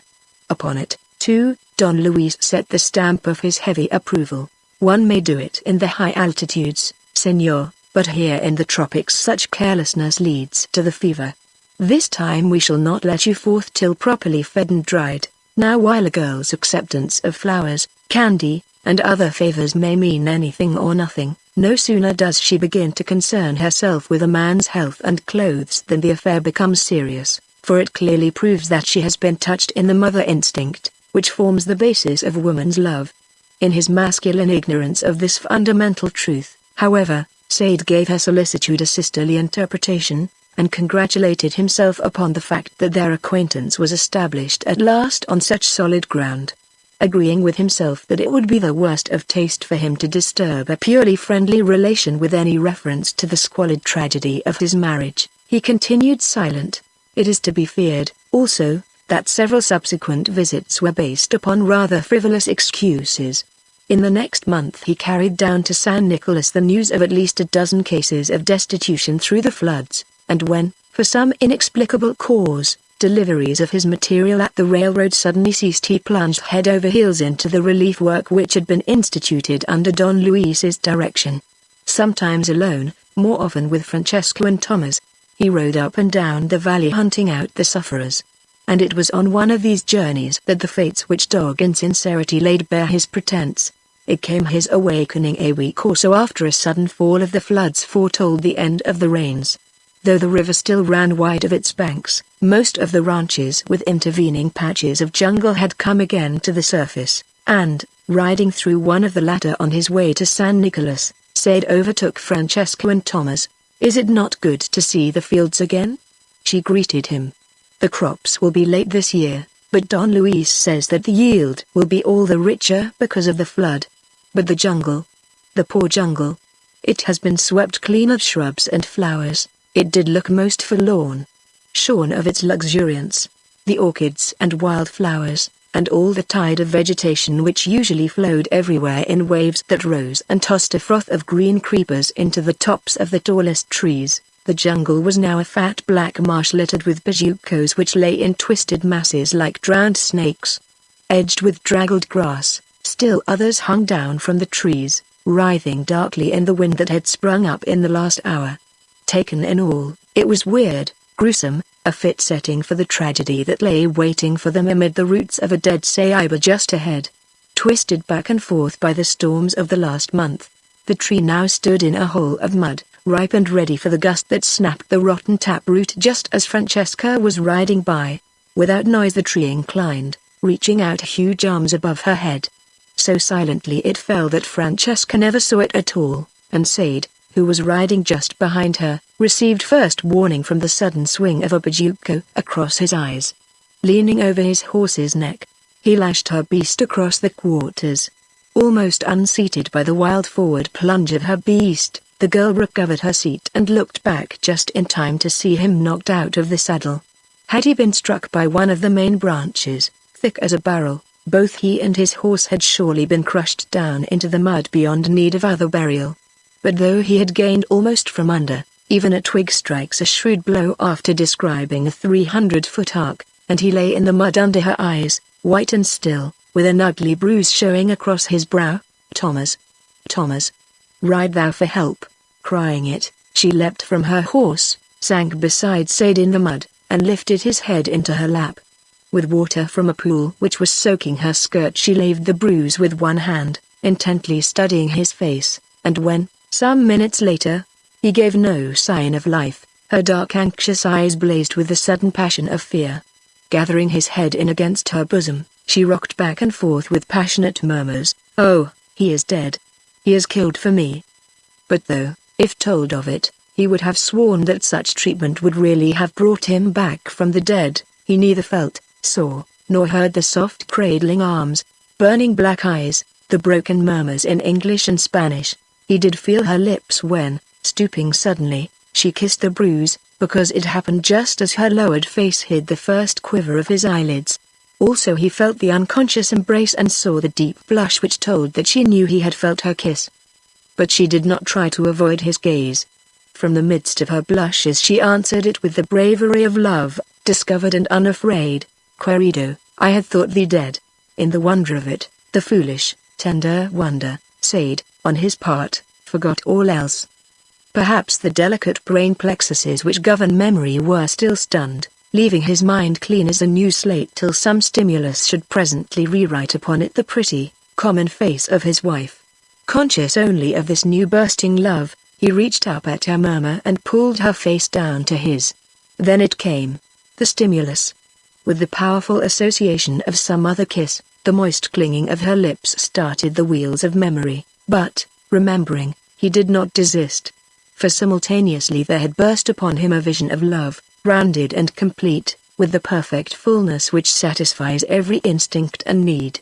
Already he had felt that at every point her personality met and complemented his, and in the fullness of the realization his whole being rose in rebellion against that other tie. He was kissing her with furious abandon when she suddenly broke away. "Oh, I wonder if he saw us?" Looking quickly up, he saw Thomas returning through the trees. "I don't know," he reassured her, "but I'll find out. If he did, just leave him to me." After Thomas, but at a safe distance, came 3 pins whom he had called from the nearest rancho, also a mozo who had been sent out from the Maison to overtake and deliver a letter to Sade. "If you'll permit me?" he asked. But his head still swam, and when he tried to read it the angular chirography danced under his eyes, describing such curious antics that he was driven at last to ask her aid. It was from Peters, the station agent, and announced the arrival of a consignment of American provisions, and, as Billy had been condemned to straight Mexican diet for the last 2 weeks, the news called for Sade's instant return. While the soft voice was reciting its content he oscillated between mixed feelings of chagrin and relief, for after its long sleep outraged conscience was now working overtime. He felt like a hypocrite when she spoke. "You are still weak. You must not go. I'm afraid that I shall have to. But suppose that you are taken ill on the way? The mozo will be with me anyway. I'm all right." Though she looked disappointed, she gave way when he explained Billy's need, the more readily, perhaps, because she felt within her the stirrings of the feminine instinct to hide and brood over her new happiness all alone. The feeling even formed her speech. The poor Senor Thornton. He must be very lonely over there all by himself, and he must be fed. I shall not mind for a few days. You have given me so much to think about. But then you will come? He groaned inwardly at the thought of that which their next meeting entailed, and had it been possible he would have preferred to make open confession there and then. As it was not, he let her ride away with her own clear happiness undimmed, unconscious of the stab inflicted by her last tender whisper. "Surely I shall come," he had answered, and, after mounting his horse, he sat and watched her ride away among the trees. When, with a parting wave, she disappeared, his sun went out, yet through his bitter feeling he remembered his promise. "Thomas." He called the mozo back. Ignorant of just how much the fellow had seen, he tried him out with the Spanish proverb, "The saints are good to the blind." At the sight of the 5-peso note in Sade's hand the mozo's white teeth flashed in a knowing grin. "Si, senor," he answered in kind, "neither do flies enter a closed mouth." And, pocketing the note, he galloped after his mistress, leaving Sade to go his own way. It was not pleasant, either, the path that Sade pursued the next few days.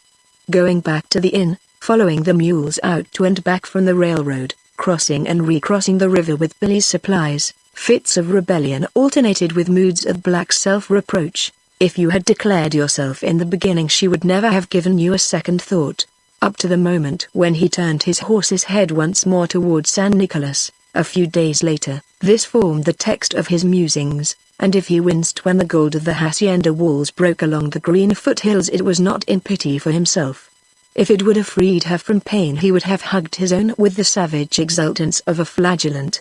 But too well he knew that in these things there is no vicarious atonement, and the face that he carried into the San Nicolas patio was so grim and sad that it provoked Don Luis's comment, "Señor, you are sick?" Before she left, Francesca told us of the accident. "'Tis plain that you are not yet recovered." Before she left, out of feeling in which surprise and relief struggled with bitter disappointment, Sade's question issued. At Don Luis's answer, despair rolled over all. "See, Señor. She has gone to Europe for a year." Through his amazement and despair, Sade felt the justice of the stroke. As yet, however, the smart was too keen for submission.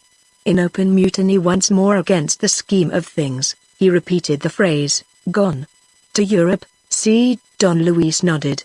"Our kinswoman, the Senora Rocha, mother of Sebastian, has been ailing for a great while, and now goes to Europe for special doctoring. As she speaks only our own tongue, she could not journey alone, and, like the good girl that she is, Francesca consented to accompany her."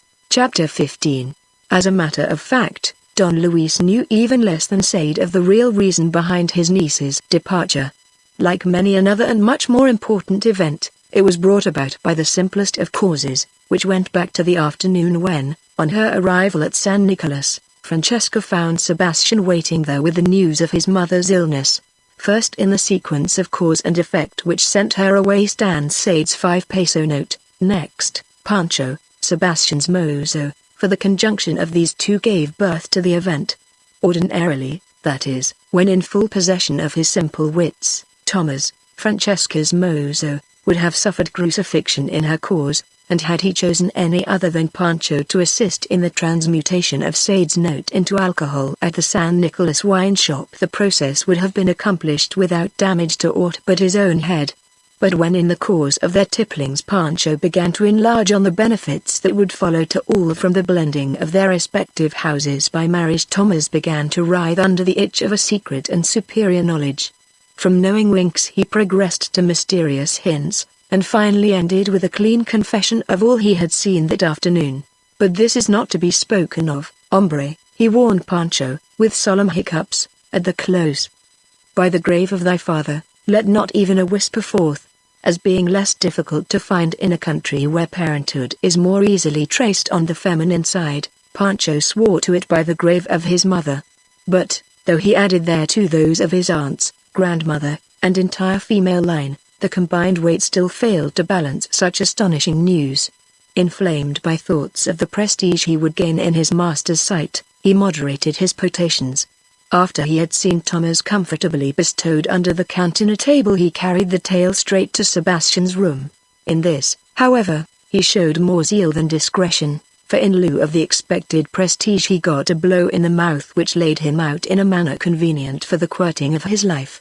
Not until Sebastian's arm tired did he gain permission to retire, whimpering, to his straw in the stable, and next morning both he and Thomas trembled for their lives when Sebastian arraigned them before him. "Listen, dogs." He struck them with his whip across their faces. "For this piece of lying the tongues of you both should be pulled out by the roots. If I spare you it is because until now you have both been faithful servants. But remember." He swore to it with an oath so frightfully sacrilegious that both shrank in anticipation of a bolt from the skies.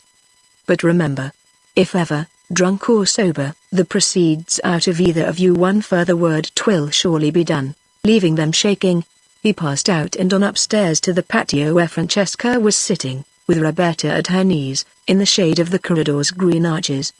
The drone of hummers, fluting of birds in the patio garden set her soft musings to pleasant music, and she looked up with sudden vexation at the jangle of his spurs. "So this is the child that we have renamed in his honor?" Last night they had parted better friends than usual, for out of the pity bred of her own realized love she had done her best to please him. Love had also sharpened her naturally sensitive perceptions. Divining his knowledge from the concentrated anger of his look, she rose, instinctively nerving herself for the encounter. Just so. He divined, In turn, her feeling. Between those who understand, words are wasted. Send the child away. As he said understand, a surge of passion wiped out the weary lines left by a night of hate. But while the child was passing along the corridor, he controlled it and became his usual sardonic self. He was beginning thanks to the excellent Thomas when she interrupted with an angry gesture. Then it was he. I'll have him, caramba. He shrugged. What a heat. But easy, do not blame Thomas for your gringo's fault. What else could you expect from a peon that found himself enriched at a stroke? The wonder is that he did not proclaim his news from your topmost wall. Be content that he will never whisper one word again. You didn't, she began, alarmed now for her servant. No. Pancho, to whom he told it, I flogged for the liar he now thinks Thomas, and Thomas is trembling for his tongue. Except between us the matter is dead. Yet Thomas served his purpose. Thanks to him, we may now pass words and come to terms. Terms? She faltered it after a silence. Terms. He repeated, gravely. That is, if you would save your gringo alive. Supposing this were to escape to the good uncle? Soft as he has been with these gringos of late, supposing that he were to hear of both this and that other night in the hut, how long, think you, would the man last? Her eyes told. After a pause her mouth opened with a small gasp. You will not if you obey. Now see you, Francesca. He dropped into a tone of grave confidence which was really winning. If I had not known that his death at my hands would place you forever beyond me, the man had never seen the dawn of another day. Whether he sees its setting depends on you. If you will go with my mother to Europe, see if I go? It issued between pauses of pain after a long silence. He lives. I will even protect him till he arrives at the end of his fool's rope. And then? There will be no then. I know these gringos. They will disappear like their vanishing gold. Her slight flush indicated defiant unbelief. But knowing that this was in deadly earnest, that Sade's life hung by a hair, she let him go on. Let there be no misunderstanding. I shall require your promise, on the word of a Garcia, not to attempt communication. He added, turning away, perhaps in pity for the misery of her face. There is no hurry. Take time to think it over, an hour, 2 if you wish. He could easily afford, 2, the concession, for her love was playing into his hands. None knew better than she that a contrary answer would make of Sade an Ishmaelite with every man's hand raised against his life. He could never escape. With that dread fact staring her in the face, she could give but one answer, and while, later, she spent hours pacing her bedroom in restless strivings to find a way out, she reached her decision before he gained the end of the gallery. I will go. Chapter 16. Really, I don't know what to make of it. That last carload of machinery rusted for a month in the damp heat of the Tehuantepec tropics before we got it traced. It has happened so often now that I'm almost tempted to suspect a design. Sade's complaint to Peters, the agent, nearly a year later summed the exasperating experiences which had retarded the building of the new smelter. Beginning before the end of the last flood, the failure in deliveries had multiplied as the work of construction proceeded, until it seemed to Sade that his material had been distributed on 1,000 side tracks by an impartial hand. While 2 high-priced American mechanics had spent their expensive leisure shooting and fishing, he had spent most of his own time tracing the shipments, and now, with the rains almost due again, another month would be required to finish the work. You have sure had your share of bad luck. While sympathizing with him, Peters discouraged the idea of premeditation. You don't know these Mexican roads. Our charter calls for the employment of 65% of Mexican help, and, if you'll believe me, that means 600% of inefficiency. Take this mozo of mine. He's been with me 6 years. But, though I show him the correct way to do a thing 1,000 times, the moment my back is turned he'll go at it in some fool wrong-headed way of his own. The wonder to me is not that your freight goes wrong, but that it ever arrives. Nevertheless, you've had, as I say, your fill of bad luck. If I were you, I'd just jump the up train. She's due in 20 minutes and call on the general traffic manager in Mexico City. He can do more for you in 5 minutes than I can in 10 days. It was sound advice. Quick always to perceive advantage, Sade answered, give me a ticket. Because of his isolation, the agent's wells of speech were always brimming, and while waiting for the train he delivered himself of several pieces of news. By the way, Don Luis went up yesterday to lodge a protest with the government against the dam a gringo company is building across the valley 50 miles north of San Nicolas. It is located just below the Barranca de Tigers, a canyon that drains all the watershed west of the volcano. They have cloudbursts up there, and when one lets go, well, old Noah's deluge isn't in it. When I was hunting jaguar in the canyon a couple of years ago, I saw watermarks 150 feet up the mountainside. Boulders big as churches were piled up in the bed of the stream like pebbles, and if that dam was built of solid concrete instead of clay, they'd go through it like it was dough.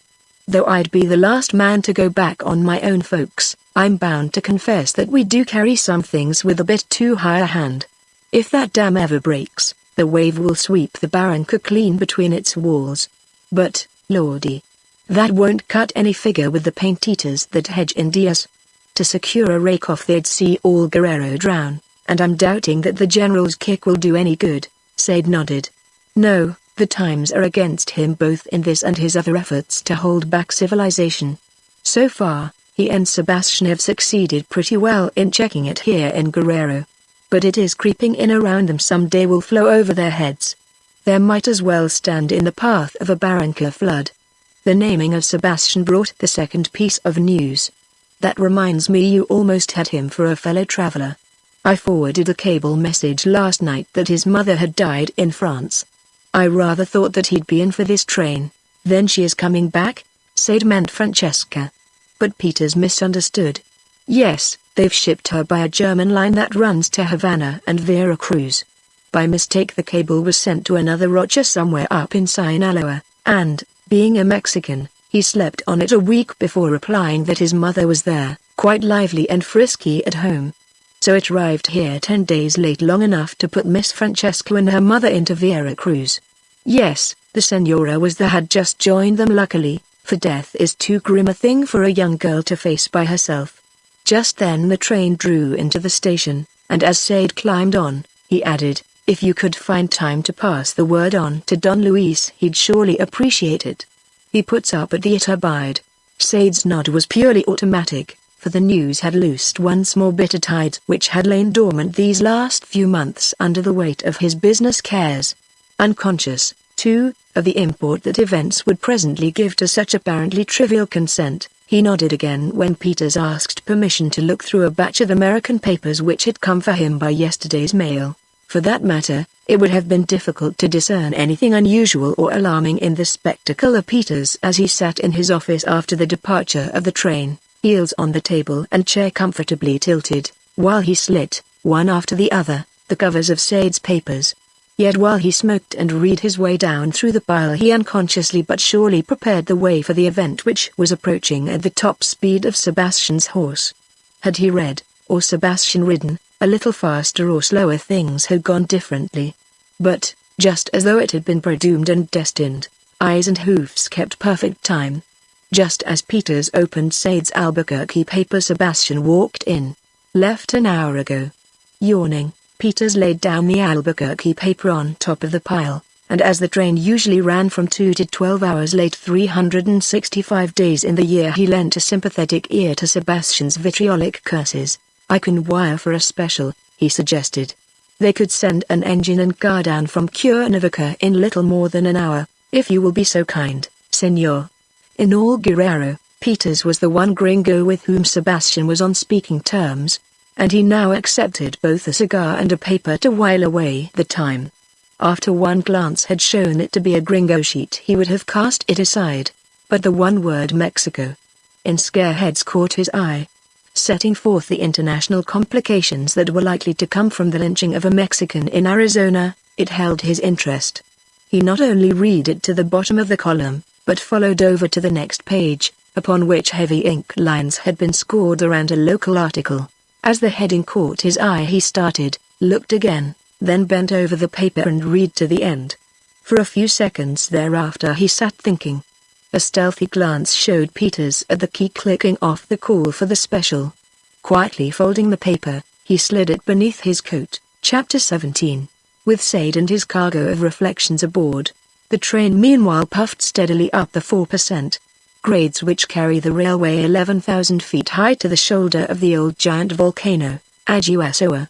While he stared out of the window the vivid panorama of the hot country, the green seas of corn or cane which surged around white-walled haciendas, the chocolate peons behind their wooden plows, and the pretty brown girls at the stations gradually gave place to volcanic lava fields and gloomy woods of pinon, and these again merged into the innumerable hamlets which spread brown adobe skirts around Mexico City unseen by him. She is coming back.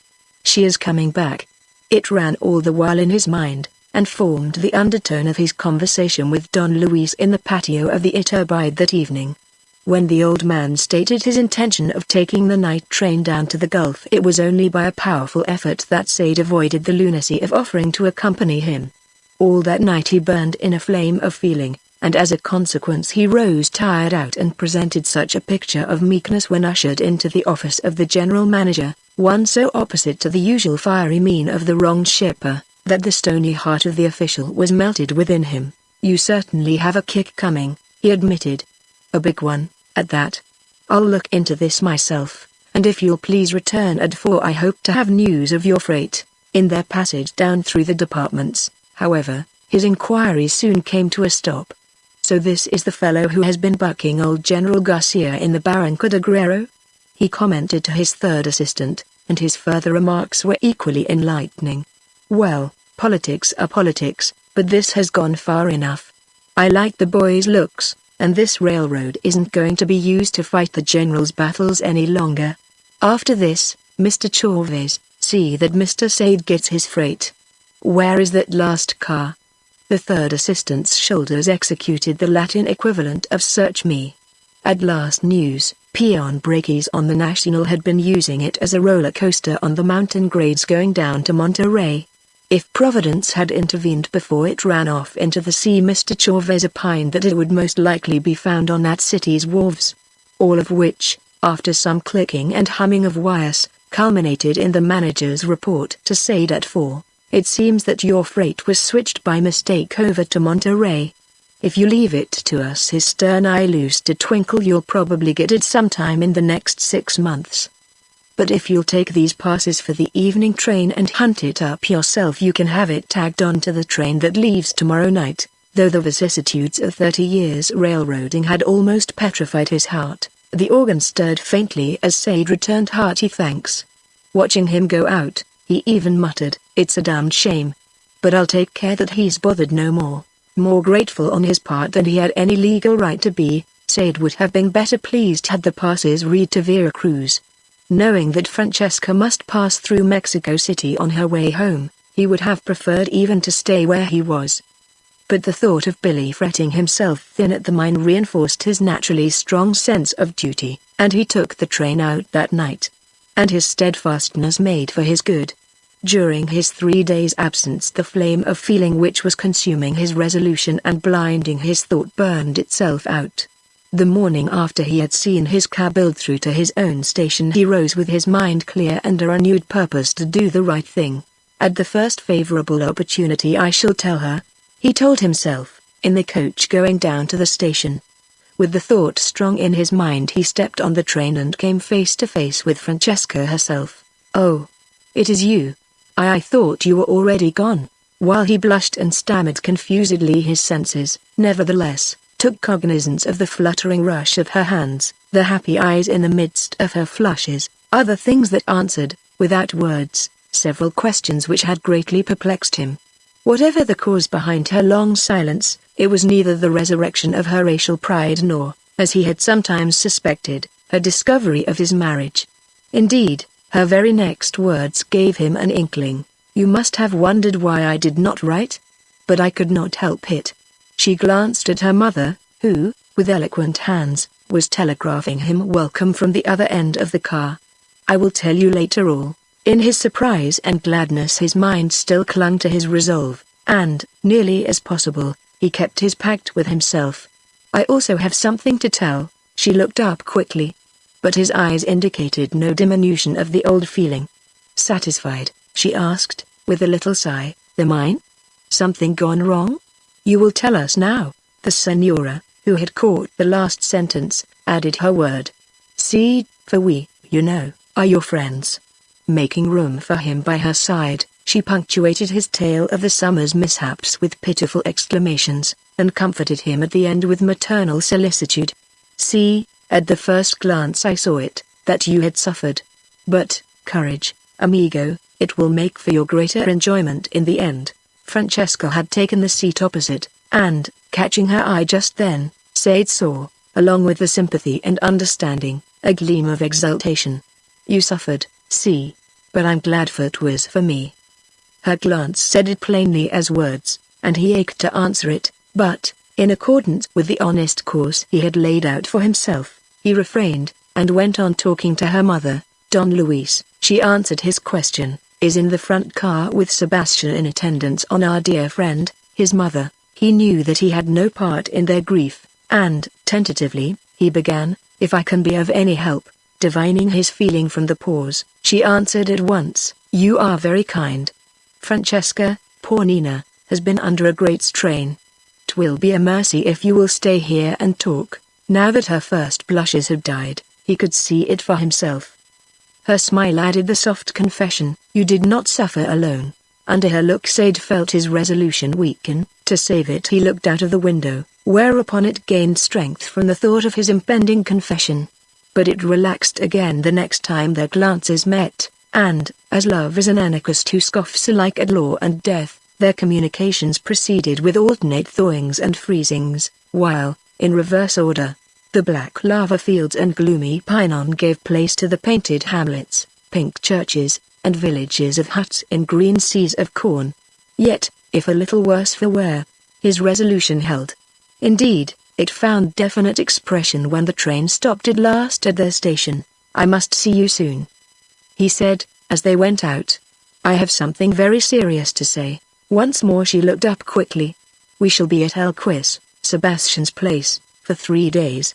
After that you will find me at home. But do not come alone. The hasty addition threw more light on the causes behind her sudden departure. As you value your life, nay, you are always careless of that promise, for my sake, that you will not come alone? When you go out anywhere take with you at least one man. Is it so serious as that? But he stopped laughing when he saw she was hurt. There. I promise, she paid him, alighting, with a clasp of her hand that left its soft clinging pressure tingling after she disappeared in the crowd of rancheros and hacendados, Sebastian's retainers and friends, who filled the station. His sharp grey eye had already singled out his car on a side track, and while he waited for the agent Sebastian and Don Luis passed, walking behind the coffin, he was seen, moreover, by them, and after they had mounted and were riding side by side at the head of the funeral procession Sebastian spoke. Your gringo was at the station, Don Luis nodded. See, he came down on the train. After a silence Sebastian spoke again. It seems that he has been having trouble with his freight. Ignoring the subtle suggestion conveyed by the accent, Don Luis laconically answered, he is not the first, but will be the last. Ernestino Chavez, my second cousin, is in the Department of Freights. Yesterday he told me that, by special order, there are to be no more miscarriages of this man's freight. The heavy brown mask refused even a sign. This had better happened a year ago. Then he is near the end of his rope? Sebastian leapt to the conclusion. His first note of hand to me is due next month, and, Don Luis's massive shoulders rose. How should I know, amigo, what money he has, but if he pay not? Again Don Luis shrugged. Sebastian, how often am I to tell it that no gringo shall force in on my lands? In happy ignorance as yet of the significance implied in their conversation, Sade at that moment was reading and rereading, with incredulous joy, a newspaper clipping which had been forwarded by a friend in Albuquerque. Mrs. Robert Sade, wife of prominent mining engineer, granted divorce. The content below ran as is usual when feminine enthusiasm over its wrongs has been unchecked by fear of a reply, and in handing down his decision the local Dogberry, who was unaware that the notice of the plaintiff's remarriage would appear in the same issue with his remarks, had pronounced it the most heartless case of desertion in all his experience upon the bench. Reading a second clipping which set forth the marriage, Sade indulged in a grin. But this quickly faded. Pity and sympathy colored his remark. Poor thing. I hope she'll be happy. Self-reproach vibrated in the addition, she was not, never could have been, with me. With that she passed out of his thought just as she had already gone from his life. His mind leapt to review the consequences. Free. Free. In the first flush of his joy he exulted over the fact that his intended confession was now unnecessary. But later and more sober reflections caused him to shake his head. No. He laid down the law peremptorily for himself. There's been enough and to spare of shilly-shallying. You will go to her and tell her all. And if she refuses you, there'll be no one to blame but yourself. Chapter 18. In the calendar of love, days count as weeks, months as years, but, though the following week conformed to this universal law, Sade managed to extract from its laggard hours his modicum of joy. Following the mules on 2 trips between the mine and station, he lived in a glow of feeling, the natural reaction of his late despair. By turns relief, joy, hope governed his reflections, finally uniting in optimism that drowned his customary caution. Whereas only a week ago he had begun to plan for a trip home to California to raise money to meet their first note, he now determined to put it off until he should have seen Don Luis, and then, if necessary, send Billy. I'll call on him immediately after the funeral, he said, talking it over with Billy. If he demands his pound of flesh, there'll still be time for you to go north. This settled, he had gone about his business in a happier mood than he had known for many a year. It seemed to him as if the tangled run of his life was beginning to unfold straight and plain. But while he worked, the evil fates which had made such a revel in his personal skein were equally busy inventing fresh tangles. On the day that saw at once the delivery of the last piece of machinery and the arrival of the first seasonal rain, Sebastian and Francesca joined battle at the El Quiz hacienda, until, the morning after the funeral, Sebastian called her aside to thank her for her care of his mother. She had shown him only the sympathy due his sorrow. But under it resentment still smoldered, and it was fanned to a flame by his accidental expression. It was the kinder because I had forced you away. If I can make any return, you can. She filled his pause. During the last 6 months I had time for reflection, and the more I thought of it the more I wondered at myself for my easy yielding to your will.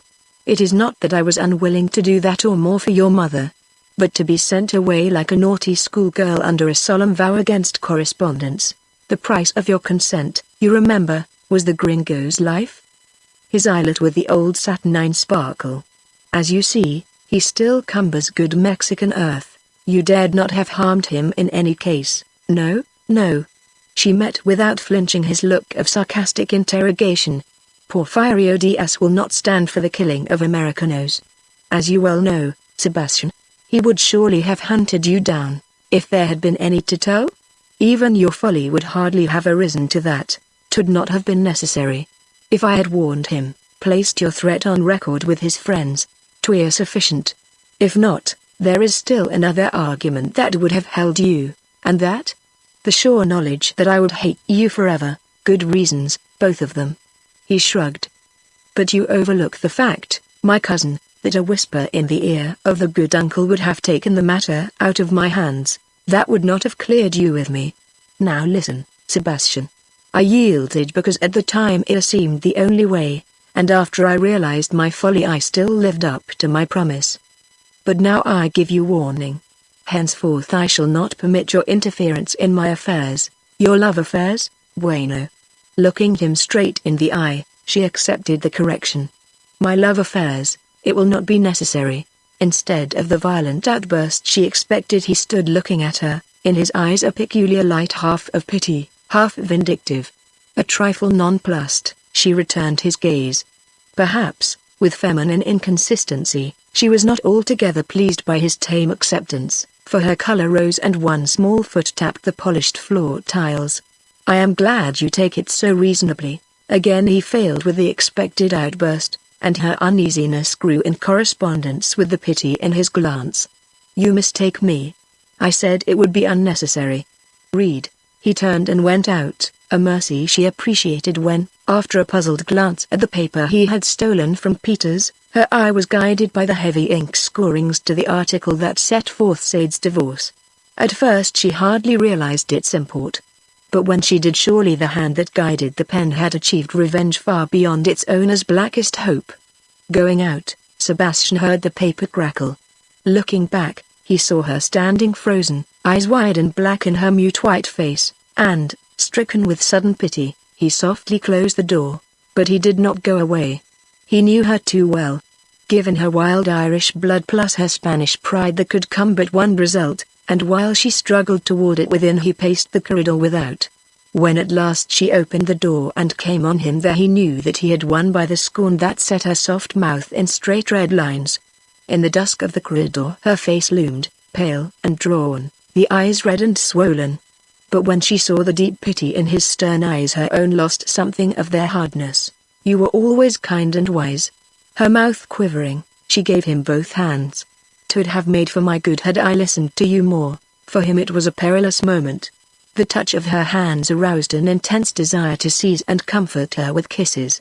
Had he given way to it, she would have surely been shocked out of the resolution that had been born of her anger and shame. But the habit of years enabled him to keep the impulse under restraint. She went quietly to the end. "I am very grateful. I would like to make some return. If we had not grown up together, I should no doubt have loved you from the beginning in the way you wished, for you are closer to the man of my girlish dreams than any other I have ever known." She smiled wanly. "He does not exist, my dream man, or, if he did, what use could he have for such a wild, naughty girl as I? So, if you still want me, won't you?" He would have drawn her to him, but she pulled back. "Not yet. I like you, have always loved you in a sisterly way. I must have time to change my viewpoint. Give me a month, and then, if you still wish it, I will be your wife." Chapter 19. As before said, the last piece of machinery and the first train arrived simultaneously at Santa Gertrudis. The break in the summer heat came with a south wind which herded mountainous vapors in from the warm Pacific. All night the rain fell in sheets that set the thirsty arroyos running bank high and raised the river 10 feet. Then, after the pleasant tropical fashion, the downpour ceased, and day broke with a blaze of sunlight over the Barranca, Sinbad's Valley of Diamonds. It was Billy's metaphor when he came out with Sade from breakfast, and, trite as the comparison might be, nothing else could better describe the millions of wet jewels that flashed in the dark mantle of pine above and embroidered the green cloak of the jungle beneath.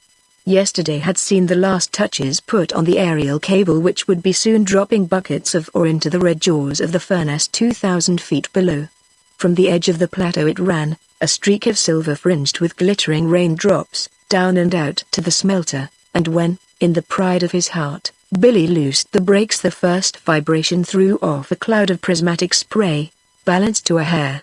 "You see, the weight of one full bucket is sufficient to start the chain." "Fine," Sade echoed. "Runs like a clock. Another week and we'll be running steady."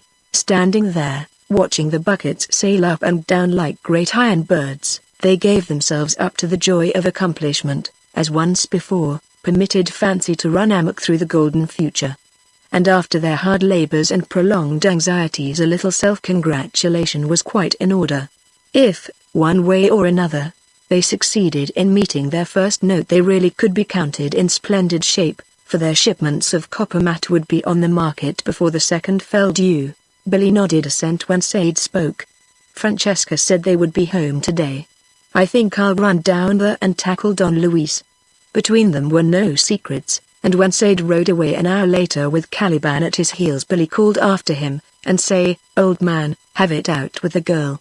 If she has half the brains I have always allowed her, she'll easily see the accidental way in which it all came about." Though the advice merely restated his own intention, Sade found it inspiring. Riding down the Barranca staircases, he whistled and sang. While following the trail through the long succession of ranchos, jungle, hamlets, he lived over again that first tribe with Francesca.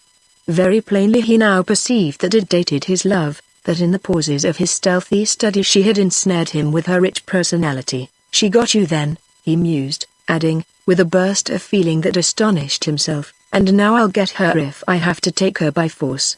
Planning and dreaming, he rode along until the sight of the river, flowing swiftly and deep over the San Nicolas ford, broke up his reverie. Only a mile away, on the other side, the hacienda lay in full view, yet it appeared at first as if they would have to turn back. But after nosing up and down the banks, Caliban presently flushed a peon and a dugout. With the horses swimming behind, they were ferried over, and rode across the tree-studded pastures, which were still clad in summer brown. At the sight of the amber walls in their setting of low brown hills, Said's pulses had quickened, and, interpreting everything by his own feeling, it seemed to him that the dark women who peeped from their doorways, the swart vaqueros, and the slender girls that passed to and fro with ollers balanced ahead, all turned faces of welcome. But when at last he reined in before the shut gates of the casa, he experienced a sudden, cold revulsion. Like so many eyes, the iron studs stared from the oaken face of the door, until the sudden sliding of a hatch revealed the wrinkled visage of Paulo, the Spanish administrador. With his employer's toleration of the gringo, the administrador had no sympathy.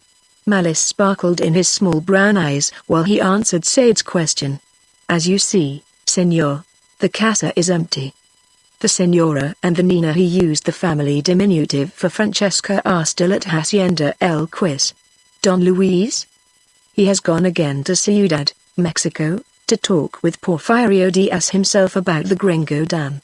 I do not know when he will return," he replied. Further, nor the senora. His high spirits dashed to the ground. Said sat his horse, oppressed with heavy forebodings, for the disappointment raised vivid memories of the suddenness with which the girl had been snatched out of his life on 2 other occasions. Sick at heart, he refused for himself the refreshment that the house's tradition compelled Paulo to offer, and spent the hour required for the beast's feeding in heavy brooding. From this, however, he roused himself presently to a lighter mood. "After all, the week is only up today," he urged. She might easily be detained beyond her expectations. At first he thought of leaving a note. But, realizing the formal terms in which it would have to be couched might make an unfavorable impression, he left, instead, verbal regrets. That settled. He had time to think of Don Luis, and, being now on practical ground, came to a quick conclusion. Forgetting all about his promise not to travel alone, he sent Caliban back to the mine while he went himself straight out to the station. On his arrival there, however, so late that he had to call Peters out of his bed, he was not a little surprised to find that nothing had been seen of Don Luis. It was, of course, easily possible that he had boarded the train at a flag station 10 miles up the line that was nearer to El Quiz. But when, next evening, a thorough search of his usual haunts in Mexico City failed to yield sight or sign of Don Luis, Said began to grow suspicious. Suspicion developed into a certainty when on his return 2 days later Peters informed him that Don Luis had taken the up train that very morning. He came from San Nicolas, too, Peters added. "I shouldn't wonder if he was there all the time. Looks to me like he's trying to dodge you, intentional or not." It left Said in a serious plight. A second trip to Mexico City would take 3 days. Adding 2 more to get Billy away in the event of Don Luis's refusal of further time, less than 3 weeks would be left of their month of grace. It was not to be thought of, and, though the afternoon rains were draping the mountains with heavy gray sheets, he rode out to the inn that night. Crossing the river early next morning, he sent Billy away at once. "You'll have to spend 12 hours in Mexico City anyway," he instructed him, concerning Don Luis, "so you might as well try to find him. If you succeed, no trifling. Get his fist on a written extension. If he doesn't come through and I have my doubts, chased right on home to California. With the photos of the prospect and plant you ought not to have much trouble in raising enough to cover the note. And the minute you get it, wire me credits on Mexico City." Hardly expecting it, he was not surprised when Billy wired, 2 days later, that he was leaving that evening for the States. Under the message Peters had scribbled, "Don Luis came in today on number 9. Go right down and see him." Half an hour after receipt of the message, Said and Caliban were again on their way. For nearly a week now it had rained heavily night and day, and here and there on the bottom small inundations gave early warning of coming floods. Though the river still ran in its banks opposite San Nicolas, the dugout in which they crossed was swept with the swimming horses half a mile downstream before they made a landing, and it was easily to be seen that another week's rain would cut off travel on that side of the stream. Riding into the great square, Said's pulses beat a lively accompaniment to the thought, "It is now the end of the 2nd week. She is sure to be home." Yet in the moment of its riotous birth the hope gave place to black misgivings at the sight of the shut house. His spirits touched zero when the sliding hatch left Paolo's wrinkled visage framed again in the blank oaken face of the door. "Don Luis is still in Mexico, Senor?" He anticipated Sade's question. "But he returned or was seen the day before yesterday at the station." "At the station, Senor? How could that be?" His brown beads of eyes blinked in uneasy surprise, then in an instant the wrinkled mask fell into an expression of simple cunning. "Or, if so, then it must be that he has gone to join the Senora and the Nina, who are still at El Quis." She was not there.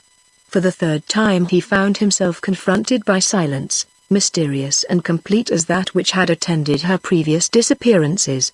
But, though oppressed by a weight of care, he tried to hide his bitter disappointment from the administrador's inquisition. Once again he spent a black hour while the beasts were feeding. His broodings, riding homeward, shed no light on the enigma. A night of dark thought left him baffled, furious, in good fettle for the news that Caliban gleaned from a passing charcoal burner. "Don Luis must have been there, Senor, for Benito saw him ride forth this morning." "He has gone north to see for himself the Gringo Dam." "Oh, he has he?" Sade ground the words out between his teeth. "The old fox.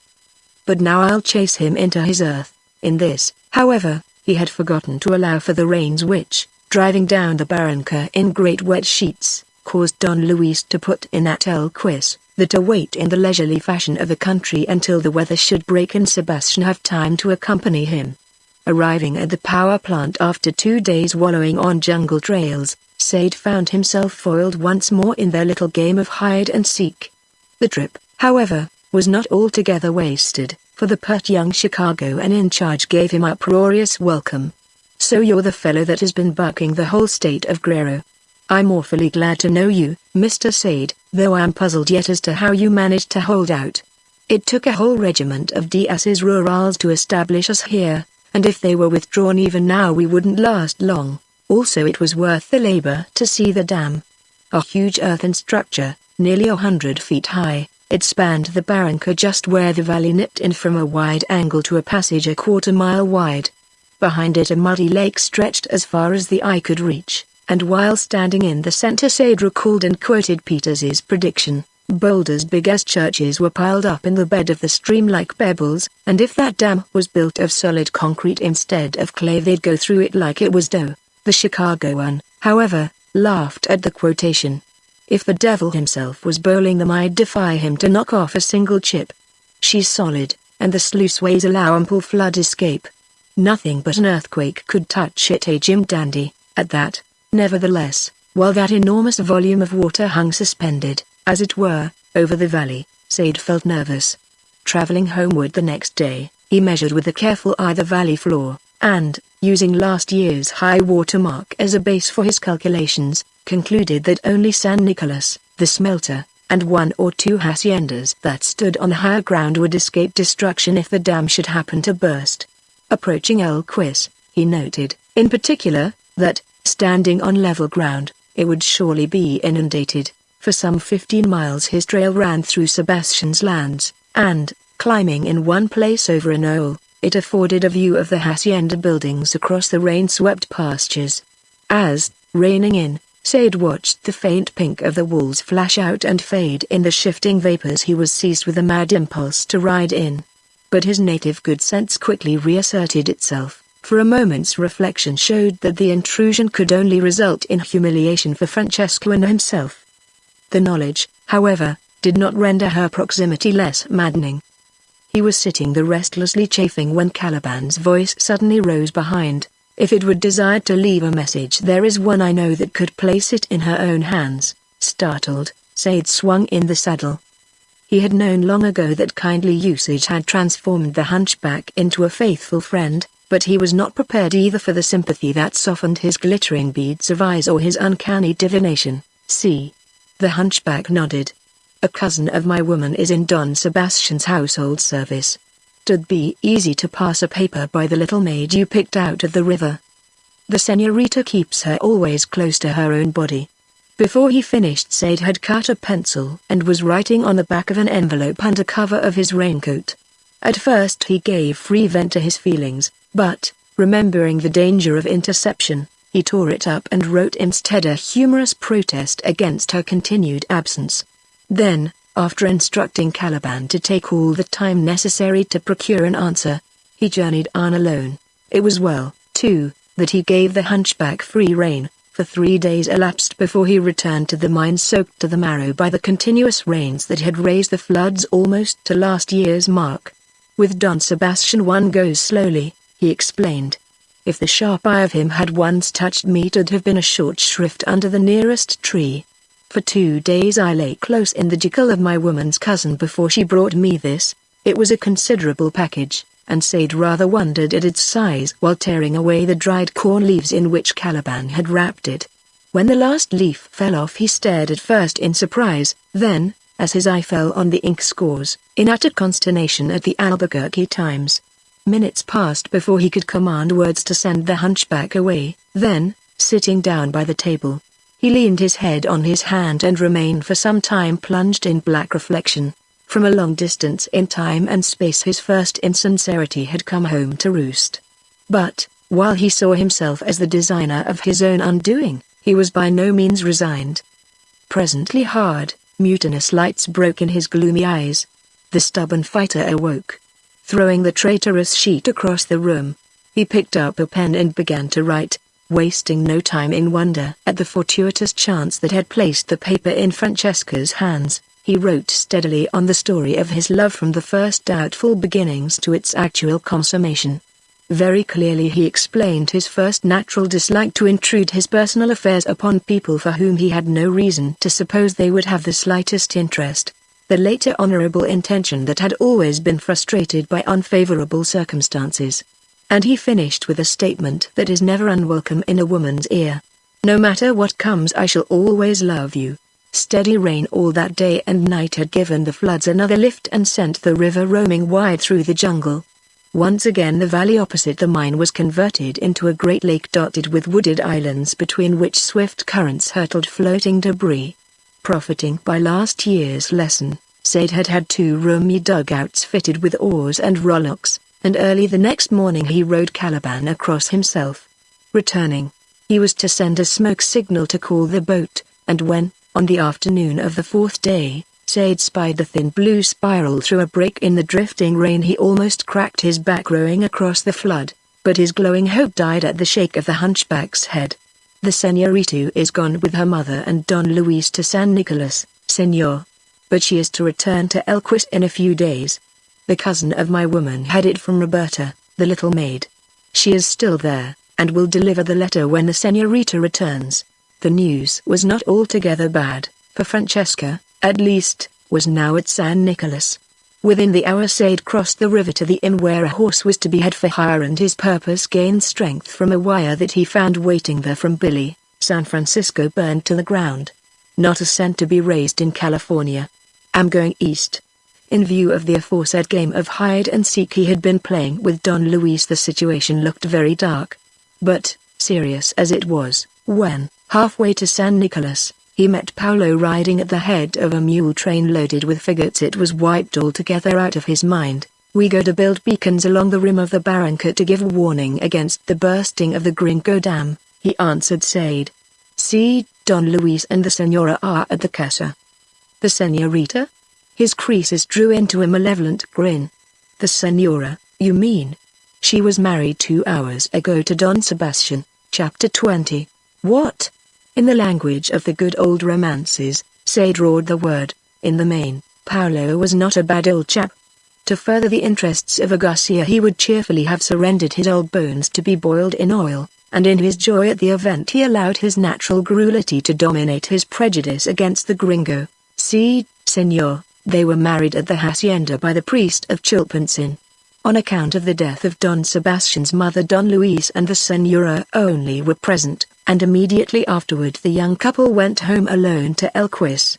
A sensible practice, say I. When young hot blood mixes it should be left to cool and settle. Over there at Elquis the fur will be flying before the end of a week, and put me down as a liar if Francesca do not keep him busy. She has run too long single not to kick a double harness. But she'll settle to it, and like the fine wench she is, There is to be no European travel or such kickshaws as now are common with our rich young folk. No, in the good old Mexican fashion she goes from the church straight to her man's home, the to stay till the first babe makes us all completely happy. Over and above his real joy in the event, the old fellow was undoubtedly aware of its effect on Sade. While speaking, his small red eyes searched his victim's face for the pain beneath its confusion. But even under the spur of race hatred his imagination could not divine it either the torture he was inflicting. Like all lovers, Sade had dreamed long moving pictures of himself and Francesca as husband and wife, and now, with the speed of light, the reels spun backward, exhibiting her with another in the 1001 intimacies of married life. Through all, his stiff Anglo-Saxon reserve persisted, and, finding egress at his heels, the pain that he tried to hide brought the situation to a ludicrous close. Springing from the unconscious pressure of his spurs, his horse, a mettled little beast, collided with Paolo and knocked him flat on his back, more hurt in his pride than body. The old fellow scrambled up and stood shaking his fist and cursing. But Sade rode on without attempt to check the animal, whose top speed ran slower than his own hot thought. Indeed, when, from sheer fatigue, it slowed, he laid on with quirt and spur, and kept on at a gallop till violent exercise had withdrawn the blood from his swelling brain. In place of pulsing waves of confused pain came the tortures of clear thought. In turn he was ruled by anger, despair, unbelief. The thought of Francesca as he had seen her on the train, quiet, lovely, sympathetic, inspired the last. It was not possible. Then up would rise the blank ink scores round the divorce notice to provide the motive and plunge him back into deep despair. Lastly came anger, blind and unreasoning, in furious gusts. Occasionally through his welter of feeling there flashed the glimmer of reason. She's married now. She's married. That ends it for you. But instead of despair the thought produced furious reactions. I don't care. She's mine. I'll have her. I have to take her by force. It rose again and again, his cry on the trail of the other day. By instinct rather than conscious thought he had turned his horse into a path which presently curved at a sharp angle into one that led from San Nicolas up to the rim of the Barranca, where at this season ran the only passable trail. At the forks he came on the fresh tracks of shod horses that led up the zigzag staircases, overlapping each other on the narrow trail. They might have been made by 2 or a half dozen, and not until he saw 2 sets clearly imprinted side by side crossing a small plateau did he think of the riders. If proof were required it was presently furnished by the little handkerchief that hung, fluttering in the rain and wind, on a crucifixion thorn, as, reining in, he examined the corner initial. A whiff of violets rose in his nostrils. Under the sudden crush of his hand it shed a rain of tears. Chapter 21. 15 miles away along the rim Francesca and Sebastian had just reined in. On a bare knoll close to the trail which led down to Elquist 3 peons were building a beacon of dry wood around a core of hay, and while Sebastian talked with them the girl looked out over the valley. Ever since, in a burst of anger at Sade's message, she confirmed her conditional promise she had lived in a fever of feeling which precluded clear thought. In the same way that a sufferer from toothache anticipates with almost revengeful pleasure the wrench of the extraction she had looked forward to marriage as though it were to bring the end of her pain. Not until the words that made her a wife fell like a chill on her fever did she perceive the illusion. Riding along the trail, the consequences had presented themselves, and they grew with every mile until they filled her mind with horror. She had shrunk in fear and revulsion when Sebastian offered the ordinary courtesies of the road. When he buttoned his own big rain capote around her she trembled under his hands. Again, when her beast slipped and he threw his arm round her to lift her out of the saddle, she uttered a nervous cry, and, though he released her at once, she shuddered under her cloak. Yet, with all her pain, when she gazed out over the storm-beaten valley her old passion for nature asserted itself through her agony. Along the Barranca the south wind herded great fleecy clouds. That they piled themselves up in shadowy hills, there they rolled and tumbled like thistledown in a breeze, and again cascaded down to lower levels to dissolve with muttering thunder in slaty sheets of rain. 1 minute the vapors filled the Barranca, flowing, a ghostly river, between the towering walls. The next a sudden rent in the veil permitted a fleeting glimpse of the trail falling like a yellow snake with myriad writhings into the treetops thousands of feet below. Enormous in scale, the scene was rendered more impressive by the roll of low thunders and flash of pale lightnings amidst leaden writhing shapes. Watching it, Francesca was forgetful until, through a sudden rift, she caught the distant pink flash of the Elquis walls. Then she shivered, and she was still trembling when, turning from the peons, Sebastian spoke. "It is one of a chain of beacons they are building up and down the valley to warn the people if the Gringo Dam should burst." Noticing her shiver, he added, "You are cold, Querida? Let us ride on." His usual stern gravity had given place in the last few hours to a look soft, pleasant, and very human. If she had looked into his eyes she might have read both sympathy and understanding. But softness in him just then merely added to her fear. Following downhill, too, she watched him closely with dark, frightened eyes. In the past his strong face and lithe figure had aroused in her a certain admiration, but now they inspired revulsion. A lost spirit descending into Hades could not have battled more fiercely than did she descending the interminable staircases, and the struggle left her so pale and exhausted that Sebastian remarked upon it when they rode out at last on the valley floor. "You are tired? We shall soon be there." That started her again upon a conflict which continued all the way across the pastures to the hacienda gates and reached its climax when she entered her room, not the one she had occupied before, but that which had chambered before her the line of wives and mothers which began with the Aztec bride of Flores Rocha, the conquistador. In that long line the room may have harbored a bride fully as unhappy, but none more mutinous than its present occupant. "The senora is fatigued. She will have the meal served in her room." Sebastian's quiet order had dispersed the brown maids who flocked about her like cooing pigeons with greetings and offers of service. Unaware that he would observe it himself, she sprang out of her chair and ran a few steps toward the barred window when a tap sounded upon her door. In her relief when it proved to be only Roberta, she pulled the child into her bosom. "It is thee, Nina." "Oh. I had thought, what is this?" Her sudden flush betrayed her recognition of Sade's writing on the package the girl held out. In the few seconds she stood hesitating, her changing expression revealed the struggle between her misery and her sense of wifely honor. The issue was not long in doubt, for, suddenly murmuring "'Twill do no harm to read it," she ripped off the cover. While she read the blush faded. At the end her low distressed cry, "Francesca, see what thy hasty pride has done. A little patience would have saved thy happiness and his," told of the deep impression. Sinking into a chair, she was beginning to read it again when the door trembled under a heavier rap.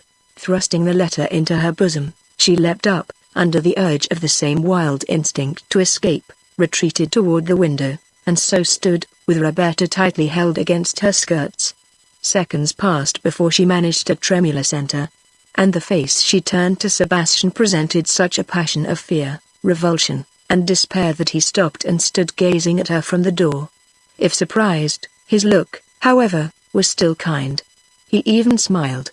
Not until, retreating as he came forward, she stopped only with her back against the wall, Roberta still between them, did his smile give way to sudden dark offense. "Are you ill?" He spoke sharply. "Or is this the usual way of a bride? If I were a tiger and you alone in the jungle, it'd be impossible to show more fear. I wish you were." The confession burst out of her miserable fear. "'Twere preferable 1,000 times. Oh, why did I do it? Commit this great wrong? Love is, can be, the only cause for marriage, but in my hasty pride I sought only revenge on him. Oh, 'twas a sin against you, Sebastian, who have always been so kind. Somewhere there must have been a woman who would have borne you children out of her love. And now I have not only sealed my own misery, but also yours. For, though I do not, never can love you, I am your wife." To repeat, it came out of her in a wild burst, without consideration. But with the last word she looked her apprehension. He, however, took it quietly. Already the flash of offense had faded.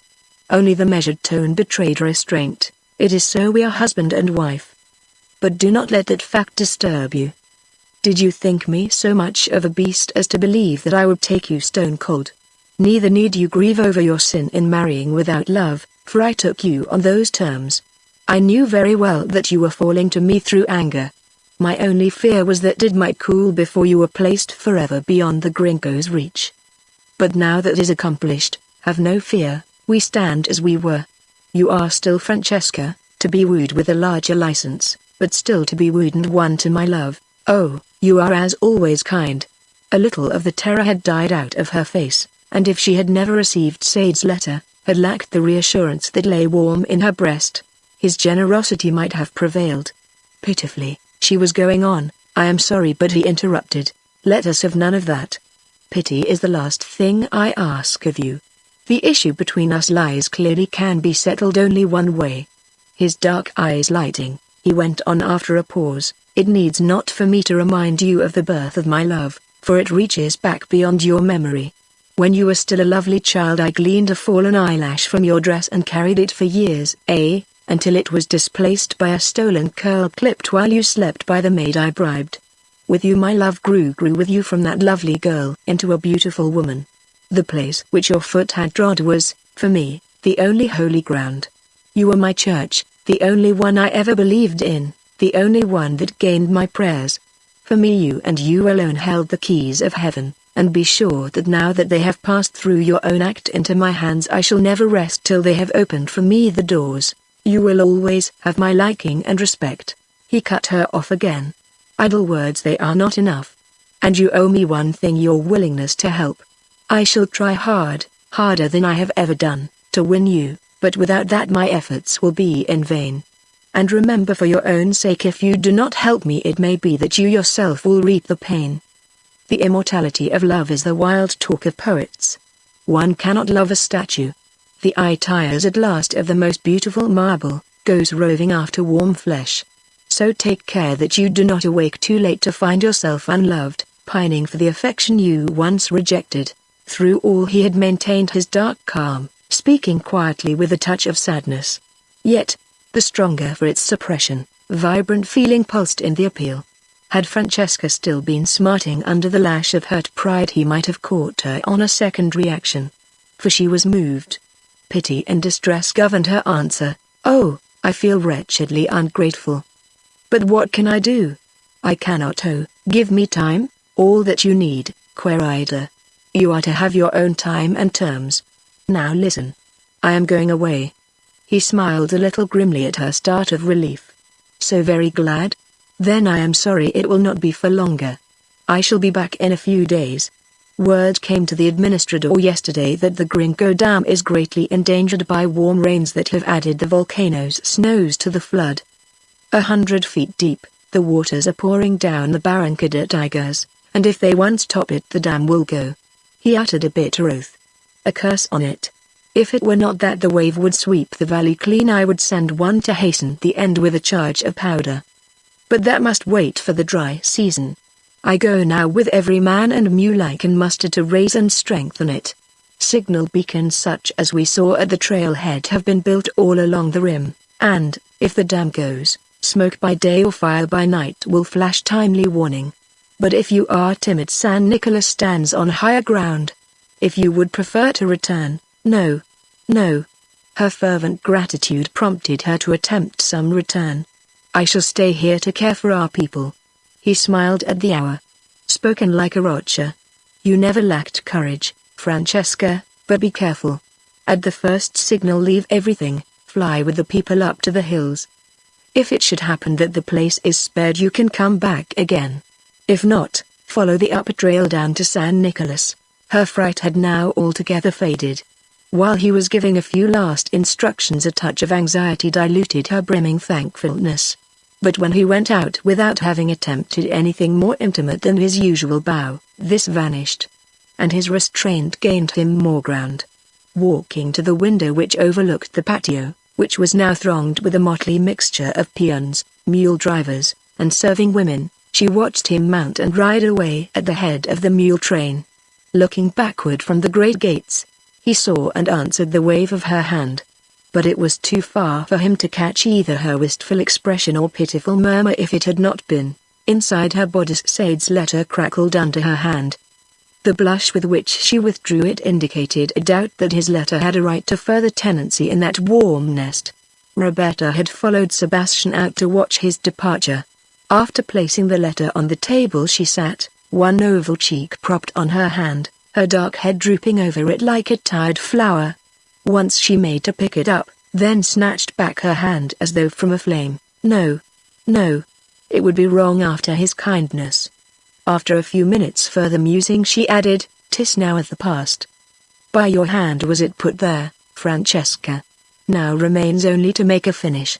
Taking a match from a tray at her elbow, she lit the letter and threw it, all flaming, to the center of the tiled floor. While its pages withered, her face quivered in sympathy, and when suddenly a single line stood blackly out in the expiring glow, "I love you, shall always love you." Her breath came in a sudden sob. Rising, she gathered the ashes into a small tray, carried them across the room to the little altar that stood against the wall, an action significant as it was conscious. Kneeling, she bowed her head in her hands. She remained there a full hour, and when she rose no one of the 10 generations of women whose soft knees had worn a depression in the tiles was ever animated by a more honest sense of duty. The face she turned to little Roberta, who came bursting in a few minutes later, was quiet and serene. "Oh, Señorita." In her excitement the child gave her the maiden title. "Pancho, the administrador, will have you come at once. Smoke is rising northward along the rim. Also there comes a horseman at full speed." Lowering her voice, she added, "Pancho showed him to me through Don Sebastian's far-seeing glasses. It is the Señor Sade." Chapter 22. Riding at a hard gallop, Sade had cut down Sebastian's lead by a full hour in the run along the rim. At the sight of the beacon which the peons were now thatching with grass, he, also, reined in. But, having learned from them that Sebastian and Francesca had passed 2 hours ago, he rode on down the staircases at a pace which showed little respect for his neck. Nearly an hour later he stopped again on the very knoll from which he had overlooked El Quis. If he had looked northward it would have been possible to see Sebastian at the head of the mule train which was wriggling like a mottled brown snake across the wet green pastures. But during the quarter hour that Sade remained there his gaze never left the distant pink of the hacienda walls. Somehow their solid realism cooled his fever and brought order to his rioting senses. "Well, you are here. Now what are you going to do? What can you do?" The still small voice of reason rose above the storm. "These, you know, are not the days of chivalry. It is no longer the fashion for a jilted lover to snatch his bride from the horns of the altar. And if there were reason," here observed a deadly pause, "what chance would you have against Sebastian and his retainers? But I must see her. I will see her." The still small voice was drowned in a gush of passion. "There have been too many accidents already. Not till I hear from her own lips that she has done this of her free will shall I quit." "Sounds good." Reason agreed only to differ. But it has one drawback: she might not care to be interviewed in her bridal chamber. The suggestion was ill-timed, for it started a new riot among his senses. "I'll see her. I will have speech with her." It went roaring through his brain, but how to compass it? Had he known the name of Caliban's woman's cousin it would have been difficult enough. Not knowing it, the thing was almost impossible. He was tossing on successive waves of feeling that now urged him forward, again carried him back in the undertow of despair, when there came a patter of nude feet behind him. "Señor! Señor! Myra!" The beacons! The beacons! It was one of the peons whom he had left above. "Ride, Señor! Ride and give warning lest they have not seen it at El Quis. I go to my woman and children." Shouting it, he swung at right angles and flew down the valley at top speed. Almost as quickly Sade galloped off. One glance had shown the tall smoke plumes which were rising like ghostly sentinels above the black edge of the pine, and with it there burst upon him a vivid picture of the muddy sea behind the great dam. Crossing the river that morning, he had noticed that the floods were running above last year's highest mark, and almost as plainly as by actual sight his imagination pictured the wave which had just leapt, like a huge yellow hound, over the broken dam. A solid wall of water, he saw it sweeping down the valley, lapping up villages, ranches, chickles, with greedy tongues. Rowelling the flanks of his tired beast, he drove on.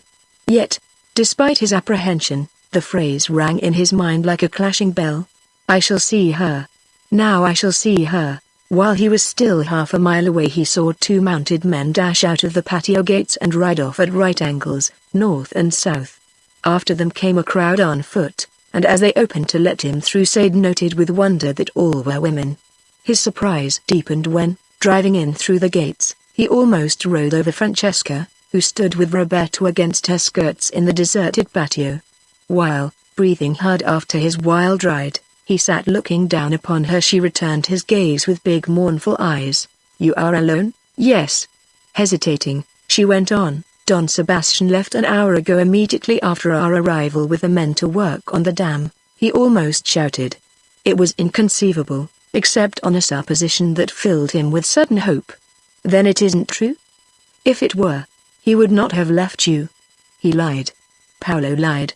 "All day I have ridden hard on your trail to disprove it." "He lied." "Tell me that Paolo lied." It was not necessary to reply in words. The slender weaving fingers, her quivering distress, the pity and grief of her eyes, made answer, "Oh, how could you?" But his natural sense of justice instantly asserted itself. "But no. I have only myself to blame. I played the fool all through. Yet, I meant well, but I explained that in my letter. I only received it 2 hours ago." "Oh, why didn't you send it sooner?" "I did, wrote the instant I got the paper.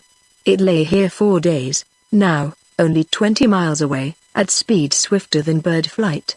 The wave was leaping over the jungle with plumage of tangled debris streaming out behind. Even then they might have caught its distant roar. But, blind to all but the fortuitous chance that had dogged their love to this unhappy conclusion, they stood gazing at each other in distress and despair. "We have been unfortunate, you and I." She spoke, mournfully, at last. "And this is the end." He would not accept it. In thought he was storming the barrier her act had placed between them when her sorrowful voice answered the mute appeal of his eyes. "See, the end. If Sebastian had not been so kind. He took advantage of my anger to place bars between you and me, but there he rests. His consideration deserves some return, and the least I can offer is the outward semblance of good wifehood. You must go." "What? Leave you now?" Recalled to a sudden realization of their imminent danger, he pleaded, "First let me place you in safety." "No." She nodded toward a saddled horse under the gateway. "In a few minutes I can overtake the people. With you will go my." While they talked, Roberta had wandered over to the gates. Now she suddenly cried, "Oh, Senora! Don Sebastian!" Sade's view of the trail was limited by a swing to the south that cut off all but a couple of 100 yards. As he made, instinctively, to move forward, Francesca caught his bridle. "No. No. He must not see you. If he finds you here with me, oh, has there not been trouble enough?" Her distracted glance circled the courtyard. "See, the old guardhouse. Dismount quickly. Lead in your horse, then I will ride with the child to meet him." As a matter of fact, he felt like anything but hiding. His eye lit with a hard gray gleam. But in these premises that he had forced upon her, it was not for him to pick and choose. He yielded to her pleading, "For my sake." Dismounting, he led his horse in through the arched doorway, and as she closed the door upon him, Francesca added a last hurried instruction. "He will undoubtedly turn with me. Give us time to gain cover under the oaks, then take you the trail to the south. It reaches high ground quickly. And ride hard." Her voice broke in a sob. "For if you should be overtaken by the water, what in this miserable world would be left for me? And this is the end?" He caught her hand between the closing doors. "The end for thy sake." She dropped into the tender second person of the Spanish. "See, if you wish it." Left alone, Sade stood listening, the soft touch of her lips thrilling upon his. In the guardhouse, used now for a storeroom, all but one window was blocked by piles of sacked maize, but as his eyes grew accustomed to the half-gloom, he made out the massive beams which held up the heavy roof. The wall from which the one window looked out formed part of the hacienda's southern face, and, remembering that the trail inclined in that direction, he moved over to it when he caught the clatter of departing hoofs.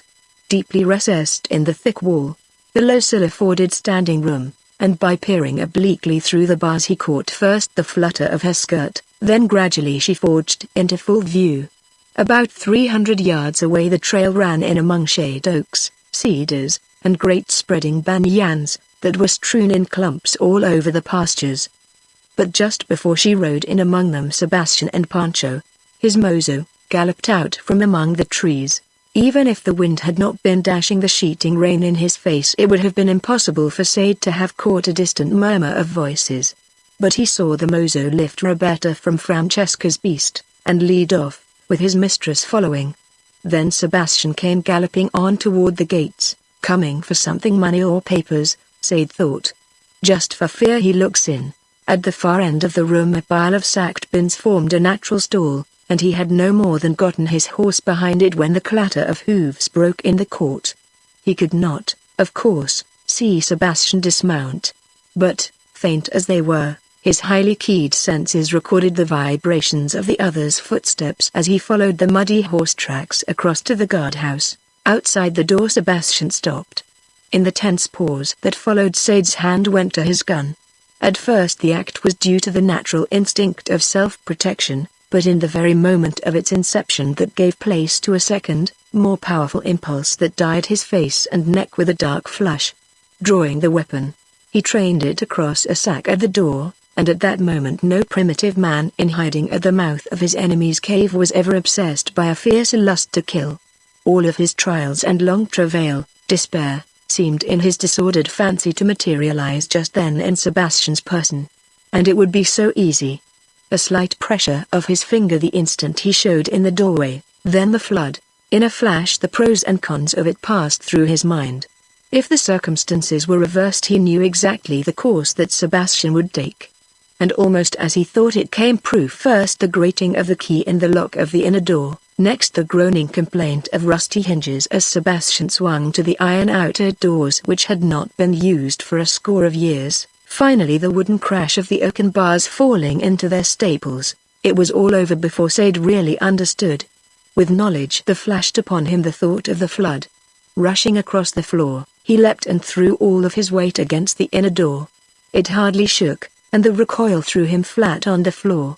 As he rose came the clatter of Sebastian's departing hoofs, and running across to the window he was just in time to see him come in view. On the skirts of the timber he reined suddenly in and sat his beast, listening. Then, after a quick glance northward, he galloped on, and Sade, at the window, also heard. Above the sough of the wind which drove the sheeting rain into his face, he caught the roar of the oncoming flood. Chapter 23. In the few minutes that passed before she met Sebastian, Francesca had regained self-control. To his reproof, "This was foolish, why did you linger?" she calmly replied, "I wished to make sure that all the people were out." He nodded approval. "Then no one is left, no one, bueno. We have no more than time to make the hills. Pancho's beast is stronger than yours. Give him the child." She had begun to hope, but it died within her as he went on. "In my rooms are valuable papers. 'Twill take but a moment to get them. Ride on, you. My horse goes 2 paces to your 1. I can catch you halfway to the hills." She almost fainted when he rode off, for just as surely as though she had seen him questioning the fugitive women, she knew now that he was aware of Sade's presence. She reined her animal around to follow, then checked it sharply under a sudden inspiration. "Why do you wait, Pancho?" she asked, sharply. "While you sleep the flood will be on us. Ride. Ride your hardest. I will follow." The mozo, to tell the truth, was damning with inward tremblings the luck that had placed him in such jeopardy. Only the fear of Sebastian had kept him from bolting, and now, without even a backward glance, he laid on with quirt and spurs and galloped off with Roberta, leaving Francesca free to carry out her plan. It was quite simple. In this, the rainy season, the shade trees were draped from crown to foot with green lace of morning glories, and on the outer edge of the nearest clump a banyan had been converted into a huge tent which would have stabled 100 horses. Parting the lacework of leaves with one hand, after she had ridden under it, Francesca obtained, through the gateway, an oblique view of the guardhouse at the moment Sebastian closed the iron doors.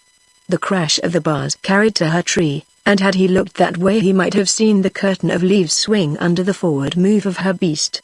But, controlling the impulse, she reined it back again. When Sebastian raced past a couple of minutes later she dropped her hand and shrank in sudden fear. It was, however, impossible for him to see her. Moreover, The intervening clumps prevented him from discovering that she was not with Pancho until he came bursting out on his heels in open pasture half a mile ahead. "Tonto! Where is thy mistress?" The mozo's look of frightened surprise proclaimed at once his ignorance and fear. Both had reined in, and under the other's deadly look Pancho cowered behind his bent arm. Sickly green patches stained his dull chocolate. When Sebastian pulled a pistol from his holster he bowed down to the saddle horn, his face in his hands. Leaning over, Sebastian placed the muzzle against the fellow's head. His finger even had tightened. Then, checking the impulse, came Roberto's whimper, "Señor. Oh, señor." Above it rose a distant thunderous roar, and, glancing northward, he saw in the far distance a writhing movement in the jungle beyond the pastures. "Off, fool. Save the child." Striking the man's shoulders with a pistol, he wheeled his horse and shot away, heading back to the hacienda. Riding, he kept one eye on the green wave that was moving with the speed of the wind over the jungle. As he passed in among the shade trees it boiled over the far edge of the pastures, and from beneath the swaying trees emerged a muddy wall crowned with bristling black. Traveling more swiftly in the open, it came on at an acute angle which had its point in the flooded lands along the river, its base in the jungle close to the hills, and when Sebastian dashed out of the timber the point had passed the hacienda. Even then he must have known it for hopeless. The thunderous diapason had risen into a furious crescendo which was spaced by the tear and crash of uprooted trees, and, higher than his head, the liquid wall was coming on under the pressure of the yellow frothing sea that stretched behind to the limit of sight. Yet, laying on quirt and spurs, he raced down its front in a desperate spurt for the gates. While he was still 100 yards away the wave struck the northern wall of the compound that fenced the buildings. Built solidly of stone, it melted, vanished without a premonitory shiver, and in its overthrow accomplished good. Catching root and branch in the debris, the grinding welter of fallen trees hesitated, then piled in a huge tangled bar upon the line of cottages and stables which intervened between the wall and house. To Sebastian, however, this brought no respite. Shooting along the eastern wall, the wave outraced him and beat him to the gate by a long 50 yards. While Francesca was still under the banyan she had heard the roaring diapason of the flood. Clothed in dripping lacery of leaves and flowers torn away by the beast's leap from the spur, she galloped into the patio, and when she dismounted the vines still twined round her limbs.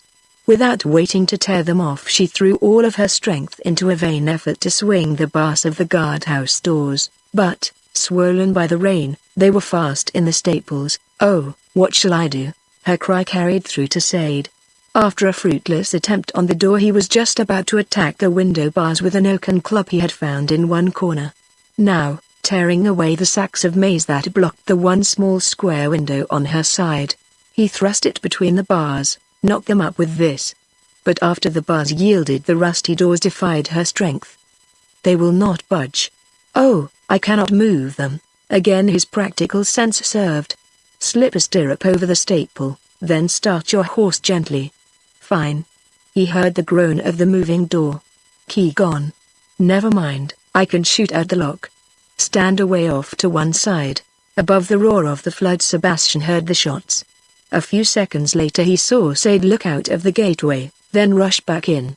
Behind the gates an iron ladder led up to a lookout post on top of the guardhouse, and, racing down the front of the wave, Sebastian saw Sade rise above the low parapet and lift Francesca to his side. At the same moment they saw him. In Francesca's outstretched hands Sebastian saw her impulse to save. In the sudden covering of her eyes he read his fate. The 50 yards that lay between him and the gates might just as well have been 1,000, for, less than half the distance away, the great yellow coma rose high over his head. Before it broke, however, he did two things: reined his horse to face it, then, just before he went under the grinding welter, with the same easy courtesy which he would have shown to a kinsman or a friend, he turned in the saddle and waved his hand. Chapter 24. From the time Sade rode into the hacienda up to that moment less than 20 minutes had passed, but events had leapt to a conclusion. The barrier of debris across the outer buildings had diminished the force of the blow upon the house, and had the water gained instant access to the interior and equalized the pressure it might have stood. As the wave raced past, level with the high wall, The patio presented for an instant a curious resemblance to a square vessel pressed down till its edges just rose above the water. The next, its stout walls fell inward, and over them a yellow wave leapt at the house. Reinforced by its partition walls, it withstood for a few seconds the enormous pressure. Then above the cracking and grinding of debris and the mingled roar of the flood rose the boom of doors and windows blown out of their frames. Because of its length the guardhouse went first. Feeling it tremble under his feet, Sade lifted Francesca and held her face in against his breast. Not that he was in the least resigned. Never in all his life had he felt a keener desire to live. His glance darted hither and thither, and when, freed by the fall of the stone lintels, a patio gate sprang out of the yellow cauldron almost at his feet, he snatched up Francesca, leapt, and landed in its very center. Falling under her, he was, for an instant, breathless. But in the few seconds that he lay the gasping circumstances worked in their favor. Thrust by the impact into the recoil of the wave from the house wall, the gate was heaved out of the patio, and past the guardhouse just before the heavy tiled roof collapsed with the walls. Almost in an instant the house crumbled and melted with scarcely a splash. Sitting up a few seconds later, Sade looked back on all that was left of El Quis, the barrier of debris rising, a black reef, out of a yellow sea. A mile ahead the wave roared on, its furious crescendo again reduced to a booming diapason. While the gate was being carried with incredible swiftness across the El Quis pastures, the roar sank to a distant hum, and presently died altogether, leaving only the quiet lapping of the waters in the falling dusk. So quickly had it all passed that Sade found it hard to believe they were floating in comparative safety. The gate, which was 10 feet by 12 in size and 4 inches thick, floated evenly, and if an occasional wave ran across it the tepid rainwater of the tropics caused no discomfort. Neither were they in danger from the debris, logs, and uprooted trees which floated at equal speed on currents that were setting back to the river. With a pole that he picked up, Sade was able to keep out of the way of the few that rolled and tumbled when their branches caught on the bottom, and when at last they drifted on the deeper, slower currents of the river, he turned to Francesca, who had remained a huddled, sobbing heap just where she fell. She looked up when he touched her shoulder. "Oh, I feel wicked," she cried, remorsefully. "If I had only waited for a few more days, given you time to explain, he would still be alive. It was perfectly natural," Sade comforted her. "He would absolve you from all blame were he here, for with all his faults he was big and brave." "You really think that he would?" She looked up with tearful anxiety. "I'm sure of it. How could he do otherwise? But he was my husband. And I left him for you, yet I do not think that he held you in blame." Kneeling beside her, with one arm around her shoulders, he gave his reasoned Sebastian's last salute. Even if this started her tears anew, she, nevertheless, felt comforted. When a black shape forged out of the dusk alongside, and he had to return to his pole, her natural spirit reasserted itself. "Here am I, crying like a child instead of helping. What can I do?" There was really nothing. But to keep her from brooding, he placed her on watch. "If you'll keep a lookout, I'll take a shove at everything that floats in reach. The current is setting across the river, and we have nearly 20 miles to work in. With any old luck we ought to be able to land at Santa Gertrudis." Thick dusk presently merged into night, but they were helped by a full moon which shed a dew of light through the falling rain. Not that they voyaged without hazard. Twice they were almost swamped by trees which rolled over under the thrust of Sade's pole. Further down they narrowly escaped shipwreck on wooded islands. Yet, thrusting and hauling, he worked steadily with the favoring current, and they had gained almost across when, rounding a bend, they sighted a distant light. Calibans, for sure. Only another hour to food and fire. Sade cheered her. He had, however, his own misgivings. As they drew into the shadow of the Barranca wall the moonlight grew fainter, and, drifting later over the submerged jungle, they were hard put to avoid the treetops which upreared like huge mushrooms above the flood. More than once they were almost swept off the raft by bajucos, vegetable cables, which stretched from top to top, and as these grew thicker Sade saw that disaster was merely a question of time. He was hoping desperately that their capsizing would not entail too long a swim, when out of the obscurity rose a huge black shape, with a shock that threw them both down. The raft grounded in shallow water, It was the plateau on which the new smelter stood.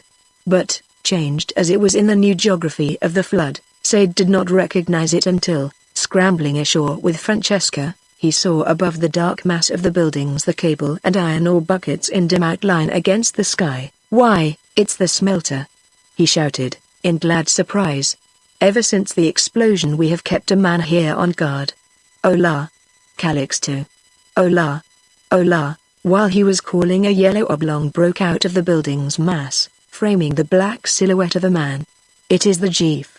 They heard his comment to his woman inside, then, uttering a volley of surprised carambas, he came rushing down the bank with his lantern. When Francesca's pale wet face shone under its sudden glow, he dropped the lantern, which, fortunately, did not go out.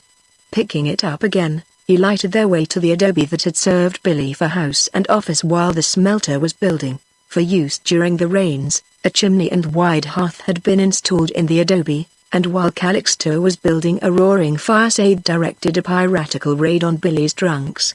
At first his search returned only muddy overalls and soiled clothing of various sorts, but at the very bottom, just as they had been placed by the hands of a careful mother, a new suit of flannel pajamas and a voluminous woolen bathrobe appeared.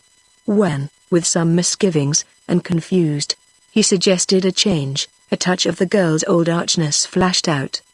Her smile was almost mischievous as she returned thanks.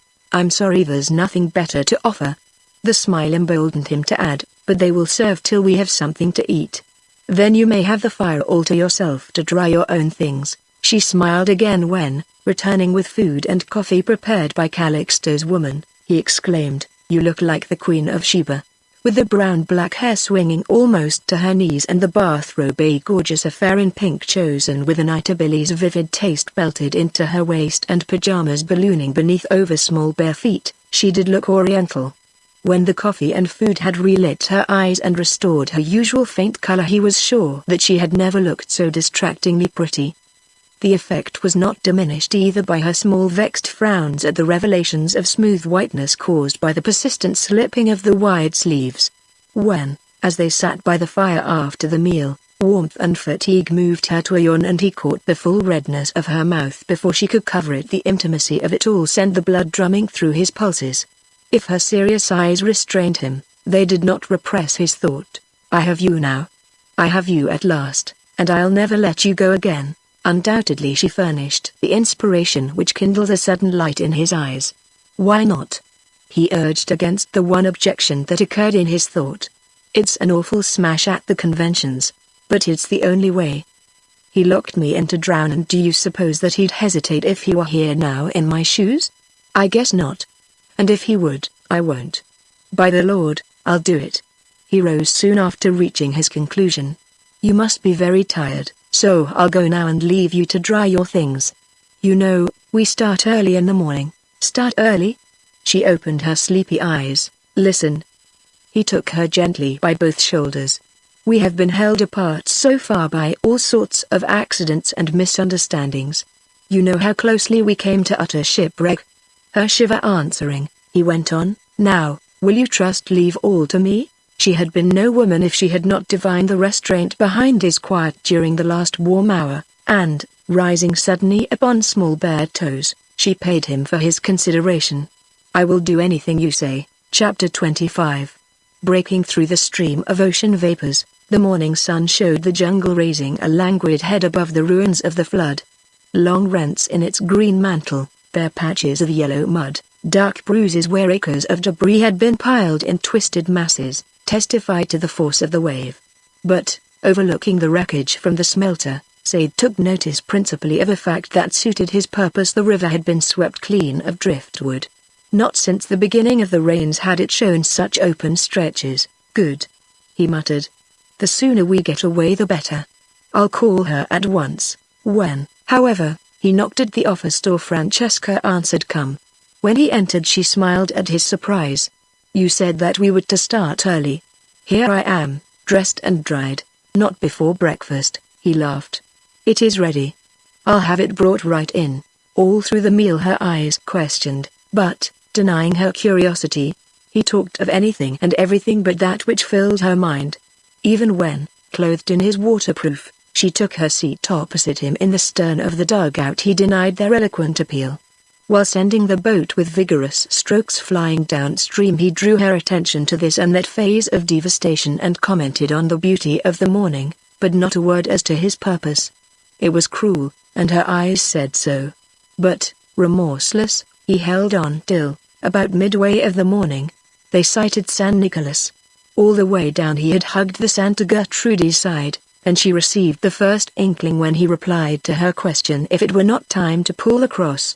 "We are not going there." "Not going there?" she repeated, surprised. "No, we shall keep right on down to sea." "The sea? The sea?" He nodded firmly. "And the minute we land there we're going to be married." The idea was altogether too radical to be absorbed at once. No doubt she thought he was joking, for a smile broke around her mouth. Not until they were almost opposite San Nicolas did it give place to puzzled alarm. "But, Senor Roberto." She changed it in answer to his quick look. "But, Roberto, might as well make it Bob," he cut in, crisply. "It may seem strange at first, but seeing that we're to be married you might as well begin to get used to it now." The San Nicolas walls now lay, a long, warm band, across their beam. From them her glance returned to the pendulum swing of his body. Finality centered in his steady stroke. It told that he had settled down for the day. Had he calculated its effect beforehand he could not have done better. Accustomed to Spanish deference, she was nonplussed by his authoritative air, yet its very unusualness invested it with a certain charm. "But Bob?" Somehow the curt appellation acquired grace and softness from her Spanish lisp. It fell so prettily that he made her repeat it. But, though she added to its attraction an appealing glance, he remained grimly obdurate. "Give me time to think, all you want." At this speed the oars creaked under his stroke. "You will have about 24 hours. She looked at him, frightened. "Please. At least let us talk it over." The cheerful roll of oars in the rowlocks returned the wooden answer. "Won't you?" He stopped rowing and sat regarding her sternly. "I'm allowing you more time than you gave me." If he paused, then, judging it necessary, relentlessly continued, "If he were here in my place, do you suppose?" "Oh, he would." "He did. After he had insured me against me," he supplied, with a dogged shake of the head, then went on, "Well, even if he would, I won't." As he bent again to the oars, the touch of admiration that leavened her undoubted fright paid tribute to his stubborn logic. Settling to his stroke, he began again, "Supposing that I complied and put you ashore at San Nicolas, do you think that Don Luis would be any more favorably inclined toward me? You know that he wouldn't. I should do well to escape with my life. But if you go back as my wife, well, the most they can do is to turn us out. Of course I can understand your feeling. It will be a frightful breach of the conventions." "No, it is not that," she interrupted him. "My friends will be scandalized, see, but they are long ago broken to that. They would be dreadfully disappointed if I did not fulfill their predictions by making a shameful end. And it isn't he. It is wicked to acknowledge it, but I know now that no matter how hard I tried to school myself I should sooner or later have run away to you. They'll think it shocking, my friends, my mother, but I can endure it, and that can be avoided. I'll take you away, throw up everything here, make a new start somewhere else." "No. No." She shook her head. "Your work is here, and I am just as proud of it as you could be." "Let them chatter." "No, it isn't even that." "Then what is it?" "You wouldn't understand. It is silly, just a woman's reason." "No, you would not understand." "I'll try." "It is so foolish."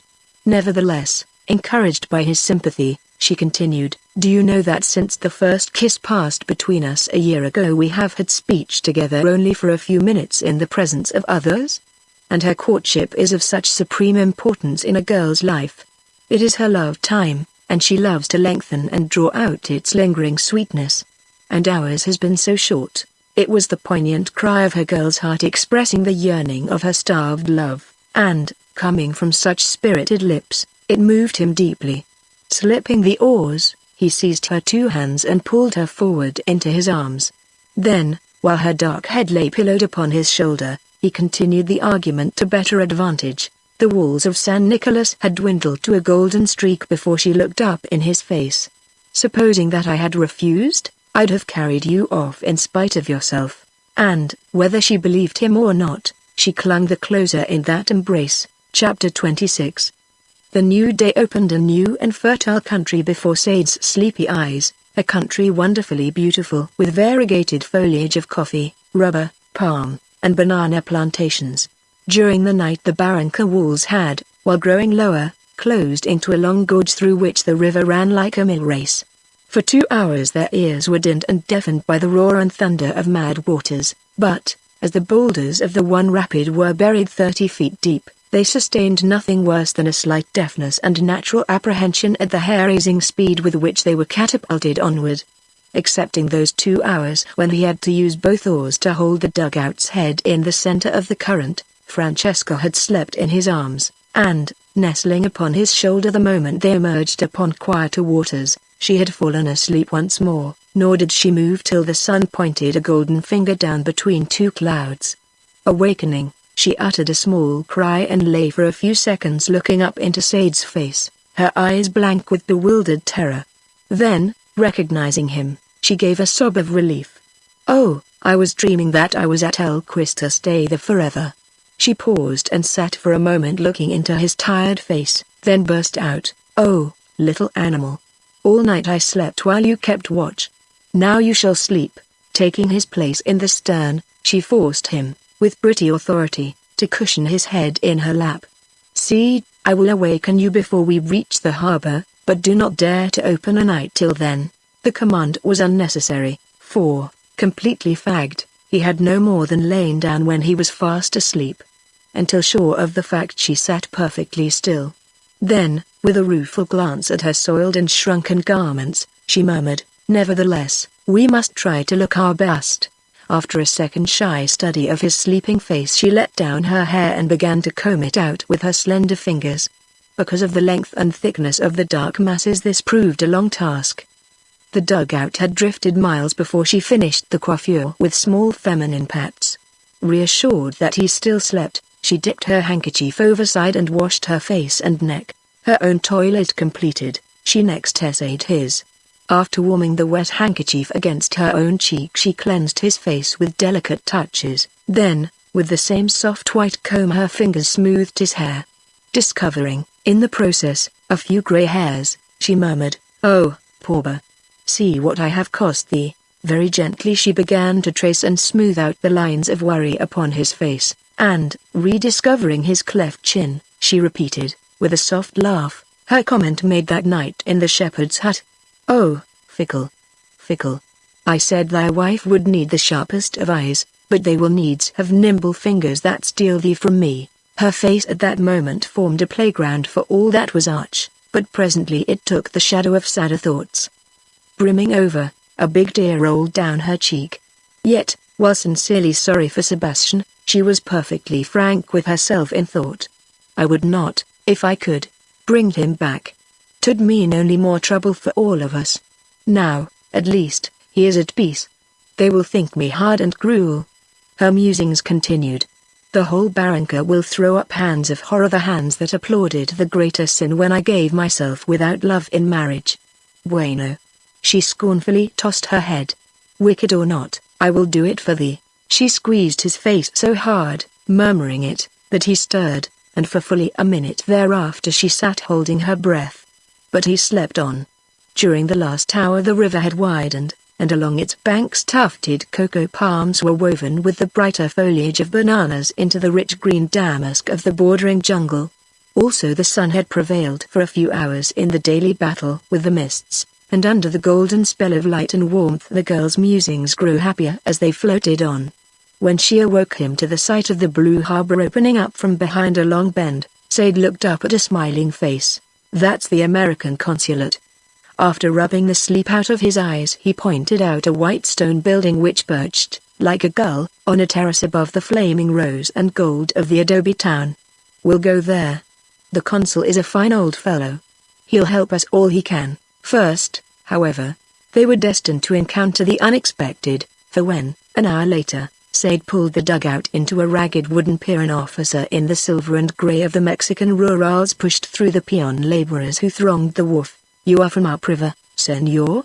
Then you can tell us of the flood in the Barranca. A cousin of mine, Don Sebastian Caramba. At the sight of Francesca he broke suddenly off. It is surely the Señorita Garcia? You will remember me, Eduardo Gallardo, upon the occasion that I visited, at San Nicolas, your uncle, the excellent General Garcia, with my wife, who is of your kinsfolk. Recognizing him while he was still in the crowd, Francesca had gained time to prepare. His use of her maiden name proved that here at the port they had heard nothing as yet of her marriage, so, after briefly describing Sebastian's death and the destruction of El Quis, she concluded, I was saved by the Señor, here, who rode in to warn us. But for him I also should have drowned, and Sade availed himself of the opening. As the Señorita is completely exhausted, Señor, you will please to excuse us. We go to the American consulate. But why the consulate, Señor? The rural politely objected, when she owns here the house of her kinswoman. The Señora, my wife, see, I have heard of her nothing that is not lovely. Drawing him a little aside, Francesca proceeded to heal, with winning smiles, the wound in his pride. You shall give her my love, cousin. Tell her that I should prefer to visit her, but, having taken my life from the hand of this Señor, I cannot do otherwise than fall in with his plans. Deferring with Latin politeness to her wish, his pride was none the less hurt, and while they climbed the hill to the consulate he hurried home to his wife, whose feminine intuitions placed the whole matter in an entirely new light. A gringo, sayest thou? Then it will be he for whose sake she was sent away to Europe. Medium tall, is he, with a straight nose, hollow cheeks, quick grey eyes? The very man that Paolo, the administrador, described to me on his last visit to the port. Caramba! Here's fine bread for the baking. 'Tis told all over the Barranca that she has this man in her blood, and count me for a liar if she comes with him this far for any purpose but marriage. 'Twill never do to have Don Luis knocking at our door to ask why we let her go before our very eyes. He is a power, hombrecita, with the government, thy master, and, fail or win, we lose nothing by trying to trip her run. And 'twill be easy. A word in the ear of the chief, judge, and priest, and 'tis done. And do not sleep on it. Away with you at once. In his cool white salon on the hill above, the consul, a portly old fellow with a clean, good-natured face, was counseling Sade at that moment in almost the same terms. As you say, this is no time to stand on conventions, especially after the man had locked you in and left you to drown. After seeing the young lady, his smiling glance went to the door through which Francesca had just gone with his wife. I should feel less than ever like protracted mourning. Besides, it is now or never. If you don't marry her at once, the chance may never come again. If Eduardo Gallardo hadn't seen you, it would have been quite simple. I could have fixed it up for you all right. But he is counted something of a sneak, and if he once sniffs the wind, well, you can be sure he won't let such a chance slip to better himself with General Garcia. You've simply got to beat him to it. After a pause of thought he went on, in their usual course, both the legal and ecclesiastical procedures are very slow. It takes about a week for the lawyers to coin the bridegroom's natural impatience into ready money, and after they are through the church holds out its hand for what's left. It's an awful graft, but has its advantages, for if the wheels are well greased they spin like lightning. Shut up. I don't have to be told that you emerged from the flood with empty pockets. I'll attend to that, and you can settle with me any old time. All you have to do, taking Sade by the shoulders, he marched him into his own bedroom, is to take a shave and bath and make yourself look as much as you can like a happy bridegroom.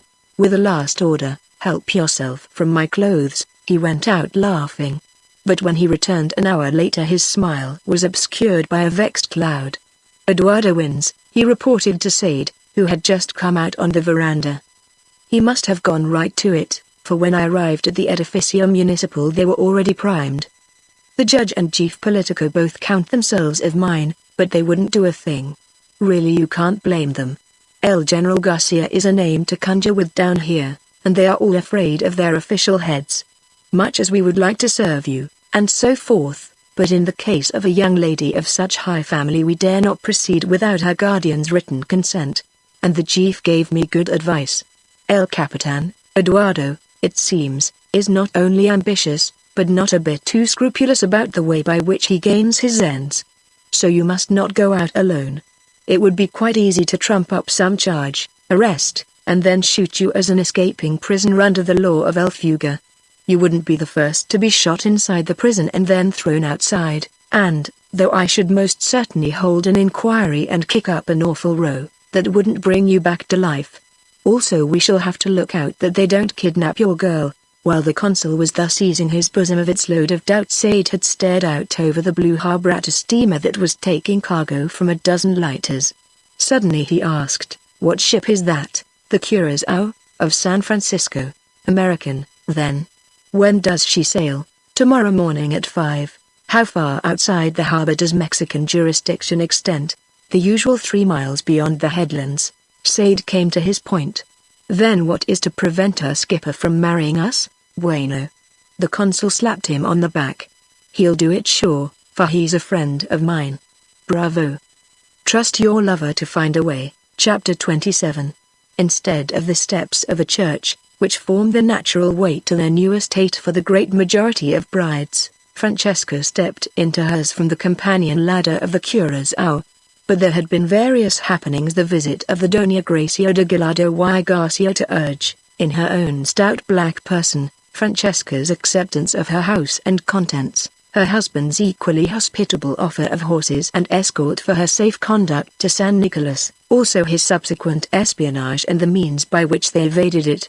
And now she was stepping from the companionway into the launch which was to take the newly married pair, just as the consul had done his best for Sade, so, with a woman's natural enthusiasm for a wedding, his wife had dressed the girl.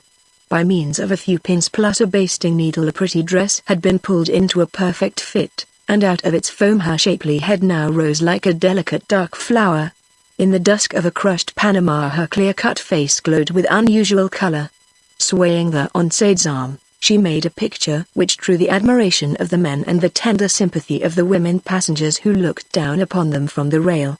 While Sade was handing her into the launch, a storm of rice broke overhead and fell softly into the water, and when, leaving them dancing in its wake, the big hulk of the ship moved on, a hearty cheer floated back to them. If not so boisterous, the congratulations of the consul at the pier were equally hearty. "You didn't do it a bit too soon," he informed them. "Just after you left, friend Eduardo notified me that it had been decided in a family council that your wife should go at once to the house of her relative. Without actually saying it, he gave me to understand that a charge of kidnapping lay behind the demand. Just for the fun of it I let him wander along, and when I sprang it, and told him that by this time you were undoubtedly married, you should have seen his face. He won't trouble you again, neither will he furnish you horses." "That doesn't matter," his wife put in. "I have that all arranged." "What?" The consul looked his surprise. "What's this? A conspiracy? I expected that you would stay with us at least a week." "No." His wife took the answer into her own hands. "You know, Francesca's mother and uncle are grieving in the belief that she is drowned. And she has other reasons of her own and yours," she added for Sade. "Though you are not to bother her with questions." At the consulate breakfast was waiting, and in the cheer of the following hour and bustle of departure, Sade forgot his momentary wonder. It did not revive until, early that afternoon, they reined in to rest their horses on the crest of the first hill in the chain that led in giant steps up to the plateau above the Barranca. As they rode on, after a last look at the harbor, which lay like a huge turquoise within its setting of hills, he looked inquiringly at Francesca. "Can you not guess?" she asked. When he shook his head, she rallied him with a happy laugh upon his dullness. "I think your memory is very poor, Senor Rosario." "What Rosa?" For instantly there flashed up a picture of her wet face looking at him from under her capote hood on the day that he found her standing in the rain beside her fallen horse. "So you recognize me at last? You don't mean to say, see, senor," my husband contradicting her laugh, a deep thrill inhered in the words. "It is even so. In the days before the railroad, when there was great travel between San Nicolas and the port, Don Luis maintained houses a day's journey apart. Though none of our family has visited them in the last 2 years, they were in good condition when Paulo passed this way at the beginning of the rains. So tonight, Rosario, we bide in our own house." Again did her accent on the R move and thrill him. Always undemonstrative, however, He merely caught her hand, and so, linked like children, they rode on side by side. At first they observed a happy silence, but presently the trail took on such remarkable likeness to the one they had traveled that other day, proceeding from the stretches of black volcanic rock through copal and scrub oak to sparsely grassed barrens, that the strength of the associations forced them into talk. "That's where your horse fell," he began it. When she agreed, he asked, "I wonder if you had any conception of the risks you were running when you rode behind me?" Though she knew very well what he meant, she pretended ignorance and made him explain in detail his feelings at the sight of her hands resting like white butterflies on the front of his coat, his sudden emotion when the scent of her wet hair floated over his shoulder, utter intoxication whenever a slip of his horse caused her to tighten her hold on his waist. "You hid it very cleverly," was her comment upon these revelations, "and you never knew it?" "Of course I did." To which she added the brazen confession, "Or I would not have done it." Shooting over a hill not long thereafter, the trail suddenly fell through copal and oak woods into a sheltered valley where, with a suddenness that drew an exclamation of admiration from Sade, they came in sight of the house. A small adobe, washed with gold with pale violet borders, it stood under a great banyan tree within the embrace of a grove of tall palms. Almost across its doorway a bright arroyo ran swiftly, to disappear in the dark shade of clump tamarinds. All the afternoon the sun had pursued a futile struggle with the ocean mists, and now, completing the beauty of the place, it shot a last coppery shaft between two clouds. "A happy augury," was Francesca's greeting to the pathway of light. "Now let it rain." The door was unlocked, and, entering with her, he found the interior equally to his taste. The solid walls were cream-tinted, and after he had lit the wood which was ready on the open hearth they reflected a comfortable glow on massive tables and chairs of plain oak, wide settees, and roomy lounges. His satisfaction was complete when she told him that it stood alone. The knowledge that they would be barred by leagues of distance, shut in by the rainy night from the rest of the world, filled him with deep content. From a survey, conscious of warmth and comfort, his satisfied gaze returned to the fingers which were fluttering like white butterflies from button to button down her raincoat. "Lazy one." She spoke with a pretty assumption of wifely authority. "Stable the horses but first bring in the bundle from my crupper. While you are out I shall prepare our meal." "What? Do we really eat?" How thoughtful.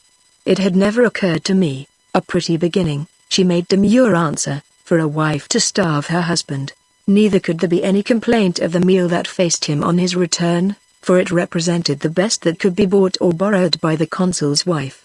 Afterwards Sade would have washed the dishes, but, taking him by the shoulders, Francesca marched him back to the fire. "No, I shall do it myself." "Please." She headed off the mutiny betrayed by his eyes. "If you knew how often I have peeped into our work folks' adobes at night to watch, with envy, some little peona preparing her man's meal, you would understand." So, smoking by the fire, he watched with huge comfort the play of dimples in her arms and the fluttering of the small hands which seemed so hopelessly at odds with their task. While working she chatted happily, but after the last dish was ranged in the plate rack on the wall she came to him and sank in a graceful heap beside his chair. Head pillowed on one white arm spread across his knee, she gazed thoughtfully into the fire, and, looking down upon her, Sade's thought reverted once more to the shepherd's hut. Again he had difficulty in realizing that it was indeed he, Robert Sade, mining engineer, who was sharing food and fire with this, his wife, daughter on one side of a proud Spanish house and on the other of descent that ran back into the dim time of the Aztecs. Her voice called him out of his wonder, and while the fire leapt and crackled in defiance of the wind and rain without they talked of this and that, their trials and travail, absent thoughts, hopes, and in the telling of it they obtained surcease from the smart of past misunderstandings. Also there were confessions. Each told she with a blush how they had overlooked each other's sleep in the shepherd's hut. Because opportunity for such communion had been altogether lacking, they talked late. Their murmurs died with the last light of the fire. Chapter 28. At high noon 2 days thereafter Sade and Francesca drew rein on the rim of the Barranca above San Nicolas. During the moment that the horses rested their thoughts reverted to the last occasion when they had overlooked the great void, and if the thought of Sebastian brought a touch of sadness into the girl's reflections it caused no bitterness.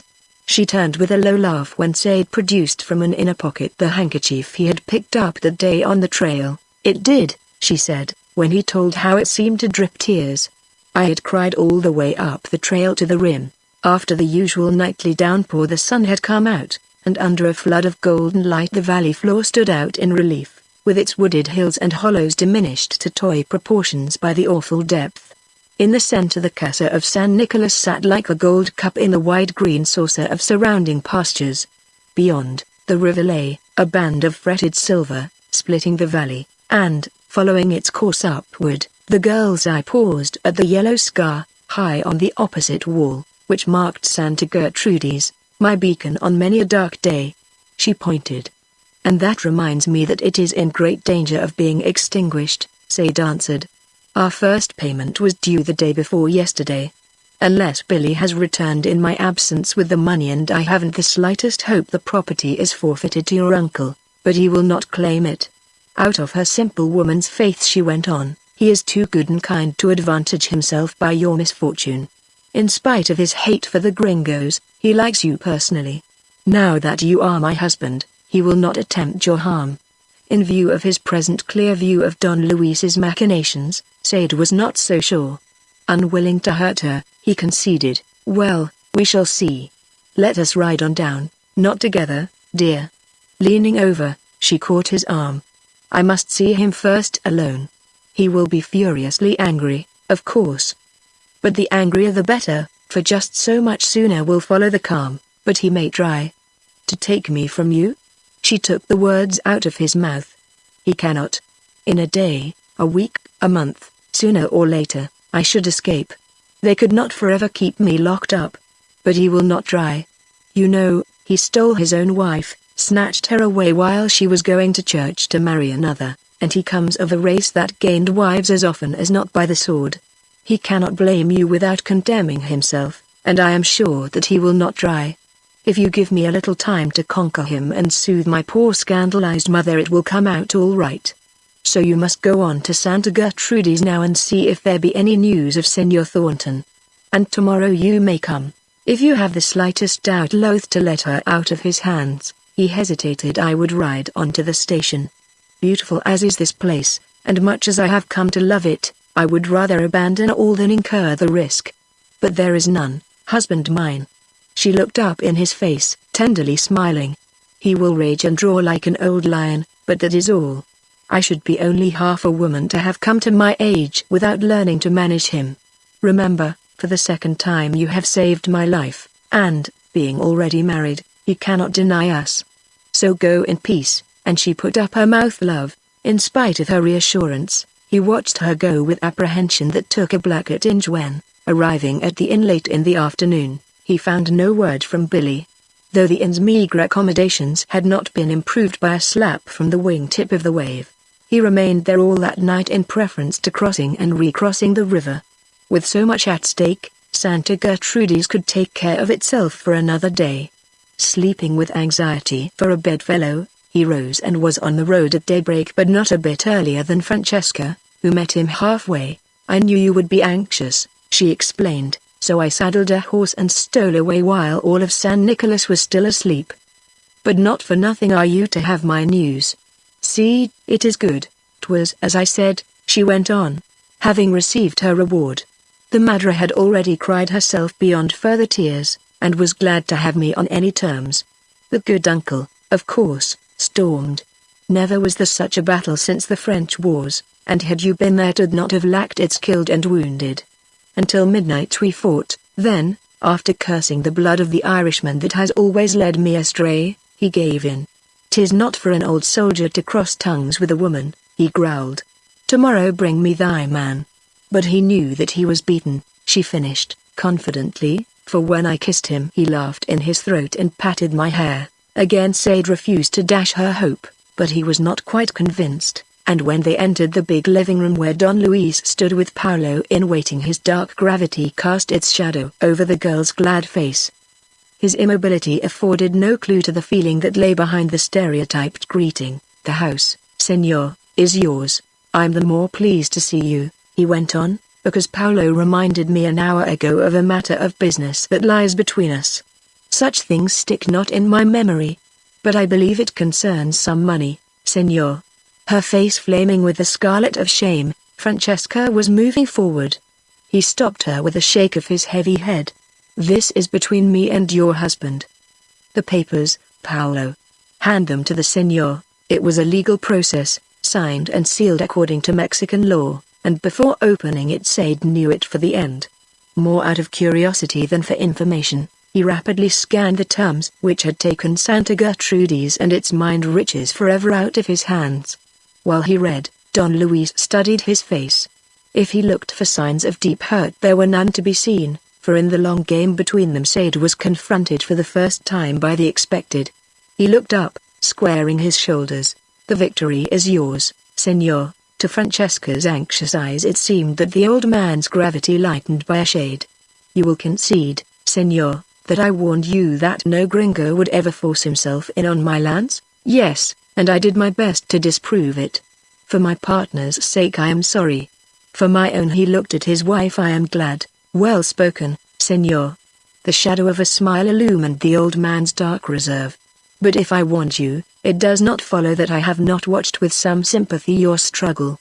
In watching, too, my old eyes have been opened upon truths that I had refused to see, though they lay under my nose.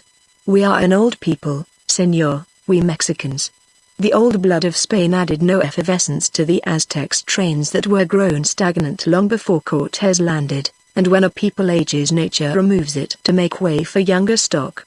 See, though I refuse to acknowledge it, I have known many years that just as the Moors overran Spain, and the Spanish overran the Aztecs, so will your people overrun Mexico from the northern Sierras to the Gulf.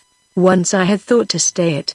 But time cools the hottest blood, and the one I had counted upon to uphold my old hands is gone to his place forever. Also I have seen that no man can dam the tide or shut the gates that Porfirio Diaz opened. As it went with Texas and Alta California, so will it go with all our states. Against your Yankee our softer people can never stand. In the time to come only those of us that mix blood with shrewdest trains will be able to withstand the flood, and thus it is I, who would have killed once the man that said I should ever take a gringo for kinsman, accept you with resignation. Perhaps it is the easier because one such mixture gave us this bright girl. And if you took time by the forelock 'tis not for me to grumble. One word more. He threw one arm around Francesca, who had crossed to his side. It has never been the habit of the Garças to overlook a good dower to one of the house, and the fact that my niece has given you herself in exchange for her life does not cancel my debt. Give me the papers.